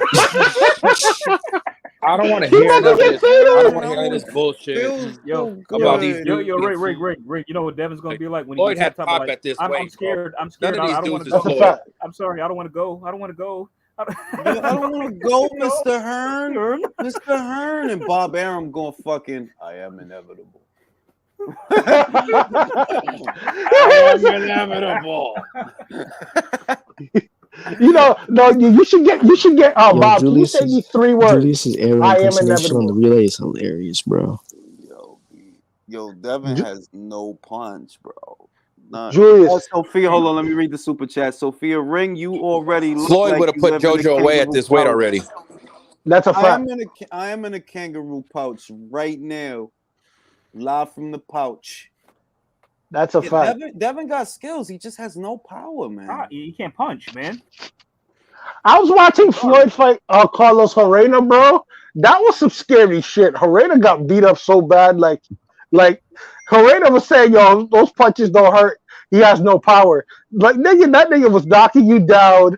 That nigga hit you with a right hook, uppercut, and walked off. Like he hit you so hard, he left you be stunned. But he walked off and said, "Like, you okay?" He went back to fucking him up. I was like, "Good lord!" And that's Floyd at 22. Yeah, Floyd was a beast at 35, bro. I think Floyd's a freak athlete. Floyd at 130 is probably the best 130 I've ever seen. I put him over Alexis Oguayo and everybody. At 130 pounds, that's the best 130 pounder ever. And random thing, yo, Floyd got buddies. Floyd can dunk, bro. I saw Floyd at a fucking NBA game. He threw it down or some shit. I was like, oh shit, look at Floyd dunking. All right, let's see what happens this round. We're lifting Floyd off the air to help him dunk. No. Floyd caught it on. Floyd jumped it and he banged it on. Devin went on the inside for a second and instantly got hit with an uppercut and backed up. You see that? Yeah, he landed on. He's landing punches, and it's like, yo, he making JoJo look like Iron Man, yo. What JoJo said? You a bitch. He just laid him out like, oh, JoJo slept up. How could you have no pop? I just don't get it because he's good size for 35. You would expect he has some pop. That's what I'm saying, can't make the weight no more. It's not even just that. I just don't ever think he was. That's just me. I think it's also probably to step up in competition. I mean, could we say that as well? Because it's it's true, but like I don't know, but like, bro, he's never shown like he's not. He's hitting JoJo with a good amount of punches, and he's just not budging, he hit him with how many right hands to the body, and JoJo still ain't stopped coming forward. But every time JoJo hits Devin, you see more of a reaction. Oh, look at that. His legs keep wilting when he gets hit with a body shot, bro. Let me find out Devin's soft to the belly. Bro, I don't know what's going on. Because JoJo don't even got... JoJo said he's fading in the corner, too. And now you see Devin's kind of... By the way, one of the judges have Canelo up on the scorecards. Canelo? Yeah. Damn, hey, ooh, yo, JoJo's getting some good body shots soon, bro. And you can see Devin... Left hook. Oh. Yo, what the fuck? Yo, if JoJo... You gotta do something, man. Come on. If JoJo wins this fight, I'm going to the room and smacking my girl. Wins this fight, I'm fucking moving to Australia, bro. I'm sick of this shit. I'm tired of this shit. All these damn DAZN cards, bro. Why? Fuck out of here. Always on DAZN, you see some shit. Top order.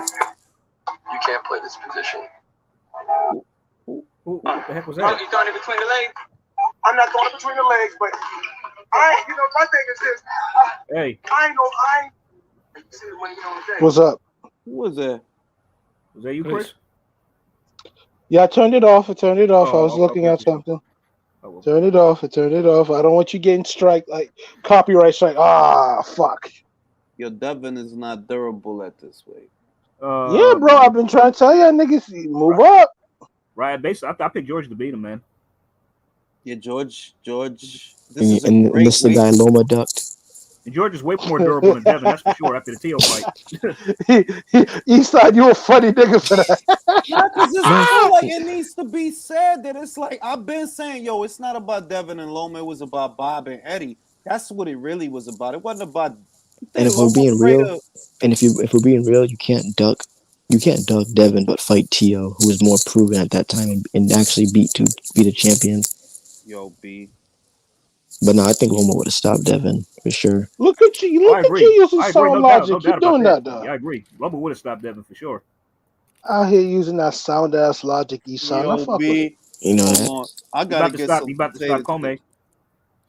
What? Wait, what?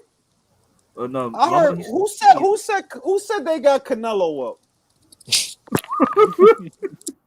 I did earlier. It was in the comments. I said I was trolling though. Georgia won't even punch that hard, bro. And Devin would nah.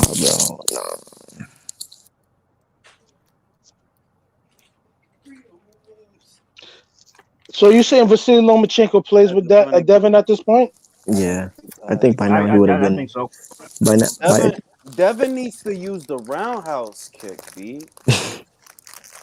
Yeah, this is not K1, bro. Yo, you watch K1 at all? I used to a little bit, not a lot. Yo, K1 was super duper violent, bro. I ain't gonna hold you. I love K1 though. He needs to do the 1-inch punch. That'll work. Yeah. Bro, you can see every time Devin lets the dude get close, damn, he just gets hurt, bro. Y'all remember, bro. Anybody all you have to do is Dragon get Ball past Z, that jab, dog. Resurrection F when Frieza came back to life? Remember when Goku did the 1-inch punch on Frieza? Yeah, right in his chest. I went to the Dragon Ball Z Twitter account. Somebody asked Goku. He talked about oh, where'd you learn that from? Oh, Bruce Lee was in the other world. He taught me one day. So.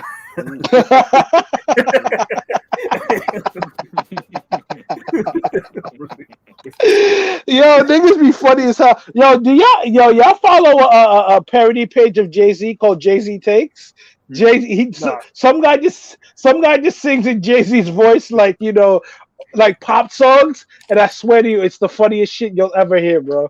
It's like every time Jay-Z makes up a video, I literally stop what I'm doing and watch that shit because it's the funniest shit out right now. Bar none, bro. Jay-Z Takes, man. Why Blood's video George said he wants to fight somebody that looks impressive and excited, and that's not Devin right now. George, no, he will fight. Bro, listen, he'll fight Devin because he looks like shit. I know. Oh yeah, he's gonna get he knows he can hurt him.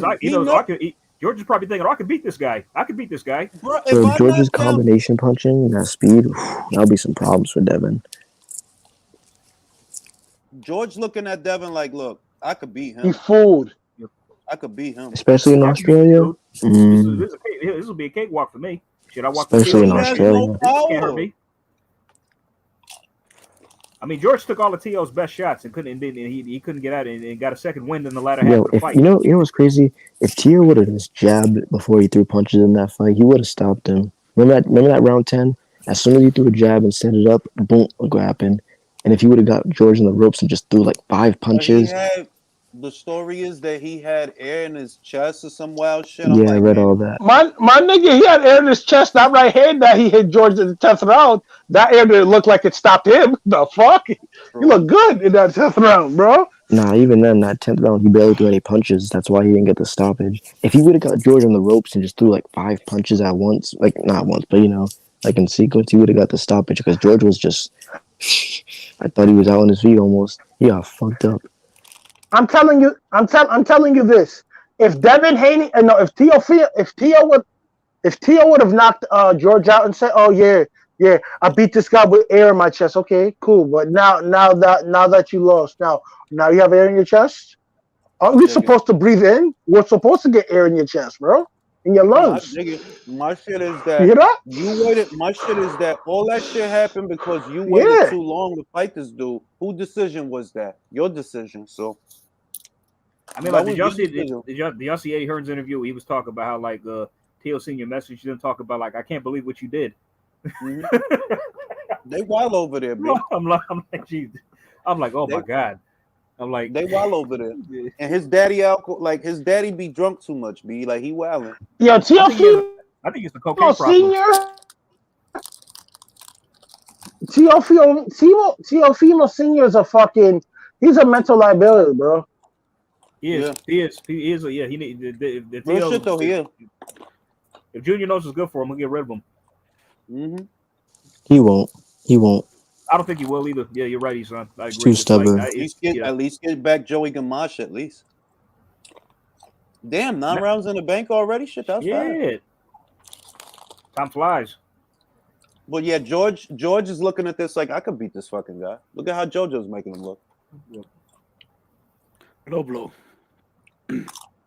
Yeah, I think JoJo's throwing low blows. Might have hit him with a couple, the 3. But the warning was for Devin Haney. Yeah. Oh shit, I didn't catch it. Okay. He put a right hand right in his fucking face. Good job. Got feet, got legs, got speed, no power. Got angles, pivot, shifts, no power. That one's gonna hit by somebody one day and just fucking go down. Mm-hmm.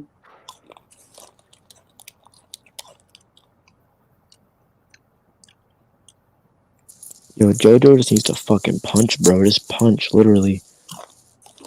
Try to get off. Two good punches. JoJo's not landing clean, really. Okay, Devin just landed a flush one too to JoJo's face. And and he didn't stop coming forward though. That's the wild part. Wow. Yo, JoJo's face is only red. It's not even marked up. Devin really got pillow hands, bro. I'm sorry to say it. Yeah, like I've been trying to hold out and give him a chance, but he don't have power. He really is feather fisted. Bro, look at JoJo's face though. Look at JoJo after the Fortuna fight. And I guarantee you Devin's already hit him clean way more times and all his face is only with no purple, no swelling. Mm-hmm.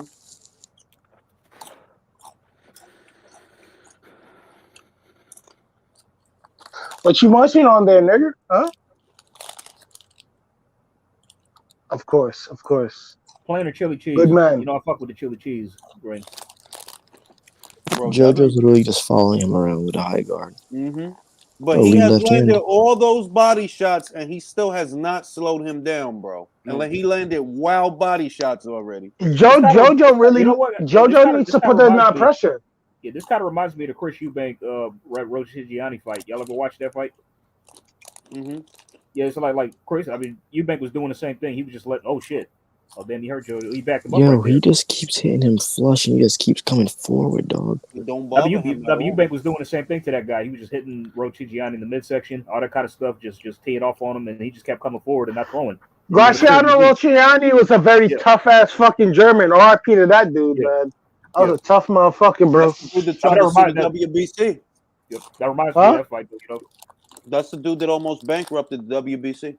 Yes, I like that. Yep. He should have. He should have done that. Screw him. Mm-hmm. Better round for Devin, but he still ain't getting no respect from JoJo. Nah. Nothing he's done, nothing he's thrown, nothing he's landed has stopped this man from coming forward. Nothing. That's wild because he landed. No, this guy, Devin, is full at 114.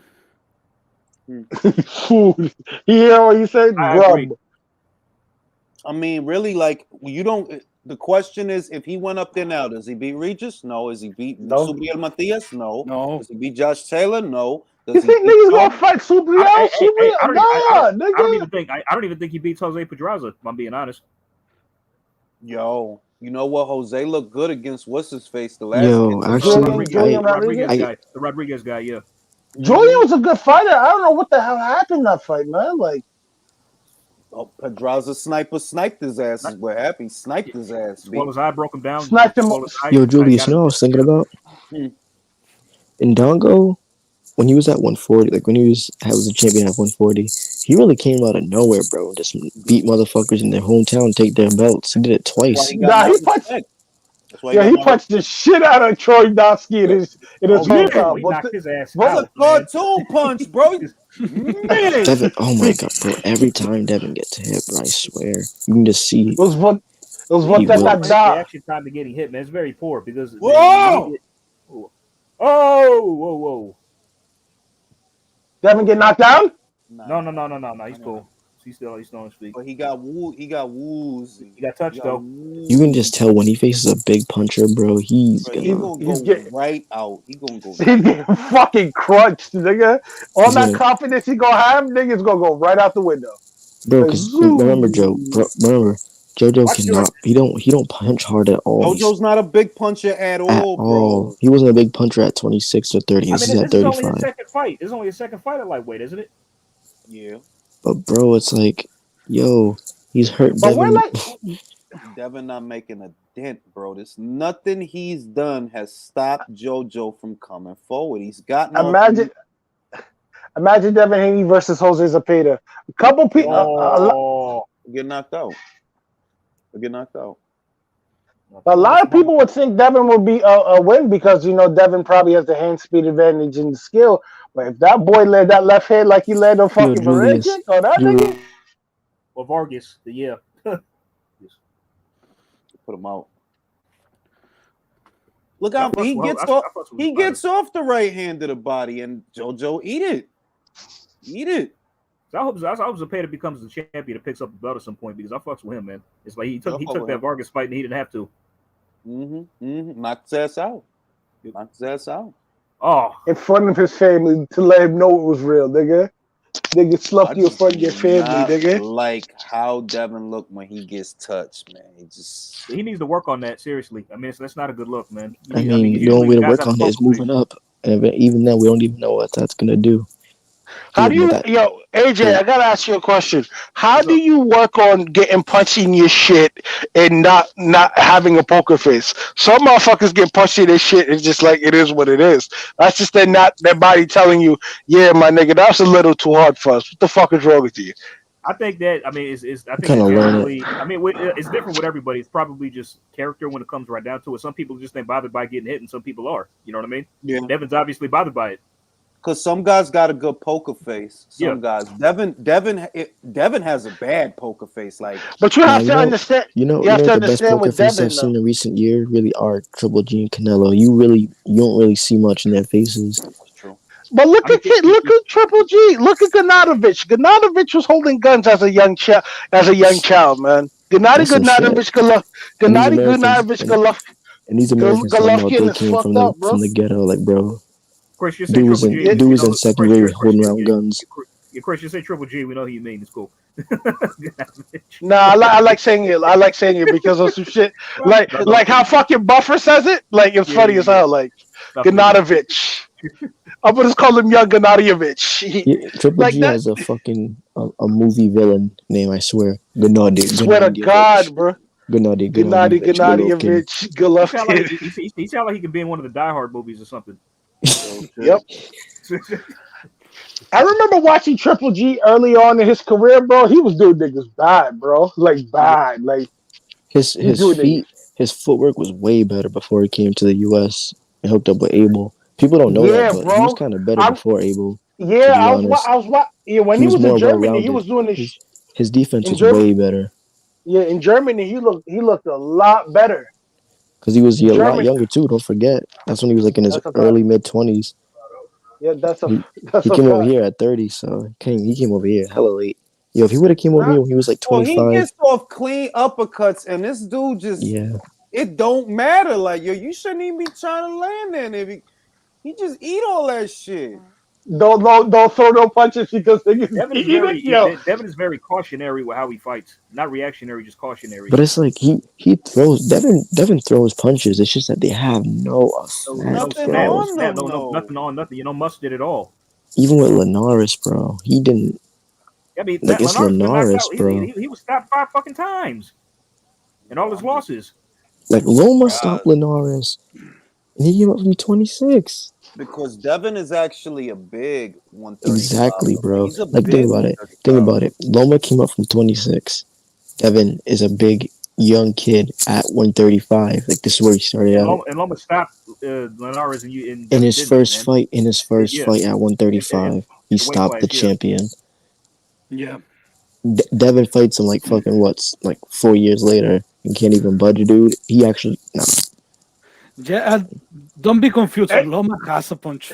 No. Yeah, Loma can punch, bro. He can't punch. He can't punch. Loma's good at dissecting you and breaking you down and stopping you late. That's what he's good at. The thing with Loma, what he did to fucking Roman Martinez was some fucked up shit on Puerto Rican Day. That was a highlight reel. That was a highlight reel KO right there. That was fucked up. Like Bob is a foul nigga for that.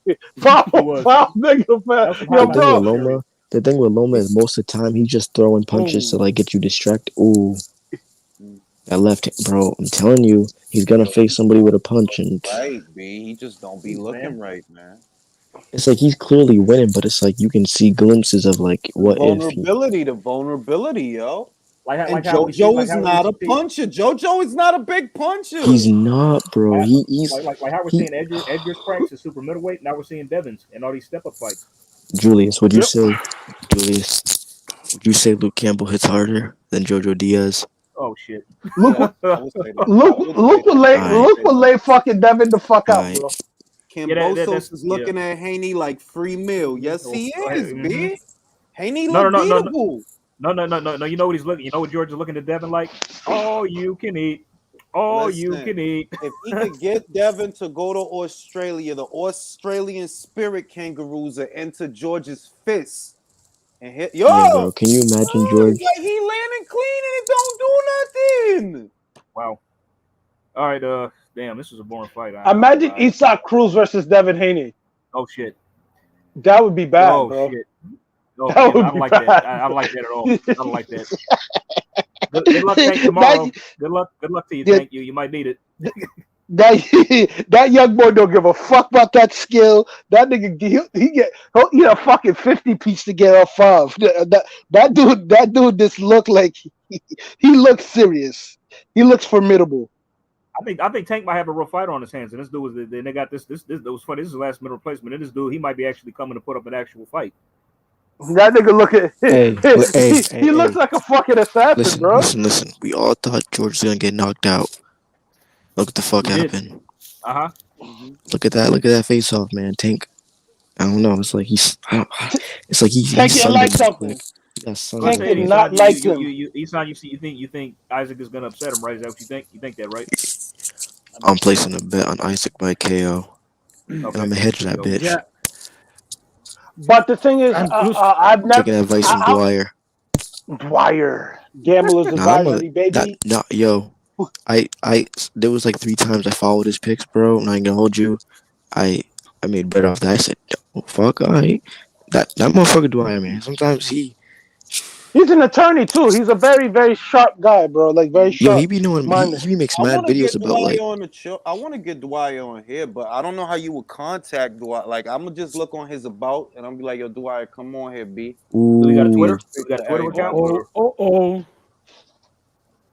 Haney goes. Yo, Julius. Yeah. Julius, I was just about to say, I was like, you should get Dwyer on here one day, bro. He really trying to take close. He trying to take you know what it is? Yo. It's like Dwyer. I've only ever seen videos of him talking like about one subject, but I'm like, I wonder what he's like when he's having a full-on different conversation. I don't know. I know Devin about to be in a different fucking planet. He don't clean that shit up. Yo, Devin's. You can tell he's. And moving, please.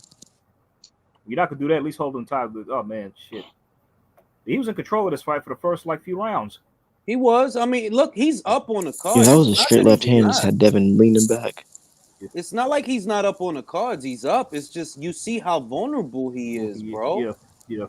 Look at his feet, bro. Look at his feet. JoJo is not a puncher, bro. He really not a puncher. Javier Fortuna's more of a puncher at this weight than JoJo.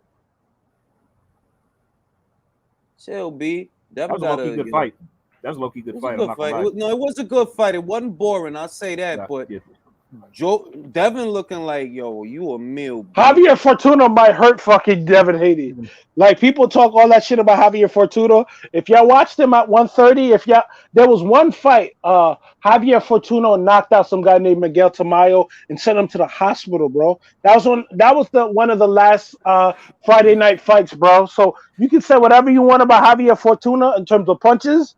There's a reason why Ryan didn't fight him, because Fortuna can punch. That Dominican nigga can punch. Bro, Devin needs to start loading his raps. Fuck it, do what you gotta do. Yo, bro. Just do it, bro. Start loading them shits, cause you not. Listen, man, you can't keep putting me through this shit. You don't got nothing on them punches. He landed all them right hands to the body. JoJo never lost steam. Never stopped coming forward. He never Look at JoJo's face, bro. He's only red. Yo, that's crazy, bro. Montana Love closed the show better than this, man. Yeah, he better I don't even think fucking Devin Haney can beat Montana Love at 40. I ain't gonna lie to you. He can beat Montana. No, absolutely not. Yeah, I'm going Montana all the way on that. Bro, Devin is like that shit at the barber after you get the haircut. That brush shit they put on your shit. That's Devin. That brush. Yo, you fucking disrespectful. You mad disrespectful, my nigga. They take the towel off your shit. They wipe the peroxide, whatever they say on your shit. Get the hair off your face. That's Devin landing a 3-punch combination. Yo, I ain't even gonna hold you. That alcohol be like, Bruh. Yo, Devin got to move up, bro. If he fight George, I'm going with George. Please work on your punching power, for God's sake. I'm going with George, bro. I made up my mind. If he goes to Australia, he's losing to George, bro. If George comes to America, he's beating Devin Haney. He's beating Devin Haney in America or Australia. Period. Yo, Devin doesn't fight good on the inside at all. His defense on the inside is actually terrible. Got no inside game, none. He has his game left hand. None. He has his right hand on the right side of his face, and he leans to his right, but he has his left arm pinned down. Like, bro, you open for overhand right, literally. And you're not and you're not shoulder rolling like Floyd. So at the end of the day, fuck you. No, because he's literally facing the guy. He's not angled off at all. Like, he'll lean to his right, but he'll have his body like lined up straight, so you can get him with overhand right. Yeah, and you see how Floyd is linked on them ropes. Floyd is sidearm on the ropes when he's doing the shoulder roll. Yeah, like Floyd he'll lean on you, but he'll have his shoulder facing you basically. With Devin, he has his chest facing you. So like he's literally open for a shot because he's not at an angle. Like Floyd, he'll make you walk into a shoulder. JoJo doesn't go 6 rounds with Floyd. Nah. Haney is knowledgeable, but no power. Yeah, we see it, bro. That dude he's a good boxer. He can box, but he has no fucking power, bro. And I'm not sure about his chin, bro. I think Kambosos could stop Haney. Yes. And I believe. I was thinking the same thing. Not only does he beat Devin, he can stop him. That's what I think. Yeah. So, because JoJo was walking through on Twitter, those punches. Loma would have stopped him. JoJo was buzzing him, and JoJo ain't no puncher. That's what I've been saying. Yo, people on Twitter right now are saying, "Oh, Haney has a chin." I'm like, bro, since when was JoJo ever a puncher? JoJo is not a fucking puncher, least of all at lightweight. So stop that shit. And JoJo was catching him flush. Tell me if George land on Devin the way he landed on Tio, Devin goes out. Because it was a lot of shit. Looked like body shots was hurting him, head punches. Like, nah, B. And I ain't gonna hold you. Yo, my boy is telling me that Oscar is telling JoJo he won the fight. The fight over? Yeah. And you beat by Devin, of course. Like, man, Oscar's an idiot. Jeez, man, what the hell's wrong with that dude?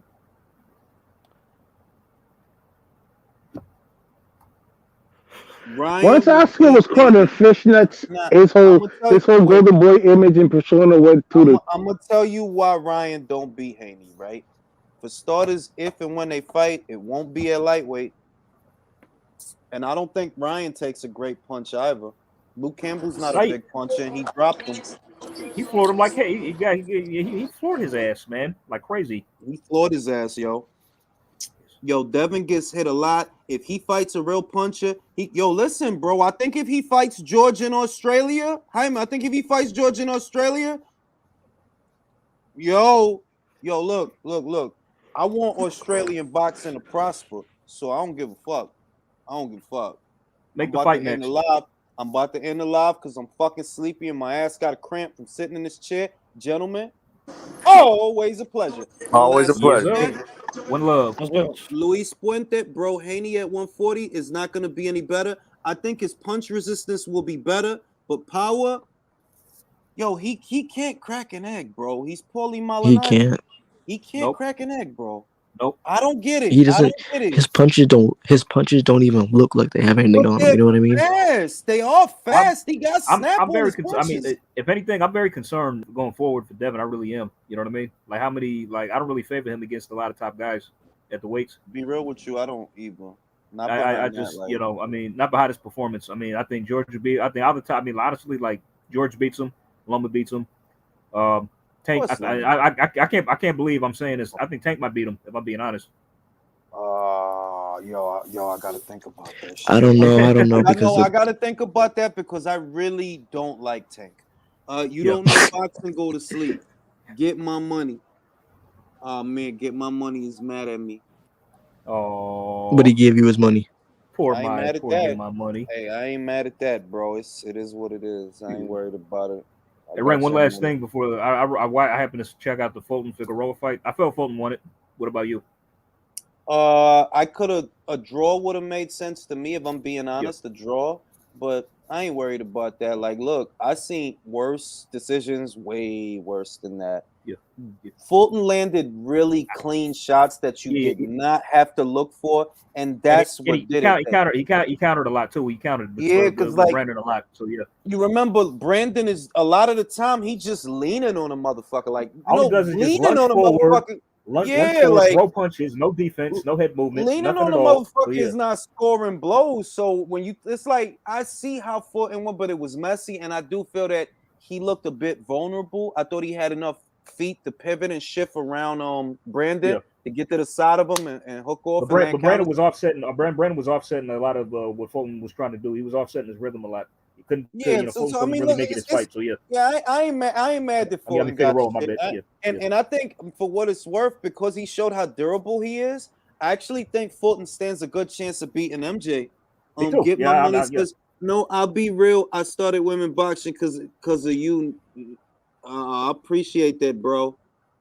All right, I'm gonna fucking go to sleep. I'm fucking sleepy. All right, y'all be good.